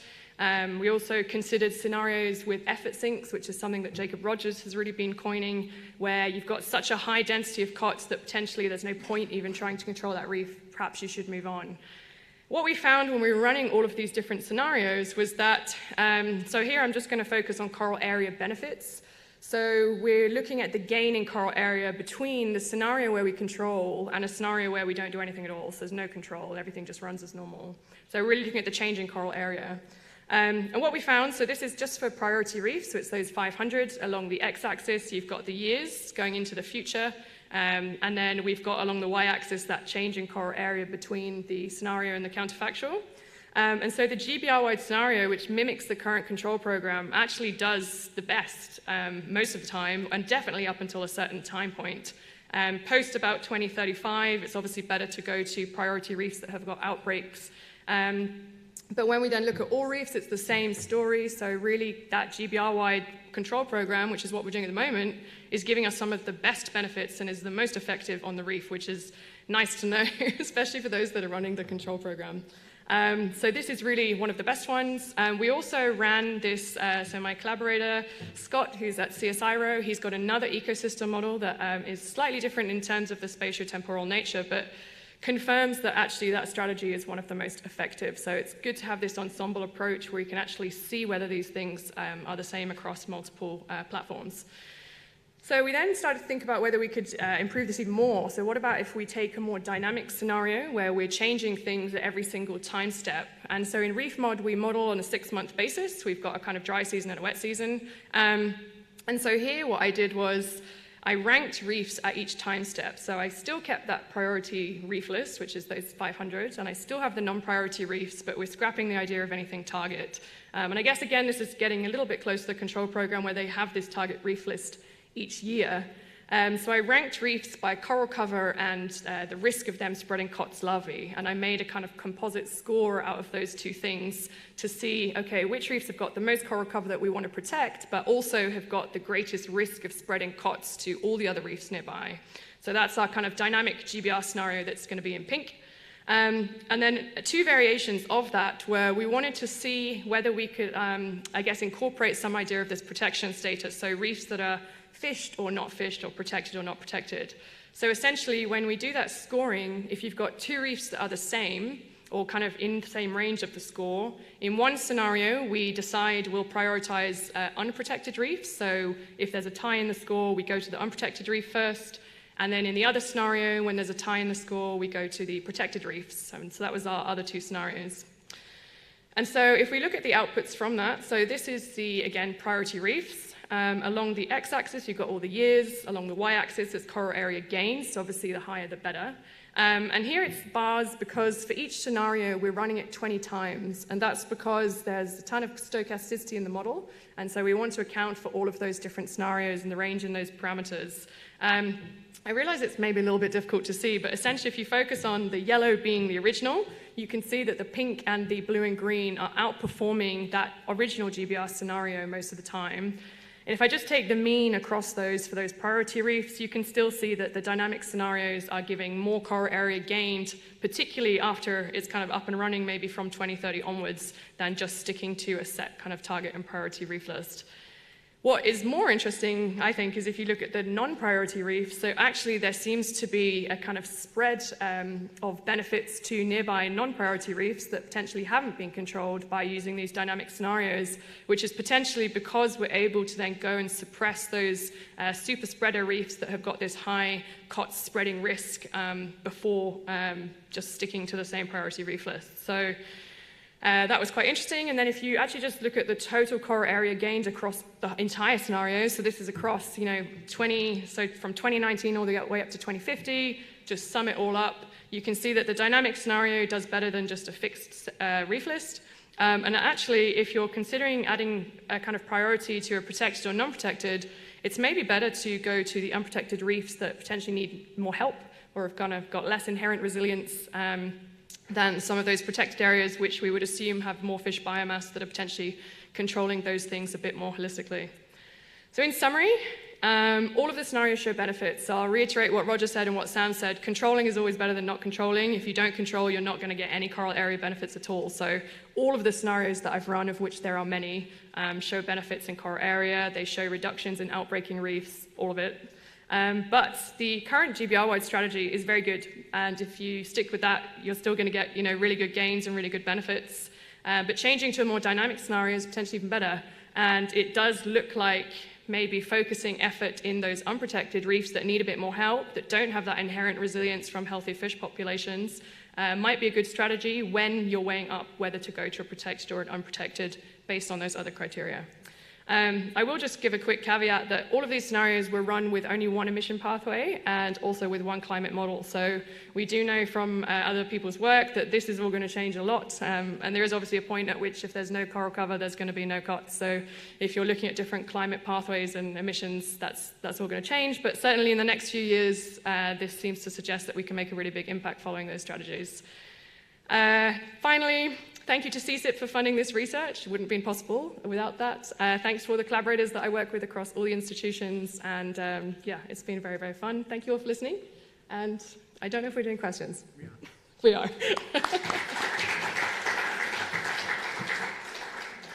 So we have time for 1 or 2 questions for Christina. So if you have a question, please come to the microphone.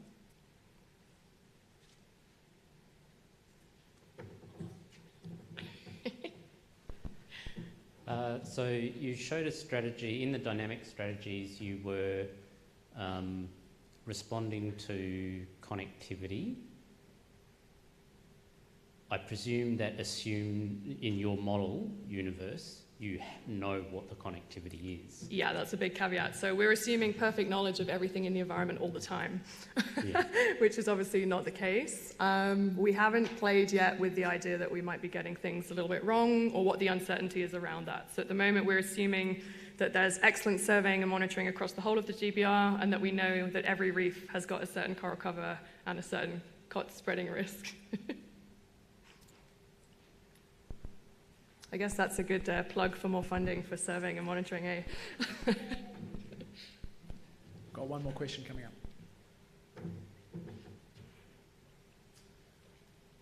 Thanks, Tina. It was really, really great to see this work. It's again an example of the kind of collaboration between research and management I think is critical, as I was trying to get out this morning.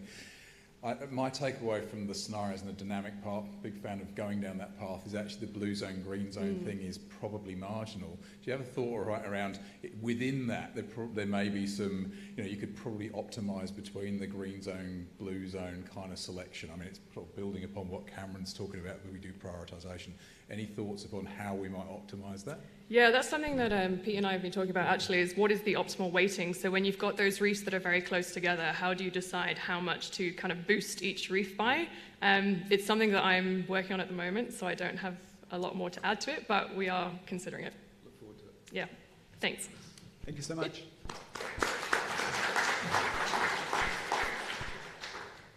Okay, next up we have Catalina Reyes-Nivia from GBR.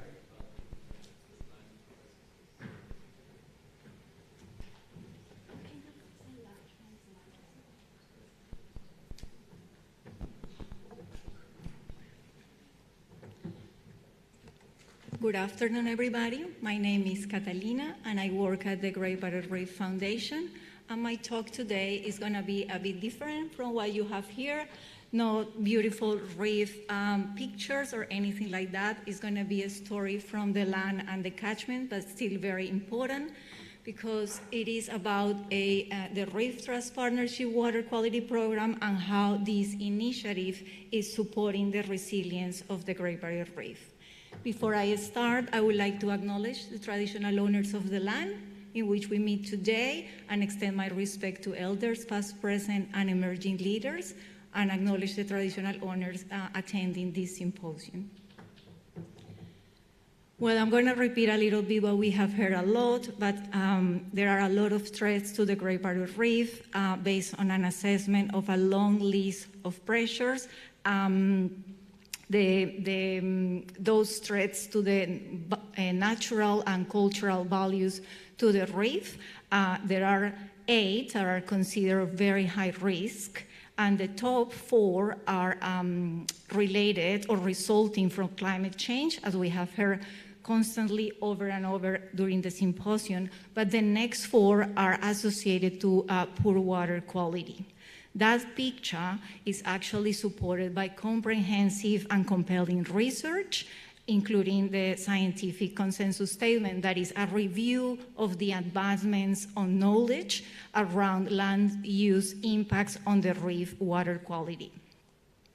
But why we are dealing with poor water quality? Everyone has been constantly talking about it, but probably not just giving the story from the catchments. So there are 35 catchments draining over more than 400,000 kilometers of the Queensland coast and then into the reef. Since the European settlement back by the end of the 18th century, there are major changes in land use, and all that have increased pollutant loads, in particularly fine sediments, nutrients, and pesticides in particular catchments.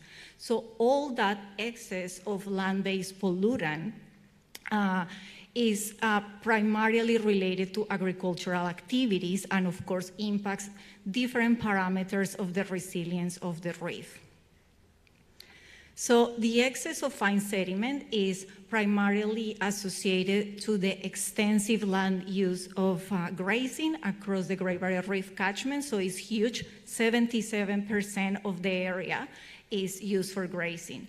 And yes, there is another variables associated that increase the runoff and of course increase the erodibility and the potential for sediment displacement, but it's mostly related to grazing. While it's not so extensive, sugarcane crops also play an important role in this complex situation because, as you can see, they are in close proximity to the coast and to the reef, of course, and they are exposed to intense rainfall periods, and that all increases the runoff of nutrients and pesticides from farms to waterways and ultimately to the reef. So as part of the resilience-based management for the Great Barrier Reef, the Commonwealth and the state government joint efforts developed the Reef 2050 Water Quality Improvement Plan that guides us all, industry, government, community in general, on how we will be able to address water quality in support of reef resilience. So the plan includes management priorities at the regional and catchment level, and it includes water quality reduction targets, as you can see in the table. One example is in the wet tropics, in the Herbert River, is a high priority area for dissolving organic nitrogen with a reduction target of 70%, just an example. So in summary, this plan has guided the design and investment strategies of several water quality programs that started back in more than 10 years ago. And of course, it has guided as well the Reef Trust Partnership Water Quality Program that I work for. So the partnership started back in 2018 when the Australian Government Reef Trust partnered with the foundation to deliver a large-scale collective effort to address several issues for the Great Barrier Reef, including water quality. So we received a large investment, as you can see, for the program, but with that, it came a lot of responsibility. We splitted our program in different components, but today I'm just gonna concentrate in the regional programs that relate to practical actions and interventions, as well as landscape remediation processes that all reduce pollutants. And the activities contemplated as part of the program include improvements in land management practices or engineering interventions to remediate the landscape. This is probably one of the most compelling slides of my talk. I'm going to explain why. It highlights key and innovative elements that have been for first time incorporated as part of a water quality program, and that was done by the foundation. So that has been massive change. It has made the whole world different, and we have shaken the status quo with this. So we use modeling and set up some series of investment scenarios to be able to achieve the greatest reduction in priority pollutants in the most cost-effective way. So that's what we call our prioritization process. And on that basis, we were able to define targets at the regional and project level, and we incorporated those figures into the contractual commitments of our delivery providers. So we were holding them accountable for what they have compromised to deliver. So that drives the program by impactful actions, and it has been a game changer. Then we also develop an internal dashboard that helps us to track progress, and so we have much more line of sight between what's happening on the ground and people who are sitting in an office. We have also developed robust governance models that are tailored to the regional needs, and we created a facility of technical experts that people on the ground can access to as required. So all these elements collectively have increased the efficiency, the efficacy, the accountability, and transparency of our program. So as a result of that prioritization process, we set up 10 regional programs. As you can see in the map, each one has a pollutant and a fund associated. They all together have reduction targets. As you can see, it's, big numbers, dissolving organic nitrogen, fine sediments, and pesticides. But let's just see how we are progressing towards those targets. So this is for the reductions of fine sediments. The figure is very easy to read. Dark blue is the progress to date. Light blue is what the original target we set up. So all in all, you can see there are 3 regions in which we have done very well. We have met the target, exceeded it, or very close to complete it. And we have 2 regions in which we still need to progress. Particularly the Bowen-Broken Boggy is a complex catchment, is the highest producer of sediment. And we knew from the beginning that our target was overestimated because, as we all know, modeling is not perfect. As part of the activities incorporated, this is landscape remediation. On the left side of the slide, you can see a gully system that is an ongoing erosional area, is massive, and then after engineering intervention, the remediation happens, and then we start a revegetation process with the expectation to rebuild ecological integrity. We also do a stream bank restoration, same story here. This is a stream bank, 1 kilometer, eroding constantly, and then after intervention and the vegetation coming back, then we can reduce the force of the flow and then increase the stability. So in terms of reducing nutrients, it's a similar story here. We have done very well in 3 regions, almost met the target or exceeded it or completed it, and then we have 2 gaps here. Those 2 regions are located in the wet tropics, exposed to very intense rainfall. Then again, potentially our targets were overestimated. So I guess the message is we need to concentrate in these regions for future investment. But all in all, we have progressed significantly. The pesticide story is very successful. We exceeded far away the target in the Mackay and Lower Berekin, where they are priority. The project delivering these is amazing, is working with farmers to reduce the toxicity of the pest or the mix of pesticides that they use to protect aquatic ecosystems. The activities involved for the nutrients and pesticides is land management practices improvement for the condition. What you can see in the picture is an agronomic advisor working with a farmer. They introduce tools, they introduce technology to improve the decision making. This is just an image of soil variability, and then they can make decisions on being more precise on the amount of fertilizer that goes. So overall is reduced. This is a snapshot of our public dashboard, which I invite you to visit if you're curious about what else we do in the program. But I guess the main point here is that all this phenomenal and massive work has been done in collaboration and partnership with more than 150 organizations that I, of course, couldn't fit logos or lists. But they include researchers, universities, NGOs, the industry, the government, natural resource management bodies, traditional owners, and of course the agronomic organizations working on the ground. But I guess the most important is the farmers that decided and were willed to, yes, we want to engage and continue this journey of progressing towards more sustainable practices. And yeah, 2,000 growers have been working with us over the last 4 years. So my final thoughts is that the protections of coral reefs starts on the land, and of course this is mostly true for reefs that are adjacent to the coast, like the Great Barrier Reef. No matter the level of investment, water quality programs must be guided by appropriate prioritization process that maximize outcomes, and we have heard that from different people, whether it's water quality program, restoration, that's a decision support tool that guide the process is really critical.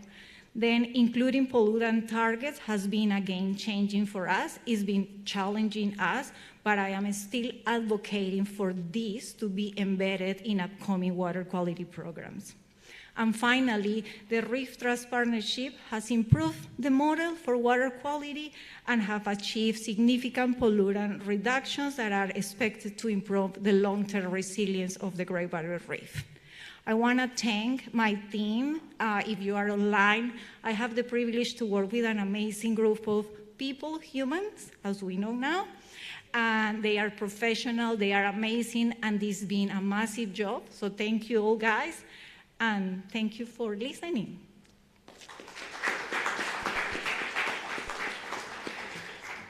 Thank you, Catalina. We've got time for one question. Is there anyone who'd like to come up to the microphone?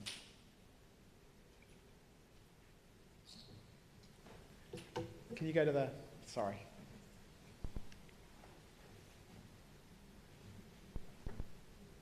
Thanks for the presentation, Catalina. Once an area hits a target, does that mean that you stop working there? No. Yeah, so can you kind of... Yeah, so what happens is, based on the Reef 2050 water quality plan, the target is massive. So with our investment, we were only able to move that a bit. But then many other programs need to continue, because the idea is that by 2050, we will be able to reduce that 70% or 30% or whatever is the percentage, whether it's for nutrients or for fine sediments. So with our program, yeah, it's impossible, right? So you need a cycle of investments. Yeah. Thank you so much.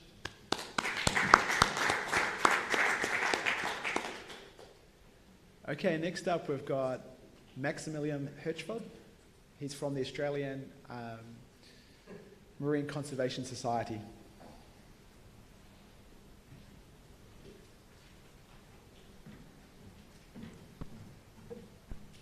Thank you, Ian. So today I'll like to present to you about how we can harness the superpowers of coastal wetlands to improve water quality and boost the resilience of our reef. And in the spirit of the symposium, I'd like to say a few words about myself. So I grew up in a landlocked city in Munich, Germany, and I spent a lot of time in my childhood hiking in the mountains and skiing in the winter or snowboarding. And it was only in my undergraduate studies that I discovered marine biology, and I started diving And since then, I've been able to visit and also see the multiple threats to coral reefs in the Red Sea, in the Aldabra Atoll in the Indian Ocean, in the Galapagos Islands, and of course the Great Barrier Reef, and also the Australian Coral Sea. And this has inspired me to work towards protecting these coral reefs. First of all, I would like to acknowledge and pay my respects to Australia's First Nations peoples. I usually work, live, and meet on Gubbi Gubbi country on the Sunshine Coast, and pay my respect to their elders past, present, and emerging. Something I would like to highlight, and it's also important to the rest of my talk, is that First Nations peoples in Australia, but also around the world, have recognized, or have long recognized, this deep connection between land and sea. For those who don't know the Australian Marine Conservation Society, we have been around for a while, so we consider ourselves the voice for Australia's ocean. We are comprised of marine scientists and conservationists who advocate for evidence-based solutions to tackle the biggest threats to Australia's oceans. And well, we have defended Australia's oceans since more than 59 years, so since '65. And in the mid-'60s, we defeated an application to mine corals from the Great Barrier Reef. And since then, our work has been important to in the formation of the Marine Park in '75, and also its listing as a World Heritage Area in '81. And since then, we've been working to protect the outstanding universal values of the reef.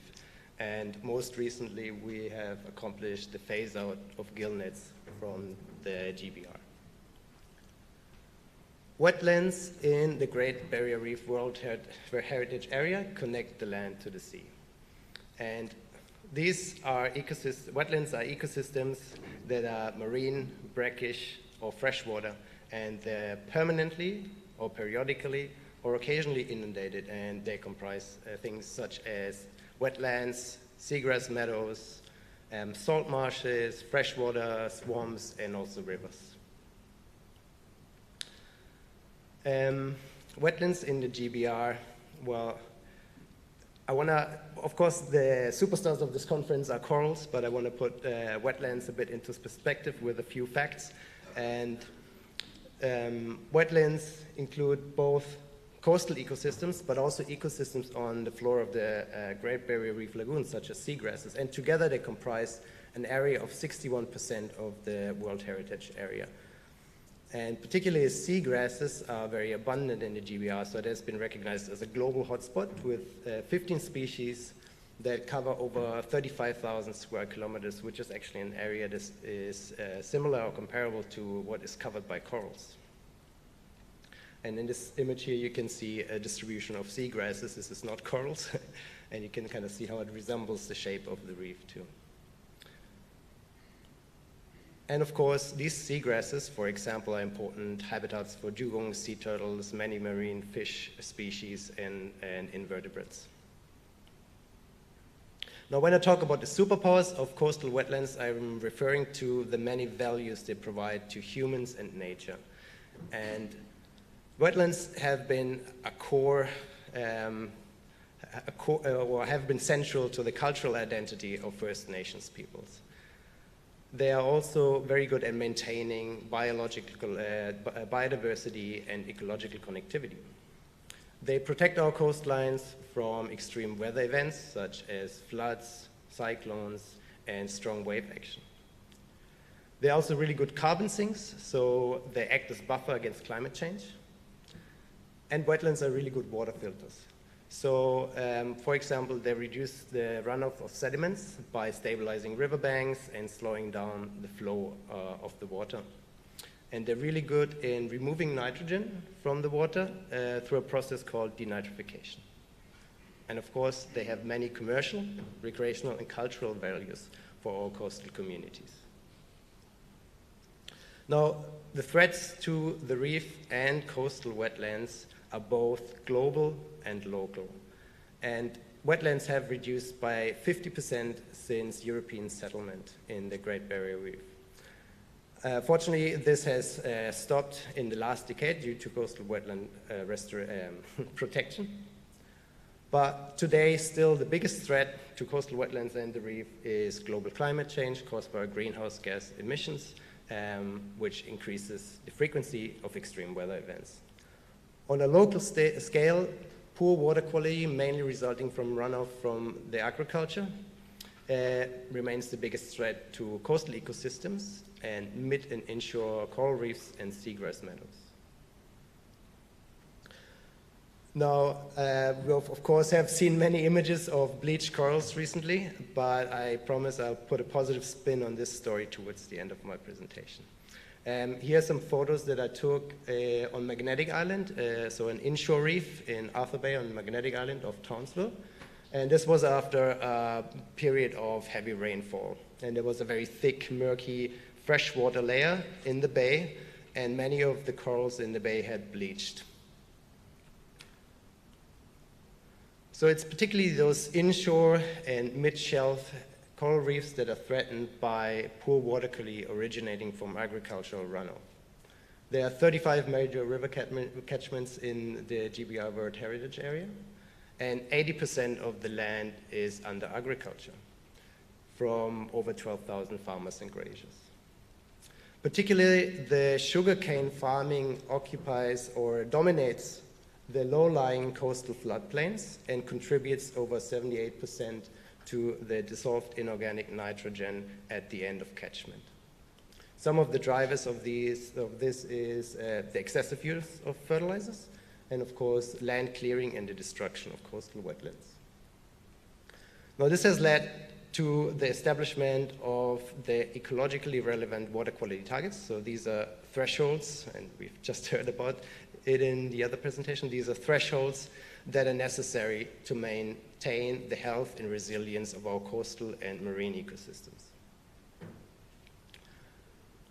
And although there has been some progress, it was recognized in the past that purely concentrating on changing farmer practices will not be enough to meet the water quality targets. So at AMCS, we were wondering, what can wetlands do, or can wetland restoration be part of the solution to improve water quality in GBR reef catchments? And in 2022, we gathered a group of stakeholders from government, research, NRMs, and conservation organizations to evaluate the effectiveness of coastal wetland restoration as means to meet water quality targets. And the main goal of this document, of the report that came out of this exercise, was to justify further investment by Australian and Queensland governments into wetland restorations as means to improve water quality. And today I'll just show you one of the key highlights from this report. And let's consider two options. Option number one is more or less business as usual, or concentrating on changing farmer practices. And this has an approximate cost of 768 Australian dollars per kilogram of dissolved inorganic nitrogen removed from the system. When compared to option two, wetland restoration and or construction, which has an approximate cost of 23 to 40 Australian dollars per kilogram that is removed from the system. Now, obviously, these numbers sound almost too good to be true, and we have to take them with a grain of salt. So wetland restoration and construction has a very high initial investment and maintenance cost. And they need to be very well located and very well designed to to get these outcomes. And the difference between constructed and restored wetlands is that, well, constructed wetlands have a higher initial investment and maintenance cost, but they're really effective in improving water quality. Versus restored wetlands have a somewhat lower initial and maintenance cost, but at the same time, they're very good at delivering those multiple benefits both for biodiversity and for cultural values. So our recommendations for next steps are that the Queensland and Australian governments need to prioritize investing into restoring coastal wetlands as means to meet water quality targets. And this includes the identification or funding effort to improve fine-scale mapping of pollution hotspots. And some of this is obviously underway, but I think particularly we need to improve the fine-scale mapping of nitrogen pollution hotspots so we can better direct our efforts to where to put those restoration efforts. And it also requires the scaling up of previously successful wetland restoration projects. So overall, we should consider wetland restoration as an essential tool in this toolbox of resilience-based management to improve the resilience of our reef. And let's get back briefly to my little photo story. So after visiting this reef in Arthur Bay in April, when I found many of the corals bleached, I came back to the same spot about 5 months later and took a photo of the exact same coral colony and had completely recovered. And I think that it is a good example of how some of the inshore reefs or coral, particular coral species, have a higher resilience or tolerance to poor water quality, but only if that occurs over a shorter time period and in isolation from other threats. So First Nations peoples have known this for a long time, and we as people who work with the reef are also aware of the very intricate link between land and sea. But I think as a group, we have to do better, or we have a duty to communicate this better to the general public and improve the understanding that the reef is not an isolated island in the ocean, but that there's a strong link between land and sea. And so we need to improve our communication and make sure that people know that our individual and collective actions on land and in the sea have a direct impact on our global climate and on extreme weather events, on water quality in reef catchments, and these are obviously all linked to the health of the reef and the coastal ecosystems. And in that sense, they're also linked to the livability and job security in our coastal communities. So I think one of the things that we should expect from our leaders is that they prioritize management actions that are on a global scale. So reducing greenhouse gas emissions by committing to very ambitious emission reduction targets and phasing out fossil fuels. And at the same time, some of these are at local scale, such as committing to strong actions that improve water quality and boost the health of our reef. Thank you.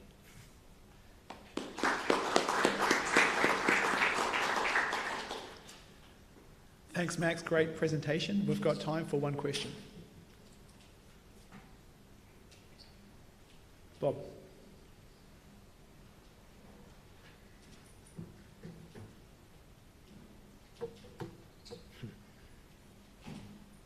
Appreciate that, and I do understand the importance of wetlands, and I think one of the things I've been involved in NRM bodies and things like that, and the business of wetlands has always been there for a lot of natural resource groups to look at.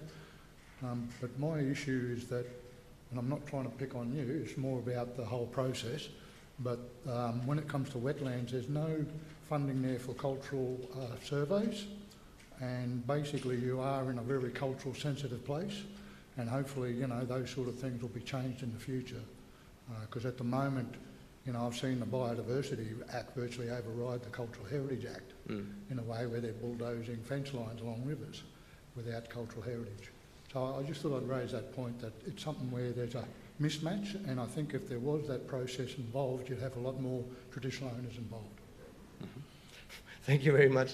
So we're just going to acknowledge very briefly your comment, and I think, yeah, it's great, and I think that displays not only the cultural value of wetlands, but also how difficult it is to kind of incorporate all of these values. But I think, yeah, particularly First Nations values and cultural identity should stay at the forefront, and I think that's not something that has been considered enough in all of these planning processes.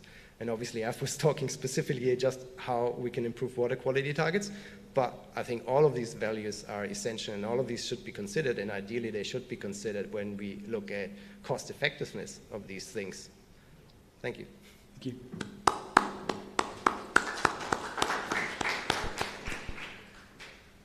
Okay, next up we have Karen Joyce from James Cook University, who is bravely making her way to the stage.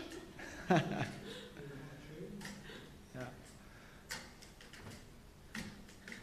Thanks, Ian. Well, I'm used to being nervous about giving a talk, but I've just been overrun by sitting there staring at those stairs and hoping that I can get up here without falling on my face. So that's taken over the talk nerves. So if you're ever nervous about giving a talk, get on crutches and give that my pass. Alrighty. Do I need to get that going? There we go. Cool. Awesome. Well, thank you very much for coming to the session. My name is Karen Joyce. I'm a daughter, a wife, a sister, a mother, an auntie, and I consider myself a biographer for Mother Earth. So I tell stories of her ecosystems and how they change over time. And I use drones and satellites as my illustrators. I'm an academic at James Cook University. I teach Earth observation, spatial analysis, and I love absolutely everything about what I do. And I am on a mission to help more people understand more about Earth by viewing her from above. So today I wanted to talk a little bit about resilience. I'm not a marine biologist, a marine scientist, and there's many of you, I assume, that know much more in this space than I do, but I also have a past life in disaster management, and I am really interested in the space of resilience and how we look at it in other parts of our lives as well. And so if we think about the reef, you know, same as whether it's a flood or any other disaster that we come across, when we're thinking about resilience, it's being able to withstand or recover from difficulties. And for Cairns, the cyclone, over just around Christmas time, Cyclone Jasper, this was Palm Cove, this is what it looked like, and really looking through the process of what happens in terms of being able to strike the balance between reducing risk of a particular event and enhancing the resilience of the local community.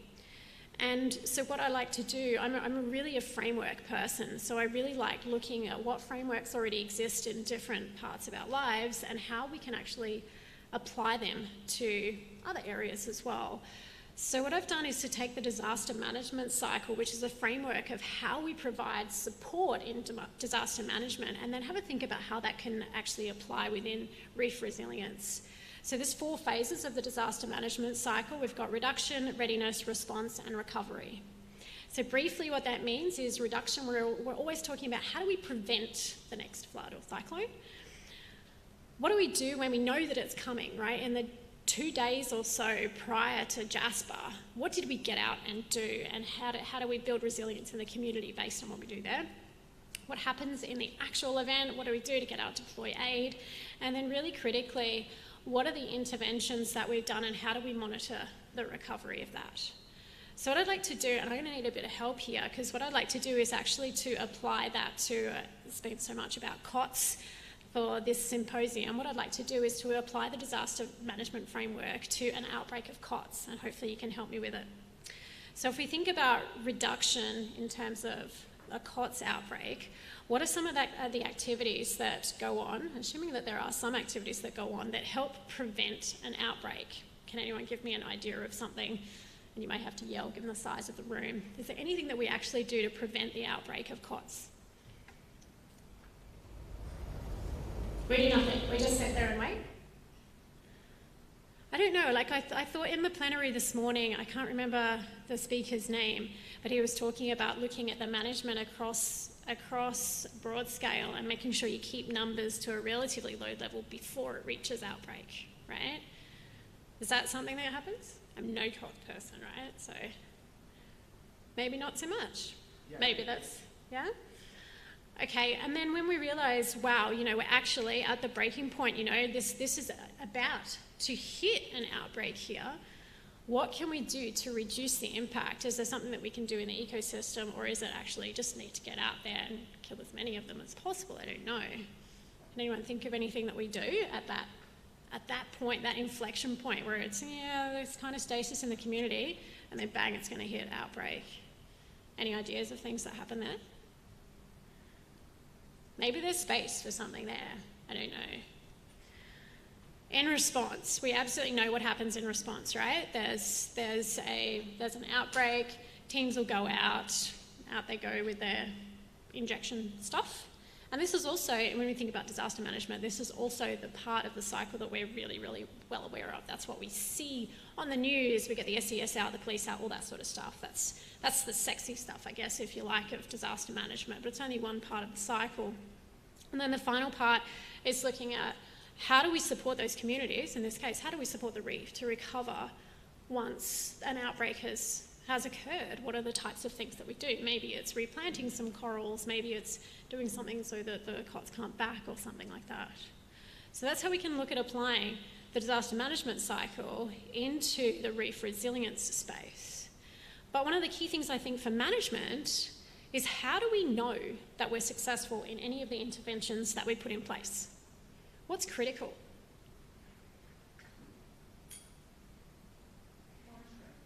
Excellent, thank you so much. So, to manage, we must monitor. I did not plant that one. To monitor, we have to measure. And to measure, we must map. Because we're talking about spatially explicit observations here. We need to know where things are, we need to create maps. And maps are just visualizations of data, right? So let's go back to our cycle. We're talking about getting baseline data first. Before something happens, how do we get information from a location? When we know that something is close to happening, maybe it's bleaching, how do we get out and get as much information as we possibly can so that we can understand how we're managing it later? When it's under attack, what do we do? How do we get data? We could be talking maps, we could be talking about all sorts of things, but what data we get at the point where we're having the crisis? And then how do we evaluate the effectiveness? For my next few slides, I want to give you some case studies of how we do just this in the realm of drone mapping.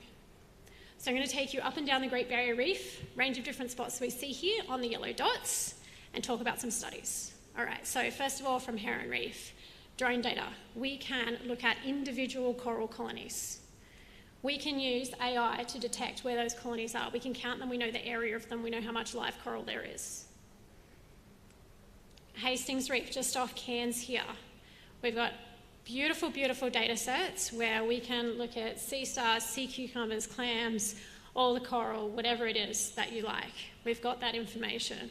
We've been counting sea cucumbers from a whole range of these reefs, and the yellow dots that you see are all the sea cucumbers on this reef. You'll also notice that the drone data doesn't cover the entire reef, right?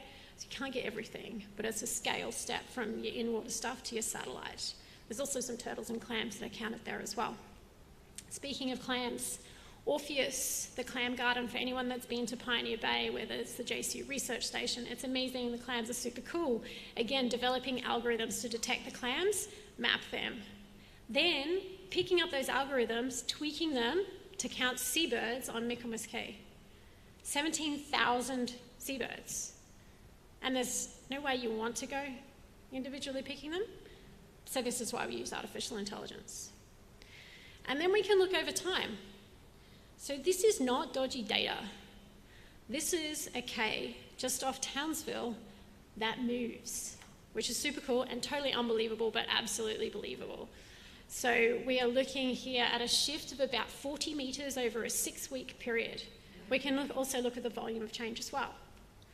So speaking of volume, Low Isles, just north of here, looking at the change in the sediment and the geomorphology of the reef using 3-dimensional models, all captured and processed with drone data. And this is pre and post Cyclone Jasper. But it could also be a seasonal thing, because we've got June to January the following year as well. We can subtract those data sets from each other to be able to see what is the volume change, where have we increased in sand, where have we got deposition, where have we got erosion. And then using these as data sheets, which is work that we've been doing with Parks and Wildlife, to have a whole series of data sheets about individual Ks of the Great Barrier Reef. And this is all about capturing that baseline data so that maybe nothing has happened, and that's okay, because we need that baseline data so that when something does happen, we're able to do the change detection and actually understand how much coral did we have, how many sea cucumbers, sea studs, whatever it is that you like, and what happens when it changes. So this is lizard, and this is drone data captured by Jez Roth, who's somewhere around here this week as well. And fresh out there, it's pretty, but it's not pretty, right? But I think, like with disaster management, any of this drone mapping stuff that I've shown you, you can't do it alone. Like, I'm kind of tiny out there on Heron, right? And so that's where it becomes really, really important to build the collaborations and work with people from everywhere to get these types of data that we can use to underpin our management decisions. So we've started building a repository where people can not only process, store, and manage their drone data, but then have the ability to share it as well. And these are all the drone data sets that we have just of the Great Barrier Reef. We have from 75 countries, data sets everywhere, but just of the Great Barrier Reef, and you can see the number of organisations that are already contributing their data that's available there as well. Look at every single one of those data sets and analyse those data sets for what's there, the different habitat types. So from rain all the way up the top, you can see all the yellow dots there. They're all areas where we've analysed drone data. And on the right side, the inset of Rain Island, you can see different coloured dots. They're different types of habitats, both underwater and on land as well. So we have all that data that we then use to train models so that the next time drone data comes in, we can then start to do that automatically. So I'd just like to finish with a quote from Sir David Attenborough, which I think is really, really important here when we look at resilience and we look at being able to transfer some of this knowledge that we have, but we can't do it alone. So if working apart, we're a force powerful enough to destabilise a planet, surely working together, we're a force powerful enough to save it. Thank you.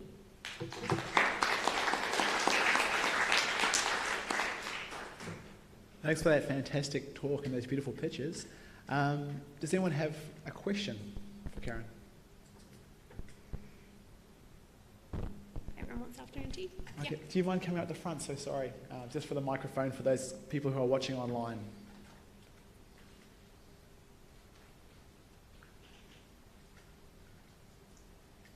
Hello. I'm super fan of the Geonadir. I wanted to know these posters. Do you do the analysis? So the software does the analysis, or it has to be the individual to do the analysis and do our own posters? Because sometimes what happens is that we have all this vision, but sometimes we need that pipeline, you know, that we can insert the data, or you know, and then get that poster that is ready to send a message, right? Yeah, cool. So you mean the black posters that I showed? The poster that had different characteristics, different geomorphology, is something that is you can get that from the software. Yeah. No. So that's a little bit of a red herring. A lot of the data on those information sheets, we've actually been looking at extracting from satellite information. So those information sheets of the priority Ks that Parks and Wildlife have given to us, we've looked at a whole range of different data sets that are available. We're looking at coastal change, and then we pull that together with all of that information. So it's not something that's pulled directly from drone data. It's a range of things. There's some drone data there, but there's a lot of things about wave climate, geomorphology, and a big range of that as well. Yeah. And so that should be done. That's wrapping up soon. That's one of the GBRF funded projects that there should be 40 of those different coral Ks that will be covered under that, and that should be publicly available as well. Thank you. Thank you. Thank you. One final round of applause.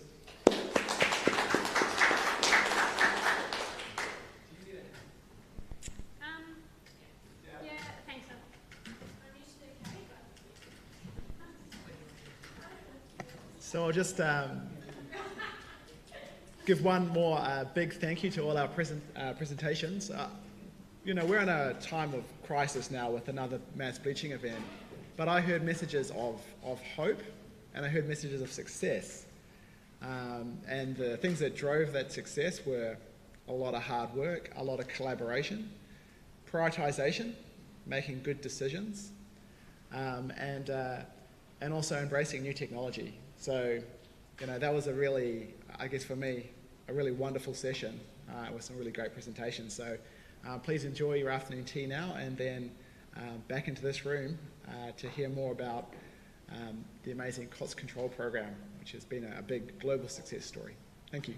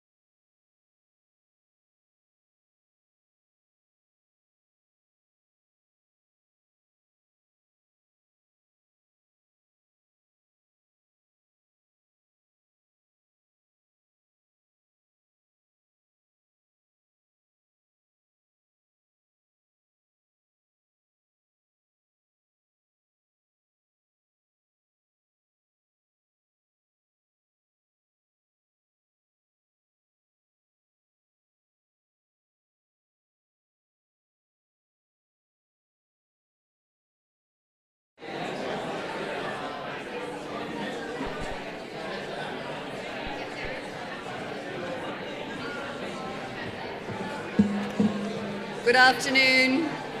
Greetings to you all. That was remarkably rapid coming to attention. Thank you, everybody. Welcome to our next session.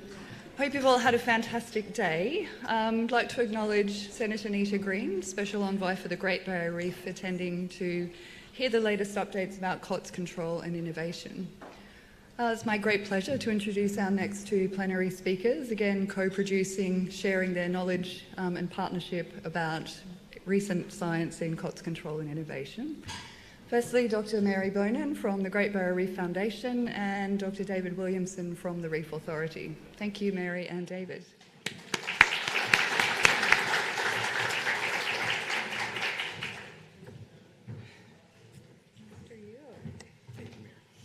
Hello, everyone. Thanks for being here this afternoon. Appreciate it's been a long day. We're all still here. Fantastic. Thank you. Look, my name's David Williamson. I'm with the Reef Authority. I've been there for the last 3.5 years. It's been a great run there, really thoroughly enjoying my time with the Reef Authority. It's been fantastic. And I've had the great pleasure of looking after the COTS control program over these last years. And seeing the development that we've been able to create within the program has been a real pleasure. So this is Mary. I think you all know Mary by this stage. They've asked me to talk a little bit about where I'm from and what brought me to this. Look, I grew up in WA on Noongar country, and that's where I developed my connection to the sea. I started fishing and diving and spearing and stuff when I was a kid, and really never stopped, and eventually figured out how to turn it into a career. And 30-something years, 40-something years later, here I am. And so, yeah, look, it's been a fantastic journey. But like I said, the last 3 to 4 years working with the Reef Authority and with the COTS control program has been a real pleasure. So, look, we're going to talk to you about the value of integrating science into management. And I don't think there's any other example that I'm aware of anywhere in the world where we've got a marine conservation program of the scale that the COTS control program is, in which we've got such systematic integration of science and knowledge into our day-to-day, year-to-year decision-making. In terms of the strategy of the program, our tactical deployment of our resources, I'm not aware of anything else that does it the way we do it.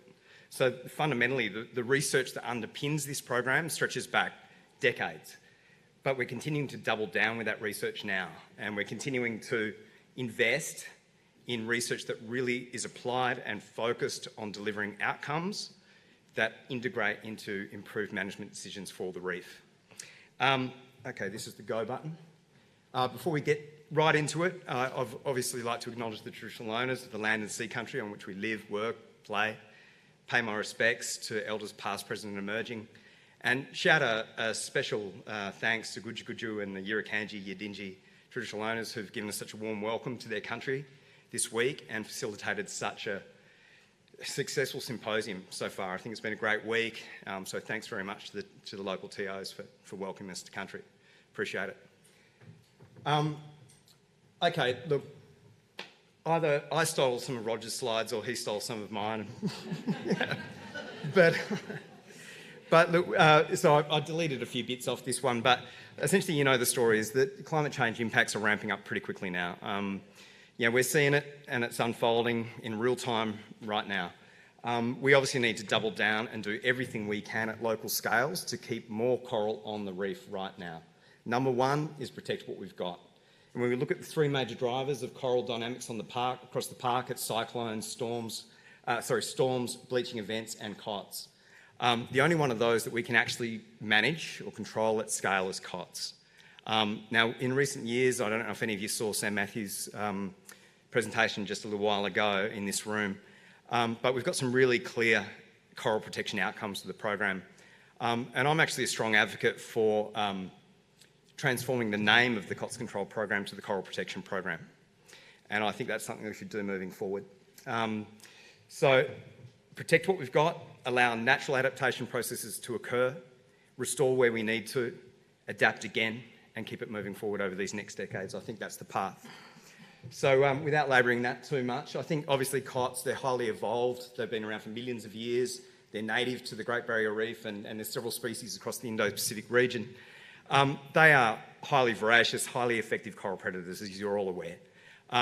They also reproduce in massive numbers, so when we get a spawning of even relatively low numbers of cots on any particular reef, their larvae can disperse tens to hundreds of kilometres and reseed, replenish other reefs with cots populations and propagate these outbreaks as they move through the marine park. Of course, the GBR Marine Park is not sitting here in isolation. We're connected by larval connectivity to the Torres Strait, to the Coral Sea, to the reefs of southern Papua New Guinea.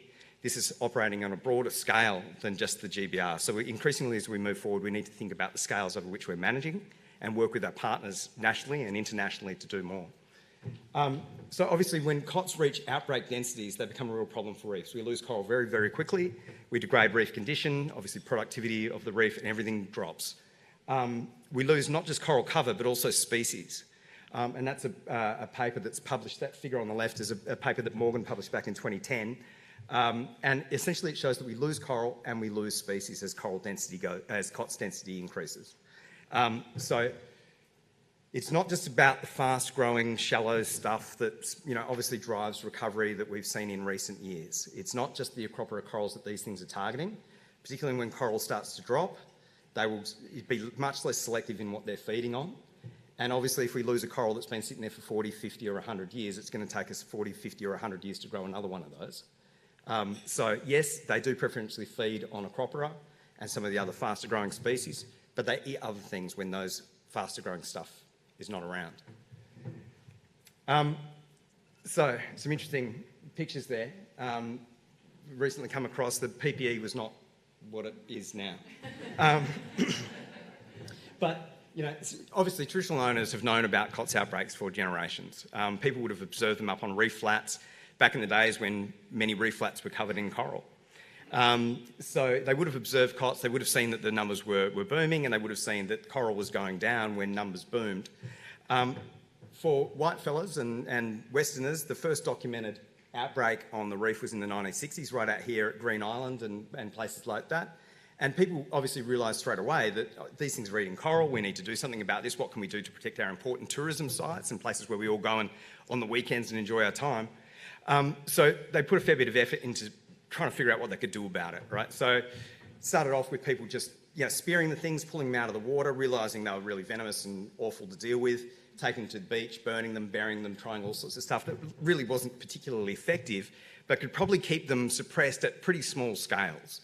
So as we've gone forward, obviously there's been a whole lot of foundational research that's gone into understanding the biology of these things, the ecology of them, and also giving us greater scope on the scale of the problem.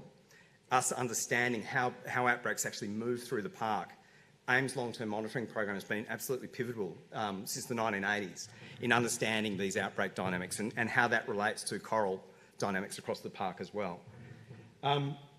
Now, that animation on the left is based on the LTMP monitoring data from 1985 through to 2017. It's showing you that those outbreaks, according to that data set, are essentially initiating on reefs in the vicinity of Lizard Island, between Lizard Island and Port Douglas. As we've marched forward and we've got more data from more areas, we're realising that there may be more than one initiation area of these outbreaks. And in fact, this current initiation area may be further north than what we once thought. So Morgan Pratchett again and team are doing some really interesting work in that space. And interestingly, up in the Torres Strait, we have an outbreak underway right now, and TSRA are looking to mobilise COTS control in the Torres Strait, largely learning from what we've learnt here in the GBR, but applying some of their own unique attributes that they need to in the Torres Strait. So we will see increasingly coordinated COTS control efforts across the northern boundary of the Great Barrier Reef Marine Park. So I'm looking forward to helping TSRA and working with them to deliver that. Now, we are currently in the fourth outbreak of these things since the 1960s. Each one of those outbreaks lasts somewhere around about 15 years or so. We know that this zoning plan that we've had in place now in 2024, the 20th anniversary of the zoning plan that was introduced in 2004, has generated enormous benefits for the marine park generally, in terms of fish populations, coral protection, direct and indirect coral protection effects, plus Crown-of-Thorns Starfish outbreaks. So we see lower densities of COTS, so less per unit area on reefs that are closed to fishing versus those that are open to fishing. And we also see that protected reefs, green zone reefs, are less susceptible to outbreaks than reefs that are open to fishing. So those two things together are pretty important outcomes of a zoning plan, right? It's in some ways it's exceeded the basic expectations that we had of this thing when it was put in place in 2003. And this wasn't the first time we did zoning. This had to be scaled up from what was introduced in the late 80s, when we had only 5% of the reefs in the marine park protected as no take. We now went to about a third of the marine park protected. So it was an outstanding step, and hats off. I can see John over there, one of the pivotal people involved in that process. So thank you for the work you did back then, because it's really generated and continues to accrue benefits now. So yeah, well done. So techniques have changed. That photo on the left there is Bob Beeden in the 1970s. Developed an electric shock device for starfish. I don't know how that worked with divers in the water, using electricity. Anyway, interesting. We tried a lot of things. We tried running lines of quicklime across the reef to try and fence them into certain areas. We tried netting them, trapping them, all sorts of things, none of which were particularly effective. Obviously, picking them out of the water and moving them was dangerous and slow and just totally inefficient. It was really when we started injecting them with chemicals. But the early injection methods actually involved multiple injections. You had to inject every arm. Some starfish have 17 arms.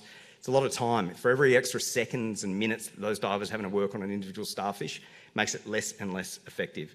So the single shot technique, and we use household vinegar, of all things, the cure-all. And that was since only about 2013, 2014.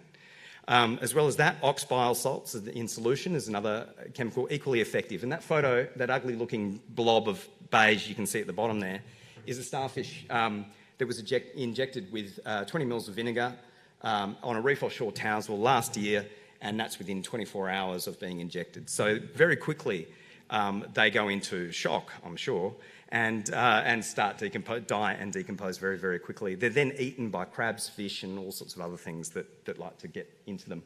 Now, I've got a photo of the hotspot up there, and there has been a bit of a misconception over years that we've got teams of robots out there doing this COTS control. No, we don't, just for the record. It's humans. And unsurprisingly, humans are pretty damn effective at overfishing things when we put our mind to them. Yeah, so yeah, look, you know, COTS control divers, they're amazingly effective. We've got about 120 of them employed across the fleet at the moment. So this program is a big employer of people as well. Included in that is huge opportunities for traditional owner involvement and participation in the program. There's been a lot of capacity building work that's been done. Collectively, it's been an outstanding program for many reasons, not just the coral protection that it generates. An exciting area of research that's currently funded under the COTS Control Innovation Program, and Mary will talk to you more about that soon, is some fairly pioneering research in semiochemical work, which is essentially trying to generate baits or attractants that may be effective for Crown-of-Thorns starfish. And if we can concentrate them at certain areas of the reef, it may make them much more effective and efficient to cull. So this is still in the future. And I'm not saying we may not have a robot in the future that helps us do the job, but for the foreseeable future, we've got humans doing it. Okay, so the COTS program objective, of course, is to protect coral. We're not trying to eradicate these animals. They're a natural part of the ecosystem. All we need to do is suppress their numbers to levels that are sustainable for coral growth and recovery. Essentially, coral needs to grow faster than the rate at which the Crown-of-Thorns starfish are eating it. And it's a pretty simple objective, right? And you can see that if I click that button again, which I should have done before, you can see the expanding spatial footprint of the COTS control program on that map on the right. From the early 2000s, we had one vessel on the water. It was largely led by AMPTO. I don't know if Gareth's in the room still. Hi, Gareth.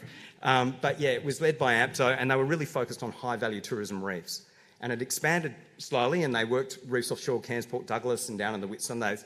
But it was really not until fairly recently where we've had a much greater level of capacity in the program. We've had 3, 4, 5, 6 vessels currently in the program, and we're able to action reefs right throughout the marine park. So you can see with 6 vessels in 23, 24, we're actually able to action somewhere in the ballpark of 150 to 200 reefs in a year. And they are not just site scale impacts. These are entire small R reef, individual reefs, clusters of reefs, regions, and broadly across the marine park. So it's proving very effective at scale. Now, the timeline during this current outbreak, during the 4th outbreak that started in about 2010, has moved pretty quickly. Of course, we've seen some big developments. We've mobilised additional resources. You can see the number of vessels across the bottom of the slide there. But it's been, importantly, driven by important advances in the science. And one of them is the IPM strategy that was put in place by Cameron Fletcher is here, thanks Cam and team. So that work was funded under the National Environment Science Program from 2014 onward, and really was a step change in terms of how we systematically control individual reefs. It didn't tell us which reefs to go to. That's a separate process that we run. It told us what to do when we get to those reefs, right? So how do we go about doing it? Now, obviously this period was also punctuated with various government reports that came out, outlook reports, the Reef Blueprint first in 2017 and now in 2024, just been released, and the COT Strategic Management Framework. All of these things have helped us to leverage the government for funding and ongoing secure money for the program. As well as that, of course, there's been a whole swag of disturbance events, cyclones and bleaching events that have impacted the reef and shaken it up, to the point where we've increasingly realised that COTS control is something that we can do at scale to keep more coral on the reef now. All right, so as I said, prioritising reefs is probably one of the most important things we need to do in terms of the strategy and tactics of this program. How do we optimise to put the vessels in the right places at the right times? So it's very important that we do that based on the best available science. We draw on numerous sources of data to do that. Field intelligence from the Reef Joint Field Management Program and the AIMS long-term monitoring program is pivotal, as well as that modelling outputs that come. And I don't know if any of you caught Sam Matthews' talk, but Sam's been an absolute hero in developing these dashboards and dealing with all these variable data sources to a point where we can actually interpret it, visualise it, and use it to make management decisions. So it's been an outstanding process and it continues to evolve. But yeah, hats off to Sam and everybody involved. Okay, so where we've landed in recent years is that we've got a long list of priority reefs, and there's currently 500 of those, and they're distributed right throughout the marine park. These reefs are vulnerable to COTS outbreaks at various stages of the outbreak cycle, but they're not all vulnerable every year. So every year we go through a prioritisation process to identify the target reefs, and these are a subset of that longer priority list which we're targeting for COTS control in any given year. These places are at risk from COTS outbreaks now, and they have enough coral on them to justify protection. Okay, so when we get to each one of these reefs, we apply the IPM. The first thing we do is mandatow the perimeter. That allows us to identify where the COTS aggregations are, to steer the cull effort to the right places at the right time, obviously very important. We also use RIS, the Reef Health Impact Surveys, around the perimeter of the reef to give us a bit of a more in-depth picture of coral community structure, impacts to the reef, coral community dynamics. We then deploy the cull teams into those cull sites, and each one of those little polygons you can see around that picture of Davies Reef is around about 10 hectares in size.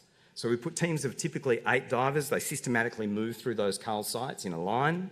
They sweep through, they identify COTS and COTS scars. They find the animals. They give them a single shot or a double shot sometimes of vinegar or oxbile salts, and we kill them. And we move through the site. But we can systematically target and systematically close reefs, and that allows us to work our way through the park. Again, where we go is super important, that the observations that we receive from the field, the reconnaissance that we receive from the RJFMP and the LTMP, super important to us being able to do what we do properly. Okay, and some outcomes that we're seeing so far. Of course, we're actioning a couple of hundred reefs a year. We're investing, in average years, around about 20,000 diver hours across the fleet. So it's a lot of time, a lot of hours. But we are protecting tens to hundreds of thousands of hectares of reef habitat every year. That's a lot of area. So keeping that coral on the reef is incredibly important to empower adaptation of this ecosystem and to allow these winners, the natural winners that pass through these mortality bottlenecks, like the current bleaching event, they need to be the ones that spawn in the next generation. Right, so we've seen some outcomes. If any of you caught Sam Matthews' talk, you would have already seen this. I think Roger had this slide up this morning. Essentially, on reefs which don't have COTS outbreaks, we see net gains in coral cover each year. Anything to the right of that dotted line is coral covers going up. Anything to the left, coral covers going down. So on reefs which have outbreaks, but we do not do any COTS control, we lose coral, and we lose somewhere in the order of 3.5% per year on average, with the distribution around it. Places that we attribute effort, COTS control effort to these reefs, we're able to either reduce the loss of coral, essentially halve the loss, or amplify the gains and get a good proportion of the coral increases that we see on reefs that are not outbreaking at all.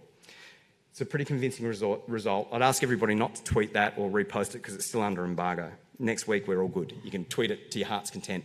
But for now, please keep it on the lowdown. Okay, so this is when we're scaling up from an individual reef scale to a region, right? This is the AIM sectors here. And I'm not going to labour the details, but what you can see is in those green distributions there, essentially you've got the third outbreak in grey and the fourth outbreak in green.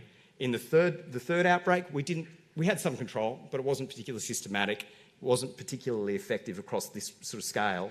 And it's a pretty big difference, both in terms of the COTS density that we were able to suppress to and the amount of coral we were able to protect.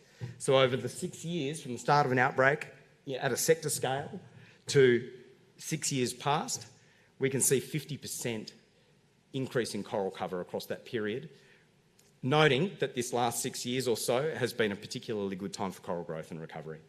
So that may not be the case when the system's getting increasingly shaken up. Remains to be seen. But for now, we know that this can be achieved. Why does it all matter? Of course, when these corals pass through these major mortality events, bleaching, cyclone, others, it's often not all of them that die. There's going to be some that live. For one reason or another, we don't necessarily understand the physiology, the genetics, the reasons why one coral colony has survived whereas its nearest neighbour has died. But whatever it is that's special about that coral that's made it through, we need to perpetuate that. We need to keep that coral in the system. We need to let it spawn, we need to let it produce babies that are then distributed to reefs and replenish other reefs that have been degraded. We can do that at scale, we can do it across hundreds of reefs, but we can't do it without science that informs every step of this program. I'd like to pass over to Mary and let her talk you through some of the work that's been done under the COTS Control Innovation Program. Thanks.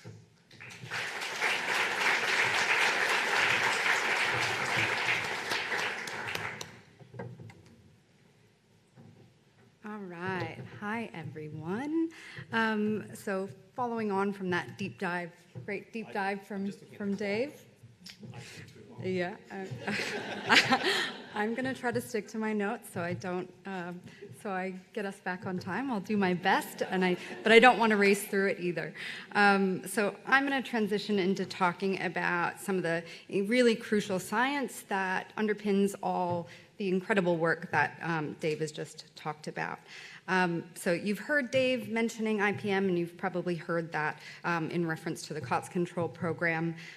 This has really been a world-first application of that technique in a marine context, but IPM has its origins in terrestrial agriculture, where it was introduced as in the 1970s as an alternative to using toxic pesticides like DDT.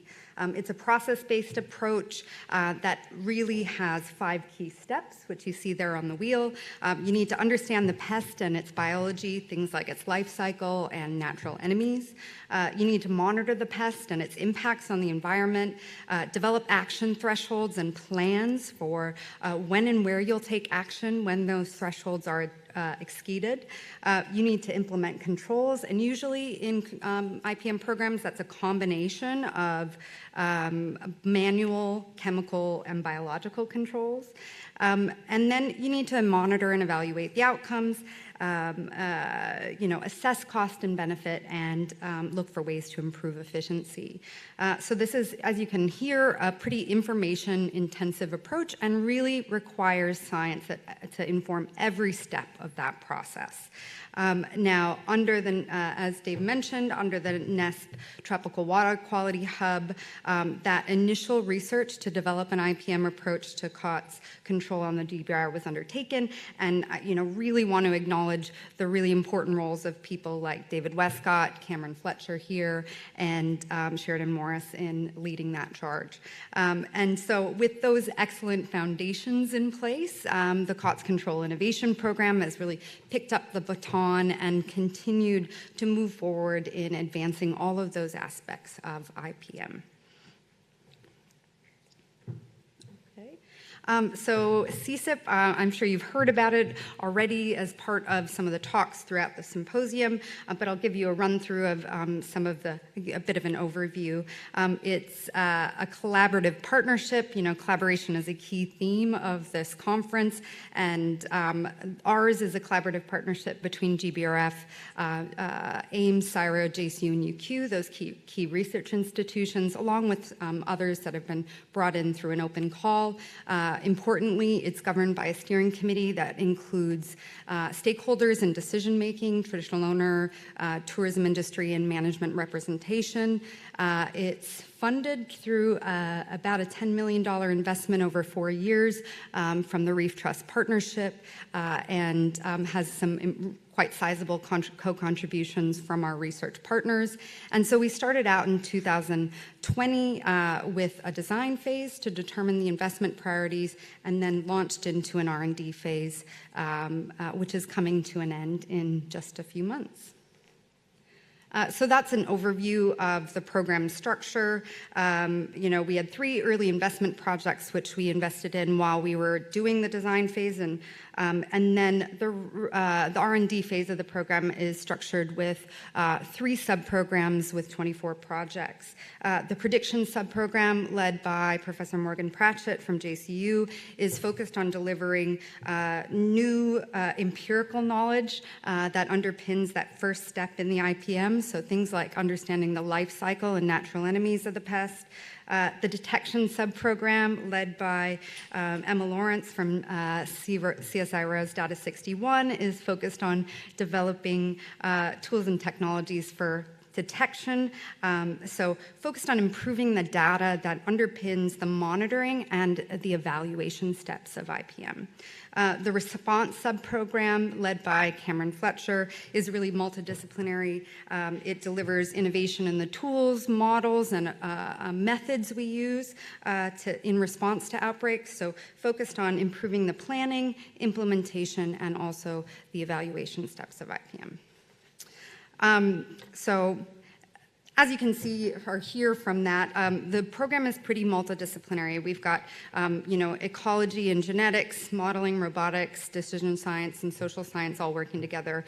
And I think Manu had a horrendogram in his talk earlier today, and I think that's a pretty horrendogram too. So I'm not expecting you to read that in any way, but all I wanted to, kind of convey with that is that we have an impact framework that helps to show how all the different parts of the program are contributing to achieving a common set of goals. And ultimately, of course, our mission is to improve prediction, detection, and response to outbreaks, and deliver benefits to the health of the GBR and associated communities. And before I talk about some of the research highlights, I wanted to talk about the fact that the innovation that we're doing comes not just from technically what we've done, but how we go about doing it. So the partnership and governance model for the program really helps to embed principles of collaboration and shared purpose across all those people and organizations that are involved in the mission. The design phase was a really important step because it brought together experts across disciplines to co-develop research proposals. And that, was probably uncomfortable at times because it means that you have to show your cards and trust each other a little bit. But the benefit is that it helps you kind of bridge some of those institutional and disciplinary silos, and meant that we could design a program that has integrated research where we see connections across the projects in the program. So ultimately the whole is greater than the sum of its parts. And if you're seeing some of the CSIP talks across the symposium, you'll notice a lot of them are referencing some of their colleagues and other work that they're using or is informing what they do. Another important step here is that we've emphasized engagement with stakeholders throughout the research. So researchers, managers, control crews are working together throughout the research process, testing and trialing those new ideas with the people that are going to be using them. And we're also, another theme we're hearing throughout this conference is the connection with each other and the relationships we're building. So we've invested in doing that. So we have regular catch-ups with the team through workshops like that that photo there, and most of the people in that photo are here in this room or presenting as part of the projects in the symposium. So I just want to say what a privilege it is to work with all of you out there, and I have, the fun job now of maybe giving a little highlights reel of some of the work that is being done. So CSIP has addressed key knowledge gaps that improve our understanding of outbreak drivers and their management. Dave has already alluded to this, but Morgan Pratchett and team has led demographic monitoring of COTS populations across 4 regions of the Great Barrier Reef, the northern and far northern Great Barrier Reef, and revealed that there are elevated densities of highly fecund and large starfish in the far northern Great Barrier Reef ahead of the buildup that we're starting to see in the typical initiation zones. So that really suggests we need to rethink our assumptions about where these outbreaks initiate. At the same time, we're investigating the role of natural enemies, so predators, in helping us manage these outbreaks. So for example, Kenny Wolf, Pete Mumby, and others have collaborated on some work where they've tested over 100 rubble-dwelling predators and identified 30 novel species that consume these juvenile starfish really early post-settlement, including that one that's highlighted there, which is decorator crab that consumes up to 20 starfish a day, so likely to play an important role locally in population suppression.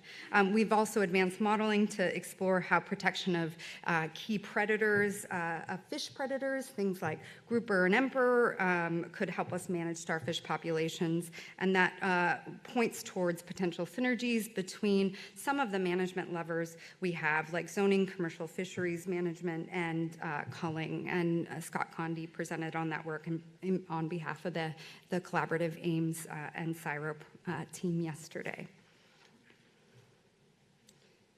So we've also been working to address a key management challenge in that COTS are cryptic and really patchily distributed in space and time, which makes it really tricky to detect and monitor outbreaks across an area as big as the Great Barrier Reef.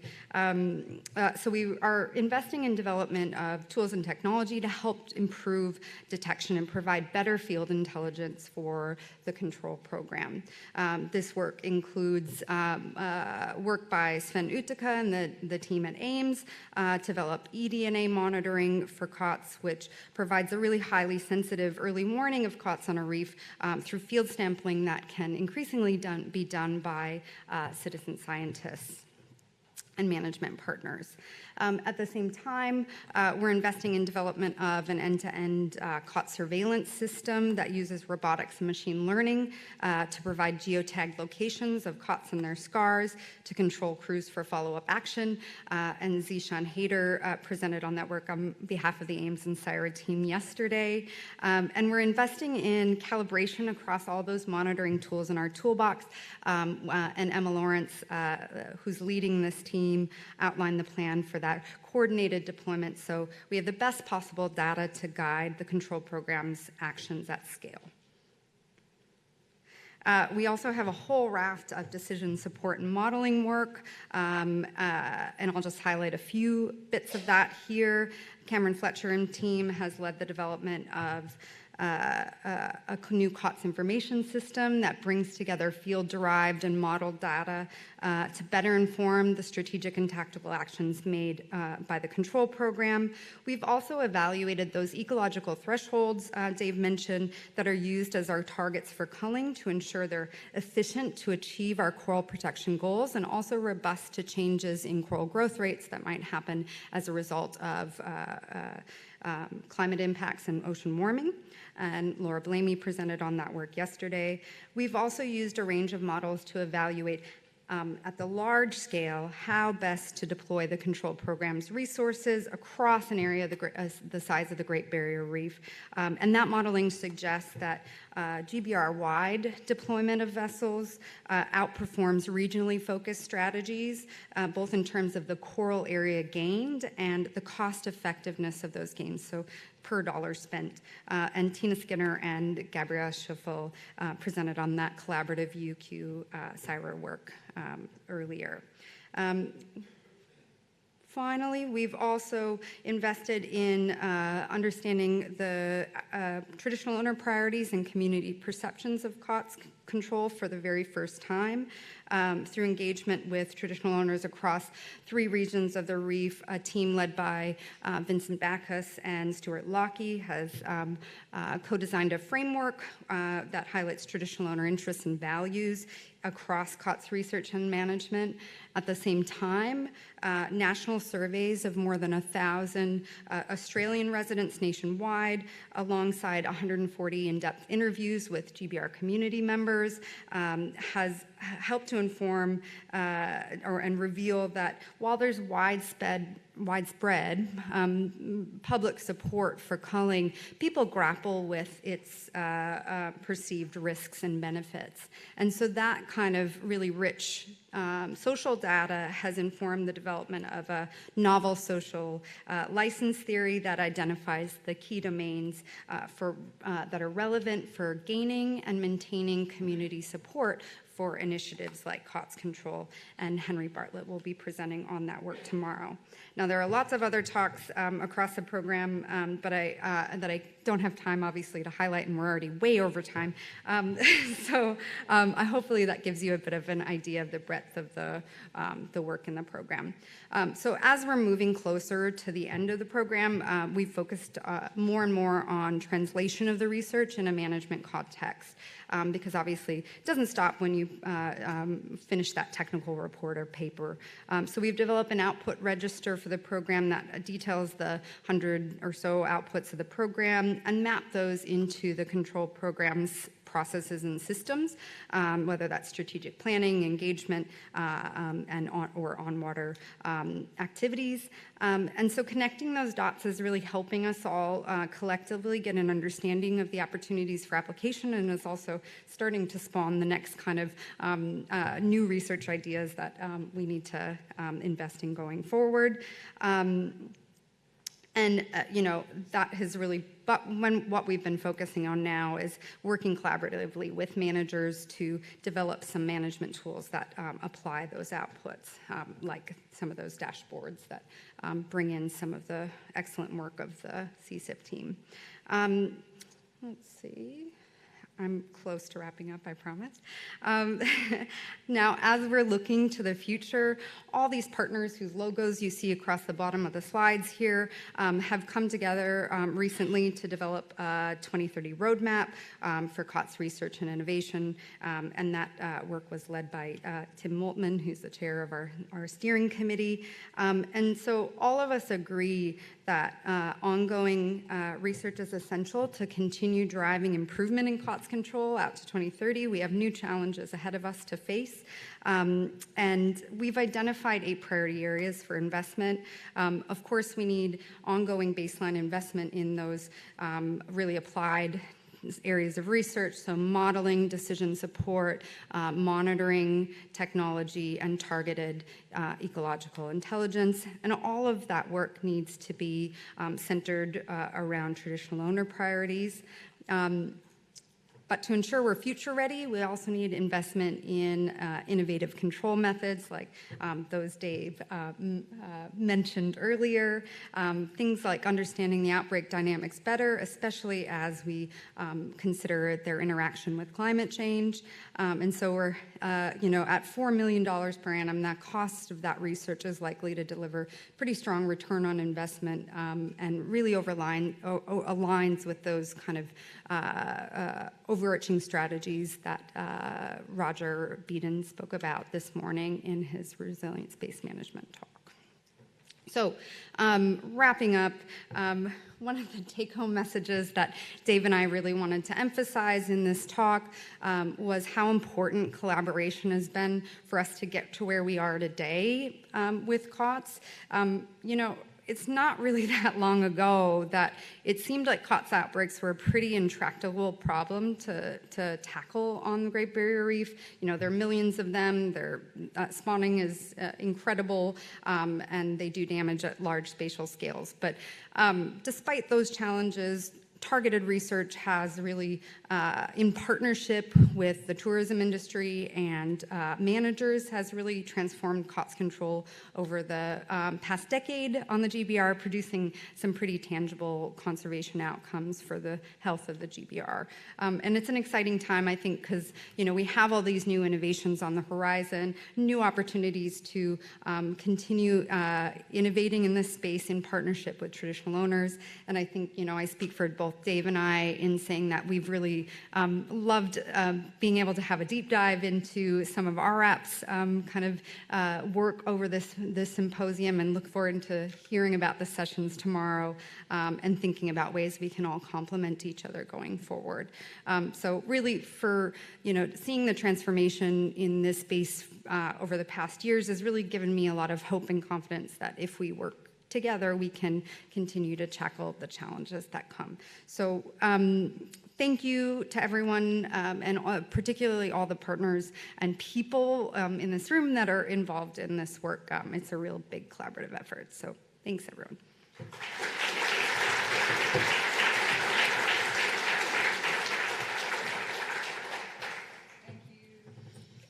Thank you so much, Mary and Dave, for a wonderful talk. We have not much time for questions, but I think we should take 2 from the floor if people have questions. So please make your way down to the microphones. I'll stand awkwardly until someone arrives. I'll rock awkwardly. Surely. Come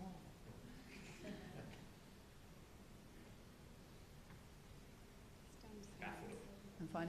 I'm feeling more awkward by the second. Thank you, Carl.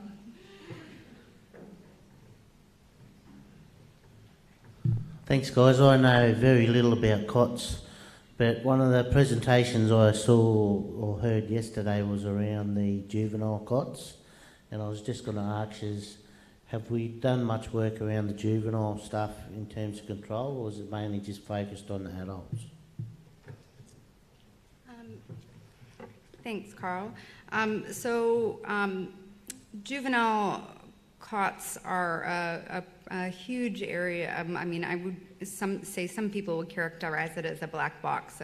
We've started, and there's been lots of work to try to understand settlement and early post-settlement survival of COTS. We're doing a little bit of that in CSIP. There's plenty more to understand in that space, though. I know, right? Sick 'em. Any more questions from the floor? Okay, then join me in thanking Dave and Mary once again.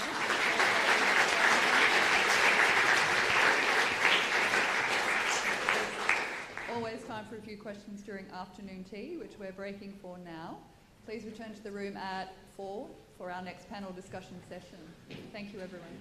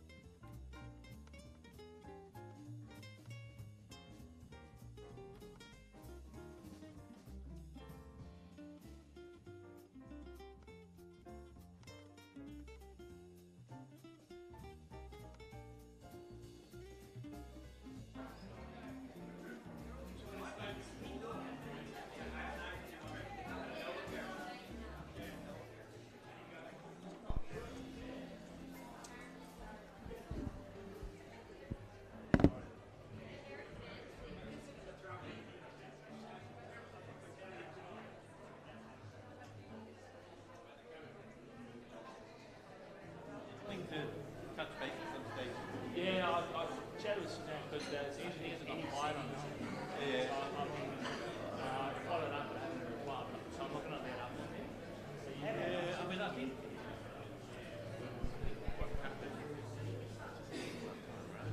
Not enough time, and I think they felt a little bit overwhelmed. Keep going.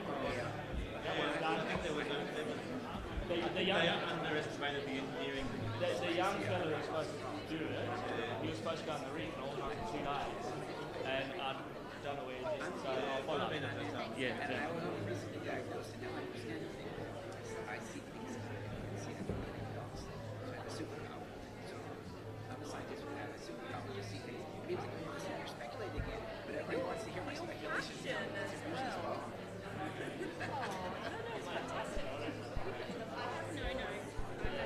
You have a handicapped person on the stage. You didn't know it. That light's in eyes. Ian, where's your chair?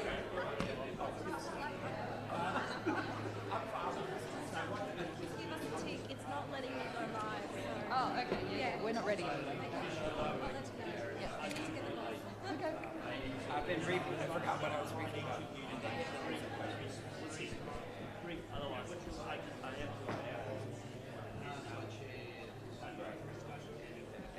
And so, what's the general topic again? What's it say? From the global to local. Okay, there it is. Right. Set. Oh, I'm glad I have a cheat sheet.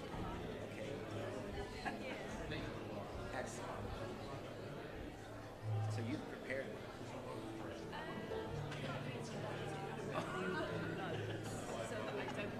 Yeah.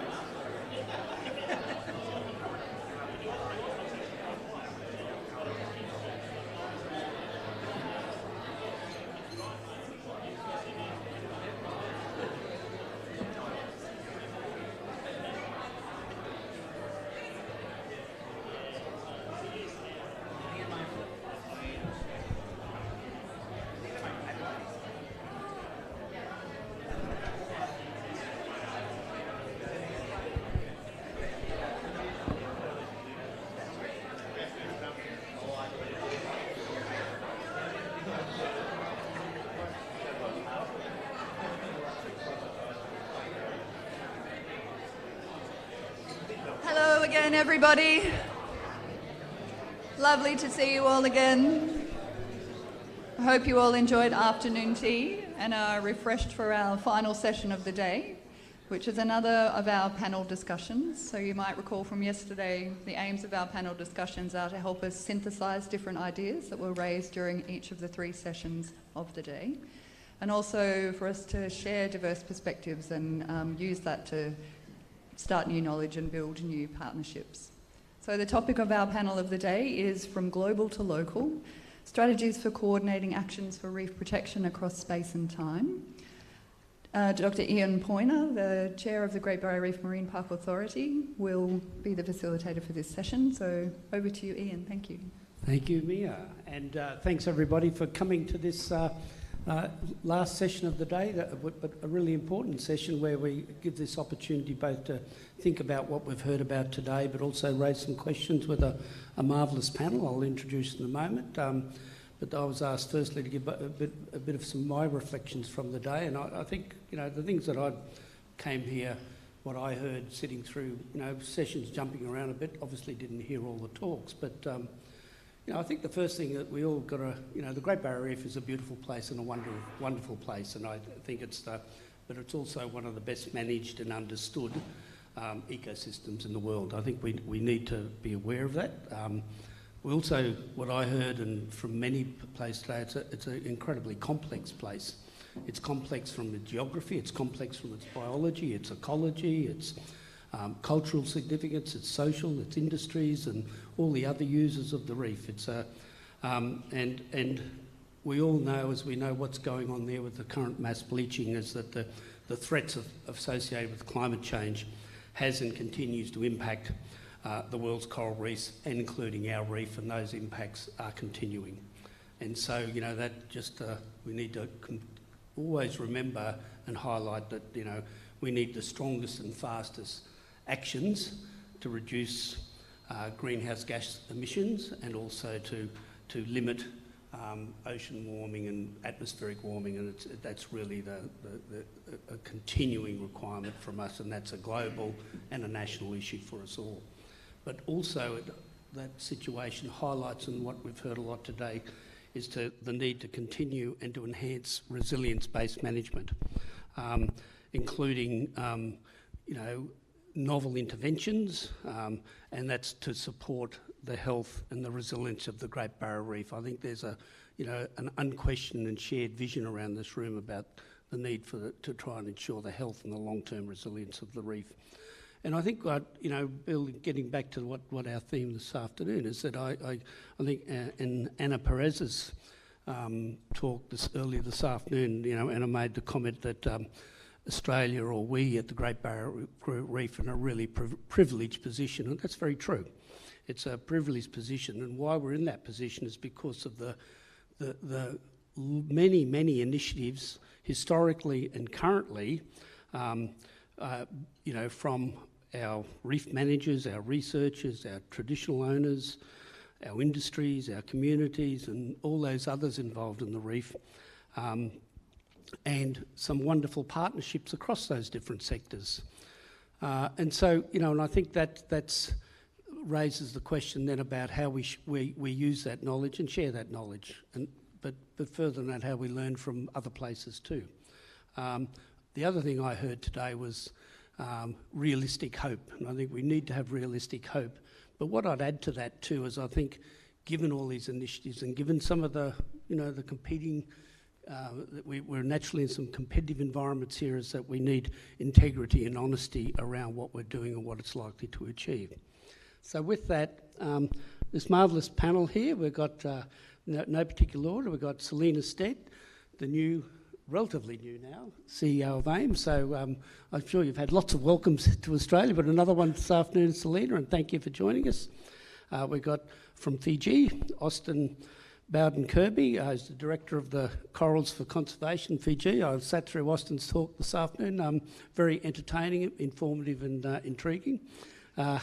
We've got Teresa Fife, the Executive Director of Projects and Partnerships from the Great Barrier Reef Foundation, and Gareth Phillips, the well-known and Director of the, CEO, sorry, not a Director, I'm CEO of the Association of Marine Park Tourism Operators. So it's a really good, diverse panel, and just invite each of them to say a sentence or two about what you heard today.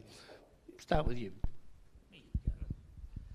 You sure you want to start with me? Because those who know me know I could take all the time. But I can take it back from Okay. Fair enough.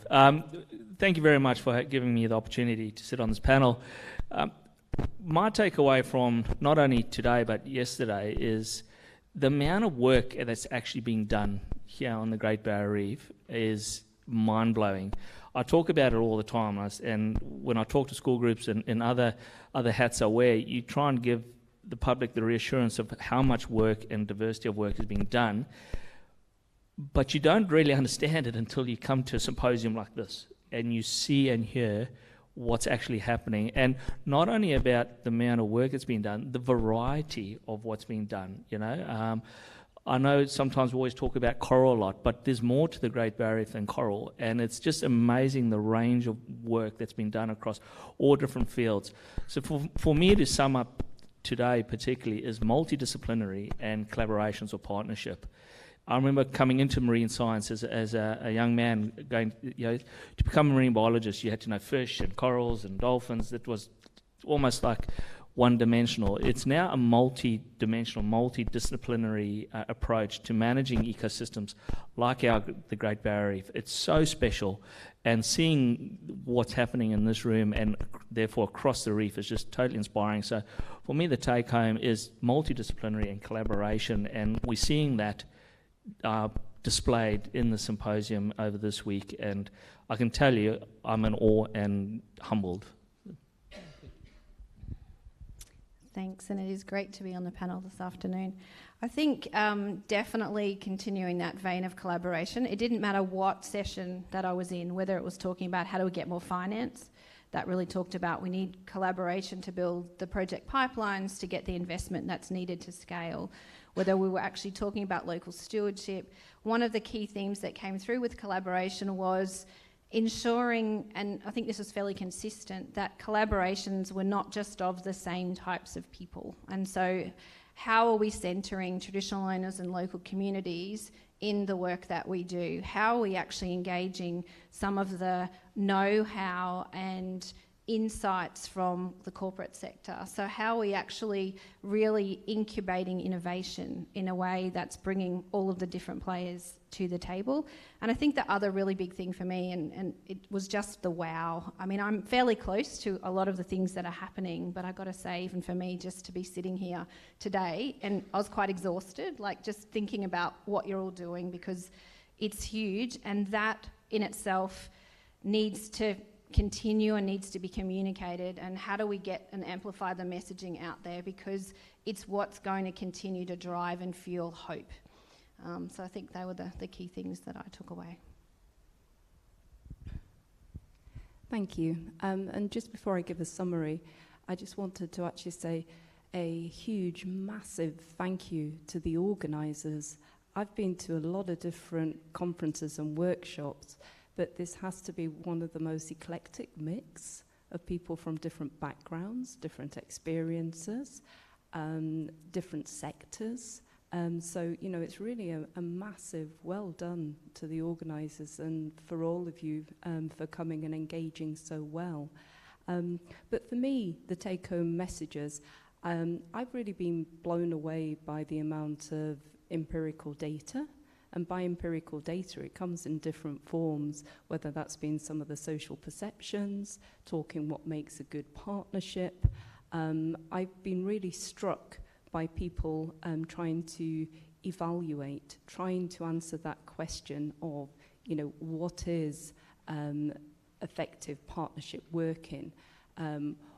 Where is the evidence to support what you need to do? And I really see the data, whether that's on individual species, individual habitats, if it's at a local scale, a community, a regional, a national, global, looking at different parts of the world.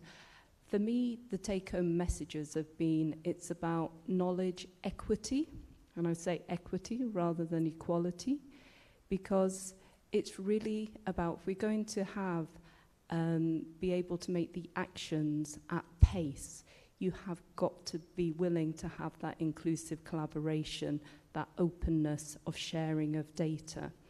And I think one of the final take-home messages is what came out really clear in a number of talks to me, is that seeing is believing. You really need to be able to demonstrate, if you want to sustain engagement in these programs and at a speed that we really do need to make things happen now, and to make sure that we get that visibility of why there is the urgency for the action on the Great Barrier Reef. I just, again, applaud all the talks, all the presenters, everybody that's here. But again, my big plea when my opening statement was about implementation is difficult and expensive. But if you've got inclusive collaboration and people are open and they're transparent and they trust, I really do believe that you can make that difference at scale that is required. So those were my main take-home messages. Yeah, I would like to thank whatever organization paid my way here from Fiji. Thank you. I don't even know who did, but seriously. But my take-home message is that I feel so hopeful because I was here in 2018 at that meeting, and you have learned so much. You have learned to collaborate, and you've learned so much, and I feel that you're like building a fire of truth, a fire of power here. We can feel it in the Pacific, but we're so cold. We don't have the warmth of this amazing capacity that you have here. So, and the rumor that you're coming our way has been the best thing I've heard. We feel so lonely and isolated, and to come here, it's been like a thirsty, dried-up raisin turning into a grape. You know, it's a sultana, you call it here, right? Seriously, the people that I've met are so precious. Seriously, you don't know how precious you are. Seriously, amazing things are happening. So I feel more hope than ever. It's realistic, though, because I work on the forefront of coral reef collapse in Kiribati, where they've had 27-degree heating weeks 1 year, and another one 20, another one 25, another one 18, another one 20, year after year after year. And mostly the corals are extinct now. They're locally extinct, many species on these atolls. And I came here with the vision of depression, thinking, oh my God. But also I came here to try to share with you the vision of what we can learn there. And if you reach out there on the forefront of the collapse, you will learn lessons that can help your reefs to survive into the future. And this regional approach is absolutely essential for your survival, okay? And we need to form an army of light against these forces of darkness called climate change. And an army who has a strategy, they have generals, they have sergeants, they have troops. And the Indigenous people of Australia will be your troops, along with the tourism industry, along with kids in the schools. And I saw that hope because I see it happening. And so I have hope because I have you. So, as you know, coral reefs are the first ecosystem that is collapsing in the face of climate change. This is the first system, and we are on the leading edge of the movement to save these reefs. If we can save coral reefs, we can save this world. And if we fail, we're not going to save this world. So you are the most important people in the world. Thank you, Edmund, though I...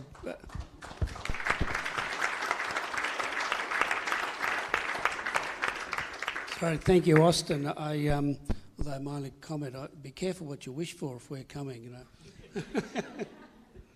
But no, but I think that raises a really interesting, before we open it up to general questions, both here in the room and on those tuning in remotely. I guess, you know, we've heard a lot about the very positive comments there, and it's a wonderful sort of feeling around the room here and in this meeting, but these meetings don't happen that often, and I think there is still some gaps in terms of how we engage with each other, and certainly some significant gaps in how we engage internationally. And when an engagement internationally, Austin, I think your point there, and I think it's a really clear point, is that it's a two-way process. We learn as much as you learn from us. I mean, that was very clear in the Coral Reef, Pacific Coral Reef Initiative meetings held here, when was it, last year? So I guess, you know, we've heard all the good things. So I'd be interested in the panel's perspective if you could do one thing in terms of improving our abilities to coordinate actions, and I think improve our abilities to drive what I'd call knowledge into actual management or change, what do you think you'd do? Me. Do I have to go first? If I had one thing, and the things I don't have one thing, because you only give me one, probably what I'd say is that in Australia we have very high standards of how we operate, particularly out at sea, and that needs to be applauded. But often that comes with legislative and standards that make it quite hard to be, and I'm going to steal a word, Jan, he's going to know who I stole the word from. It makes it hard for us to be nimble, to do those quick responses to putting things on the ground. So having a legislative framework or regulations in place that drive and enable us to have that ability to be adaptable and respond quickly based on, and again, I'm going to use I like your empirical and evidence-based data to respond to the environment, because we all want to do stuff, and talking to a lot of people, I hear that we want to do that, but this, you've got to get over this, we've got to get over that, and quite often it's in that kind of legislative framework kind of space. So make that more adaptable. I think it's think very much about momentum and how important momentum is. And, we all come together around these sort of events, and we are privileged both in terms of the investment that comes into the reef, but also just being able to come together in these sorts of forums and share. So how do we keep this momentum going, but also conscious that there's been a lot of conversations about funding ebbs and flows, and where we sit right now with coral reefs on that precipice, on that tipping point, we need to be able to have the maintenance of that funding into the longer term. That is what is going to have the greatest impact in terms of maintaining the momentum. If we have to stop and restart and stop and restart. And so I think there's the two levels. There's the funding piece, but there's also very much just that amplification of what it feels like to be here. How do we let everybody know that this is what the most amazing minds around coral reefs are achieving? How do we communicate that, and how do we give the general public the tools to go out and actually play a role in saying this work has to continue, we need to do more? So I think that amplification of messaging and the maintenance of the funding, easy, right? For me, I would say improve open access to data, or when I say data, I'm talking about information, knowledge, and I think in particular my colleague Bob Muir, who opened with his presentation, couldn't have explained or showed the importance of capturing the historical data as well, so that we can learn from previous examples of many, many years passed on knowledge. But I can't emphasize enough that we have to find better ways to share, make it openly accessible, and to make sure that we can share that information quickly. I think especially given where we are just now with the coral bleaching event, it is speed as well as access to data. I think that what we need is we're having this intellectual property, or what is it called when you have the indigenous knowledge, where you recognize when you take the information down, you write the people's name down, you give them credit for it. I think we've got to the point where we have to reinvent the academic world so that we have to share things faster than a paper can be published. We have to be able to trust each other. The foundation of every relationship is trust, trustworthiness. And I'm trusting you guys with my heart. You see that. Okay, seriously, I want to have a system invented whereby researchers from around the world can give their best ideas and hypotheses right there in the open at an early stage, and then their names on it. So that we would be a big rush to get the best ideas in the world into this database. These are the ideas, and these are the people who had, a lot of us have the same ideas. So first one, and then the other person can ratify that. Yeah, I've been thinking about this, and I have a graph to share on that data, or whatever. A way of accelerating the exchange of knowledge based upon this trust that we have. You're developing the system with the Indigenous people. Well, it should be also the non-Indigenous people should fall in the same category. I'm throwing ideas around all the time. And I've had people publish papers on them, and they never notice me. But I don't care. But other people do care. So if we could have that trust based upon a system whereby sharing is more, and it might be something you can think of. We can think of a better way of sharing really key things. So what my key thing to share here this time, and I gave away a lot of knowledge because I want you to have it. And whether you cite me or not, I don't care. Because the world has to be saved by saving the coral reefs. So the one thing I have shared that's the most important, that if you don't identify your most resilient corals in the hot pockets, I know you're doing the breeding and that's good, but the hot pockets, the entire holobiont is there. The coral, the bacteria, the algae, whatever we don't even know is there in the hot pockets. And this is a time for removing those, translocating them locally 5 or 10 kilometers into cooler waters so that you preserve them.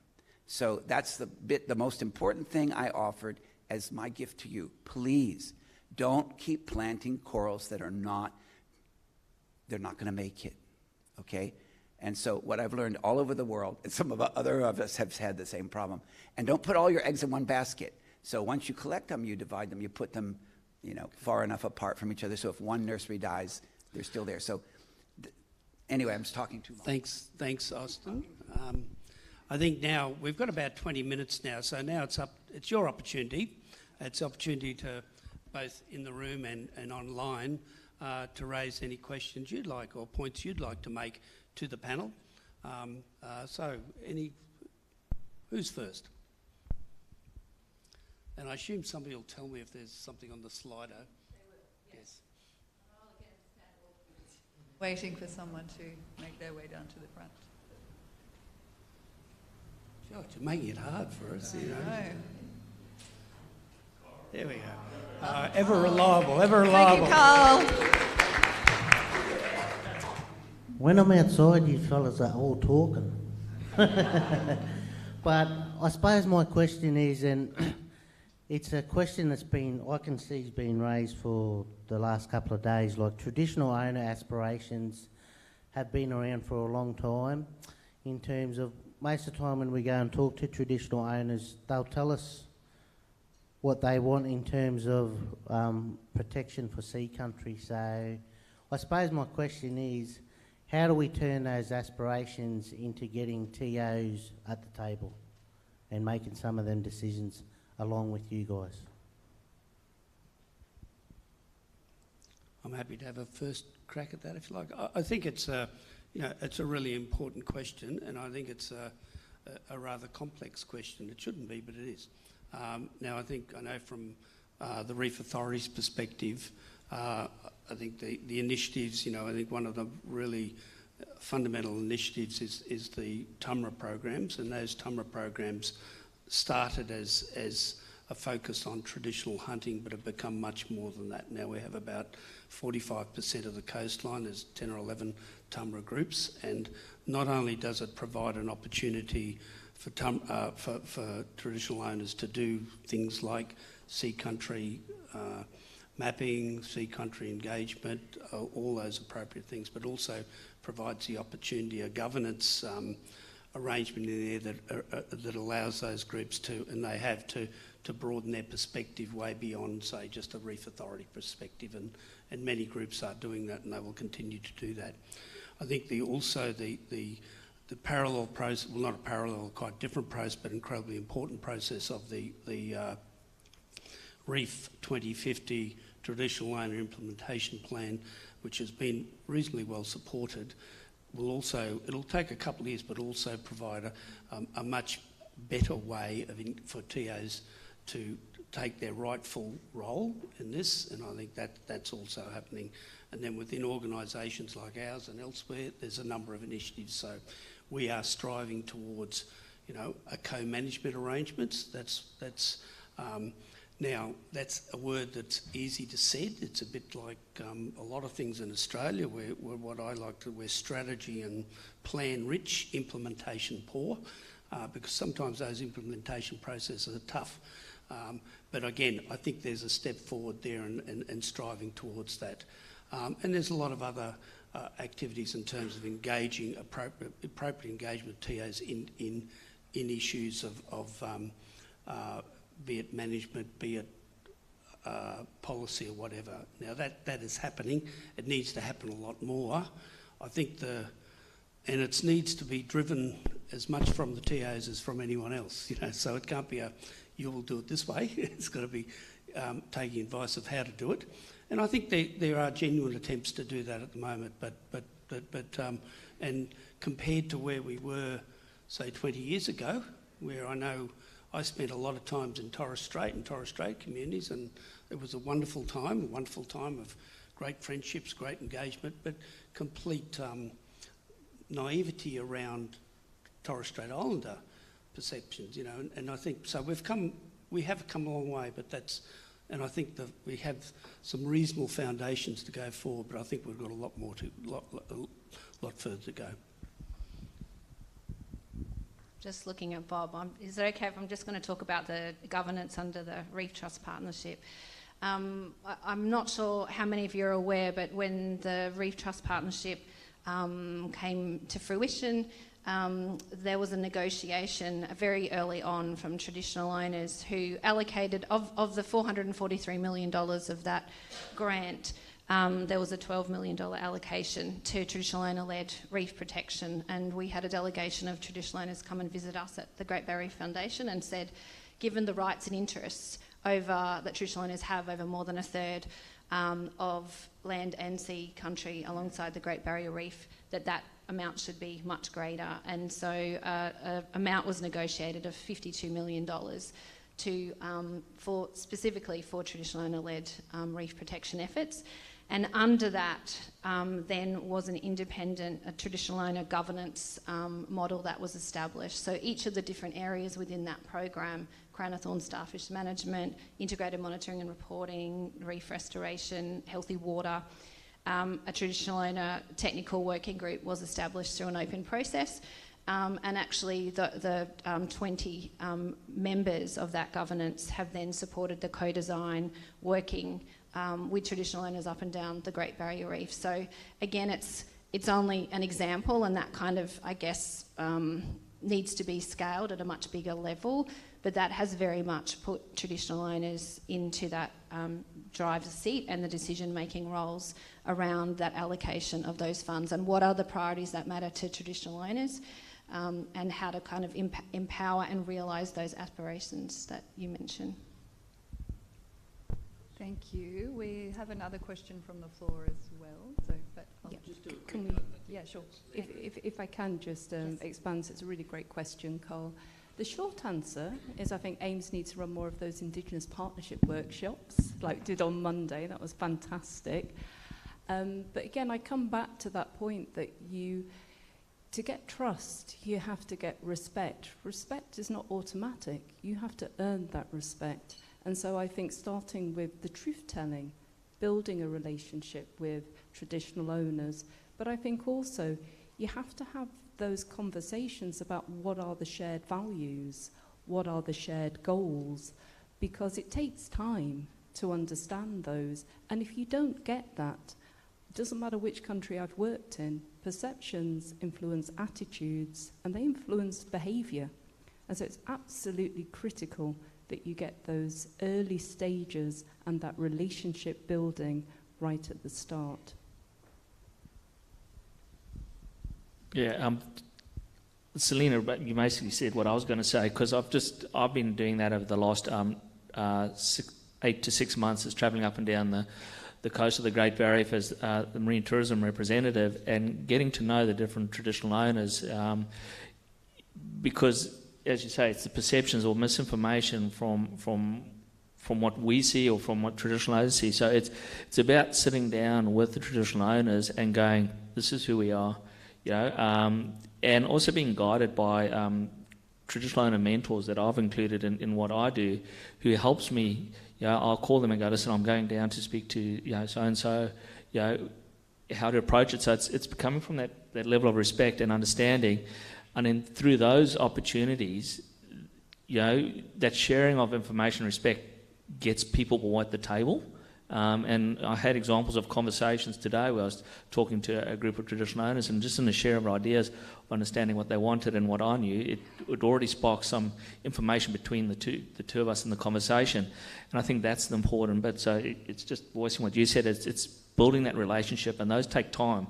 From our perspective, it's often quite tricky. The marine tourism industry is looked, and particularly AMTO is looked at as a large organisation. It's actually only just me. So so one of the challenges in building those relationships is regular contact to show being genuine about the relationship. And those are some of the challenges that I see as I continue my the traditional owner engagement for the tourism industry, is how do I maintain that and allocate my time to doing that. So these are challenges we keep doing, but it is about that relationship and trust. So you have that understanding from what we can do and what traditional aspirations are, and then that way you have stronger outcomes for both, and everyone's at the table. Thank you. We've got the question from Slido. Oh. Yeah, good afternoon, gentlemen. First, I want to acknowledge the traditional owners of Cairns, Gimwe, the traditional name. I'm from Torres Strait. I'm a traditional owner member on the RIMREP working group for GBR. Nice to meet you, and I saw your name there as the chair, so I thought I'd take this opportunity. More of a comment, really. Watching all the presentations over the last few days, it all goes up to the Cape, but the Torres Strait, if you take that line away, that's humanly made, the Great Barrier Reef actually is a part of Torres Strait, and probably beyond Papua New Guinea. So, I take the comment, if we're going to save the world, we need to protect the reef. So we consider ourselves to be a marine species, of Torres Strait traditional owners. That's our economic base, and I would like to, seek your support to, push all the beautiful work that we do into the Torres Strait, so that you've got a full set of data instead of, just up to the Cape. And I think, if we're going to have an outcome in the time frame that I hear everyone talking about, and I think we need to get up there and work. I mean, Torres Strait's open for business. We with the effects of climate change and all of that sort of stuff, and I think we've got an environmental land and sea program up there, and I think there needs to be, we talk about collaboration and integration, and I think that really needs to happen. And I think, looking at all the M's behind all the dollar signs and all the figures, I think, there's that it really needs to get up there, and I just wanted to put that on the floor. If we have international brother here, then I think, we should be there. Thank you. Okay, I really do think that the Torres Strait Islands would be the best jumping off point to work in the Pacific, because they are Pacific people. And the people of Milne Bay Province in Papua New Guinea, they have a language, it's understandable between the two, apparently. That's what I've heard. So use the Torres Strait as a bridge. And really, seriously, there's this wonderful offer by a traditional custodian. They want more work from you guys to extend up. Now, I heard the story that it's when you formed the Great Barrier Reef 30 years ago? Was it 30 years ago? More than 30? 40, 50? 49, almost 50. Okay, when the government was establishing the Great Barrier Reef, which is great, the marine park, but the Torres Strait leaders said, they're trying to take over our resources, and they rebelled, and they got government to give it to them.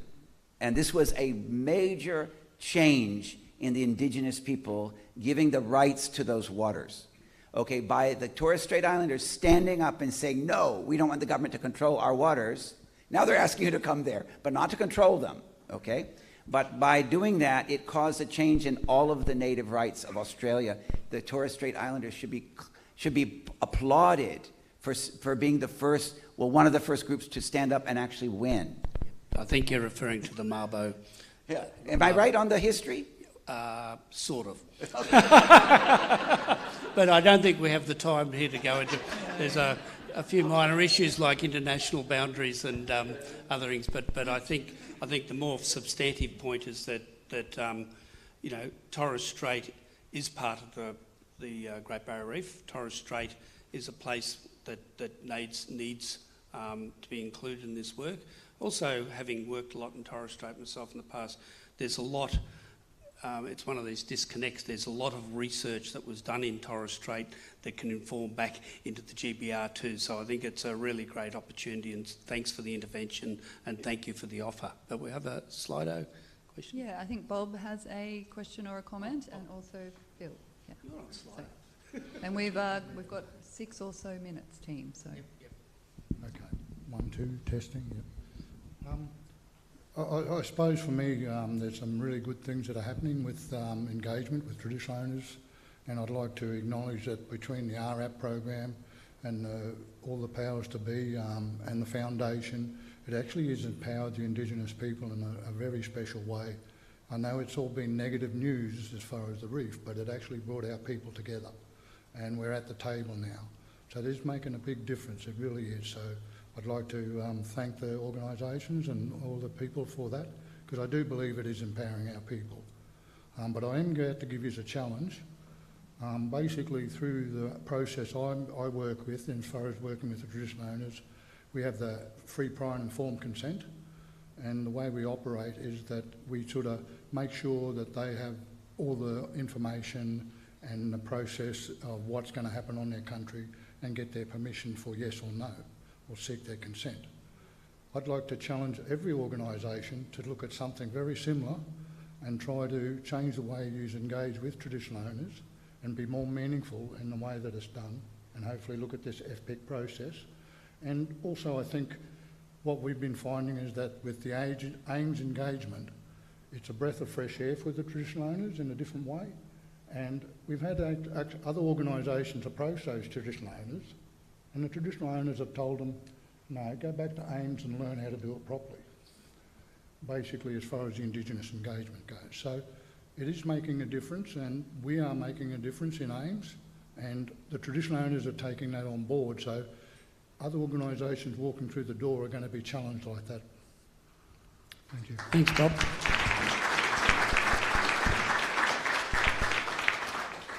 We have another question over here. Thank you very much. Phil Laycock, Cairns Port Douglas Reef Hub. We've heard much about scaling and the need to scale, and it's going to be very at the centre of the future of our Great Barrier Reef. We've heard much about the wonderful leaps forward in including traditional owners as central partners in this process as well. I want to ask the panel about how we should, prioritise the site-based intervention work that's been done over the last 8 to 10 years in particular, I guess, whether it be a site-based intervention on Bob's country, coral nurture, Mars reef stars, all of those sorts of things. Where should we be prioritising those in our strategic planning when we're thinking about, expanding on scale? I'll just share a brief thought about that myself. I mean, it's these areas that are generally most accessible to our community, to our cultural partners as well. So the value of being able to access these sites and seeing these things really, the benefits of this kind of scalable aspiration we have, I feel is really important. But I do sense that in some conversations that are being had, scale is being put there as really the thing that we need to focus on completely. I just think there's going to be some significant value in maintaining a lot of the site-based wins that we've had to ensure we bring the community, the public along with us. Thank you. Anybody want to make a comment on that? We'll start with Selena. Okay, very that's quick. Very quick. 1 minute. Okay. We've got a few minutes, and we'll get the scaling is very important, but what we're looking at is the way you scale is through communities, through tourism industry, through Indigenous communities, and we have to empower them, and we have to make sure that they're well managed and so forth, and educated as a process. But when you scale, we also have to involve the corals and the fish. If we want to scale, using the natural recovery process. We need to start looking at natural processes. We don't know enough yet. This is so new that we're all talking about numbers and numbers, but it needs to be based upon more ecological data that we don't have yet.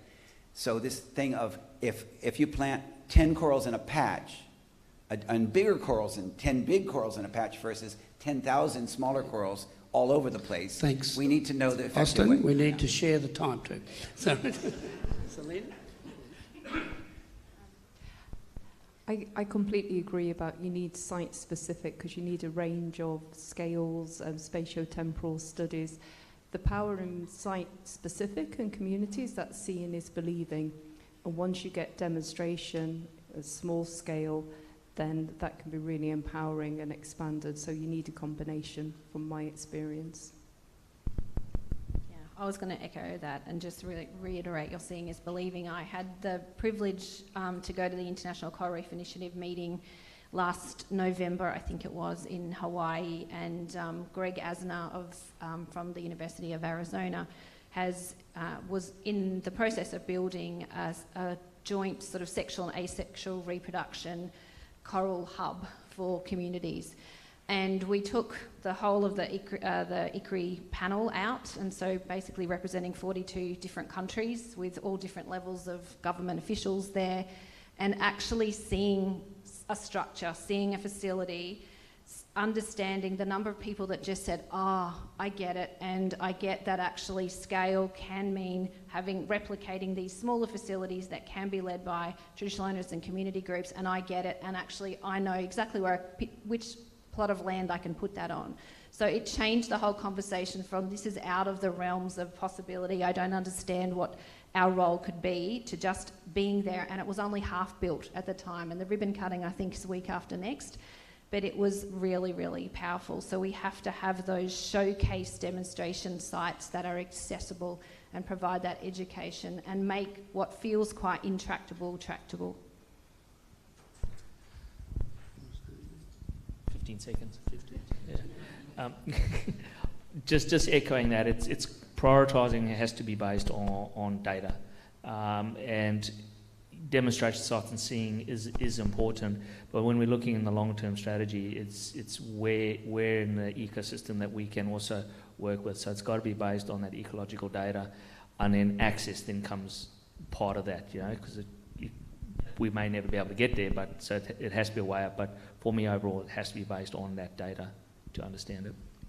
The only thing I'd add to that, getting back to the GBR, I think we've got I'd sort of step one further back. I think we have clarity about objective. I mean, there's a number of reasons why you might want to intervene or restore.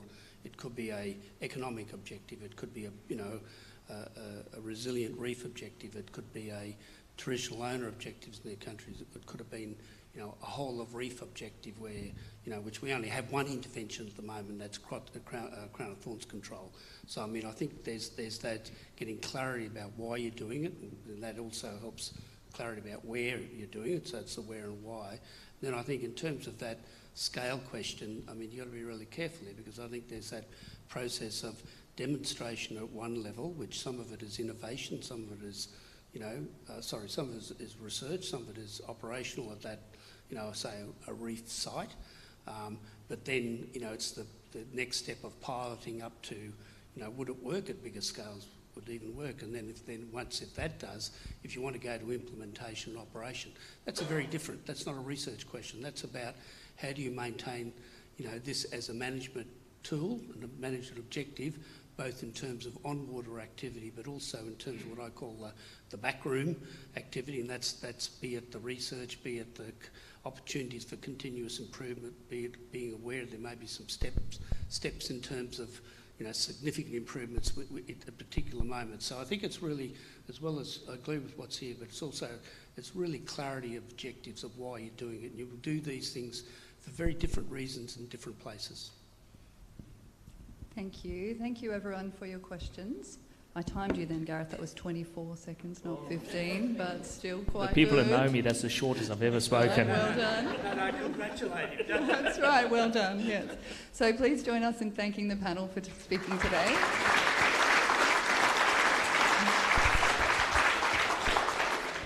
A quick update from me about tomorrow morning. So we're commencing here at 8:30 again tomorrow with a plenary from Justine Bell-James from UQ, talking about restoration at scale, legal barriers and enablers. And then we'll have a session with some talks led by our traditional owners. So really looking forward to those talks as well. A few talks in that session.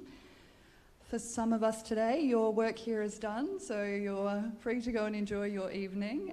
For some of us, we have a small-scale networking event that is held at the Chambers. It's close by. I have a map, so we will exit the venue and go across the pedestrian crossing out that way. We turn right and then left. It's on the corner of Lake and Spence Street, about 2 minutes walk away. Follow me. I have a map. Thank you so much for today, everyone. It's been a fantastic day. Thank you.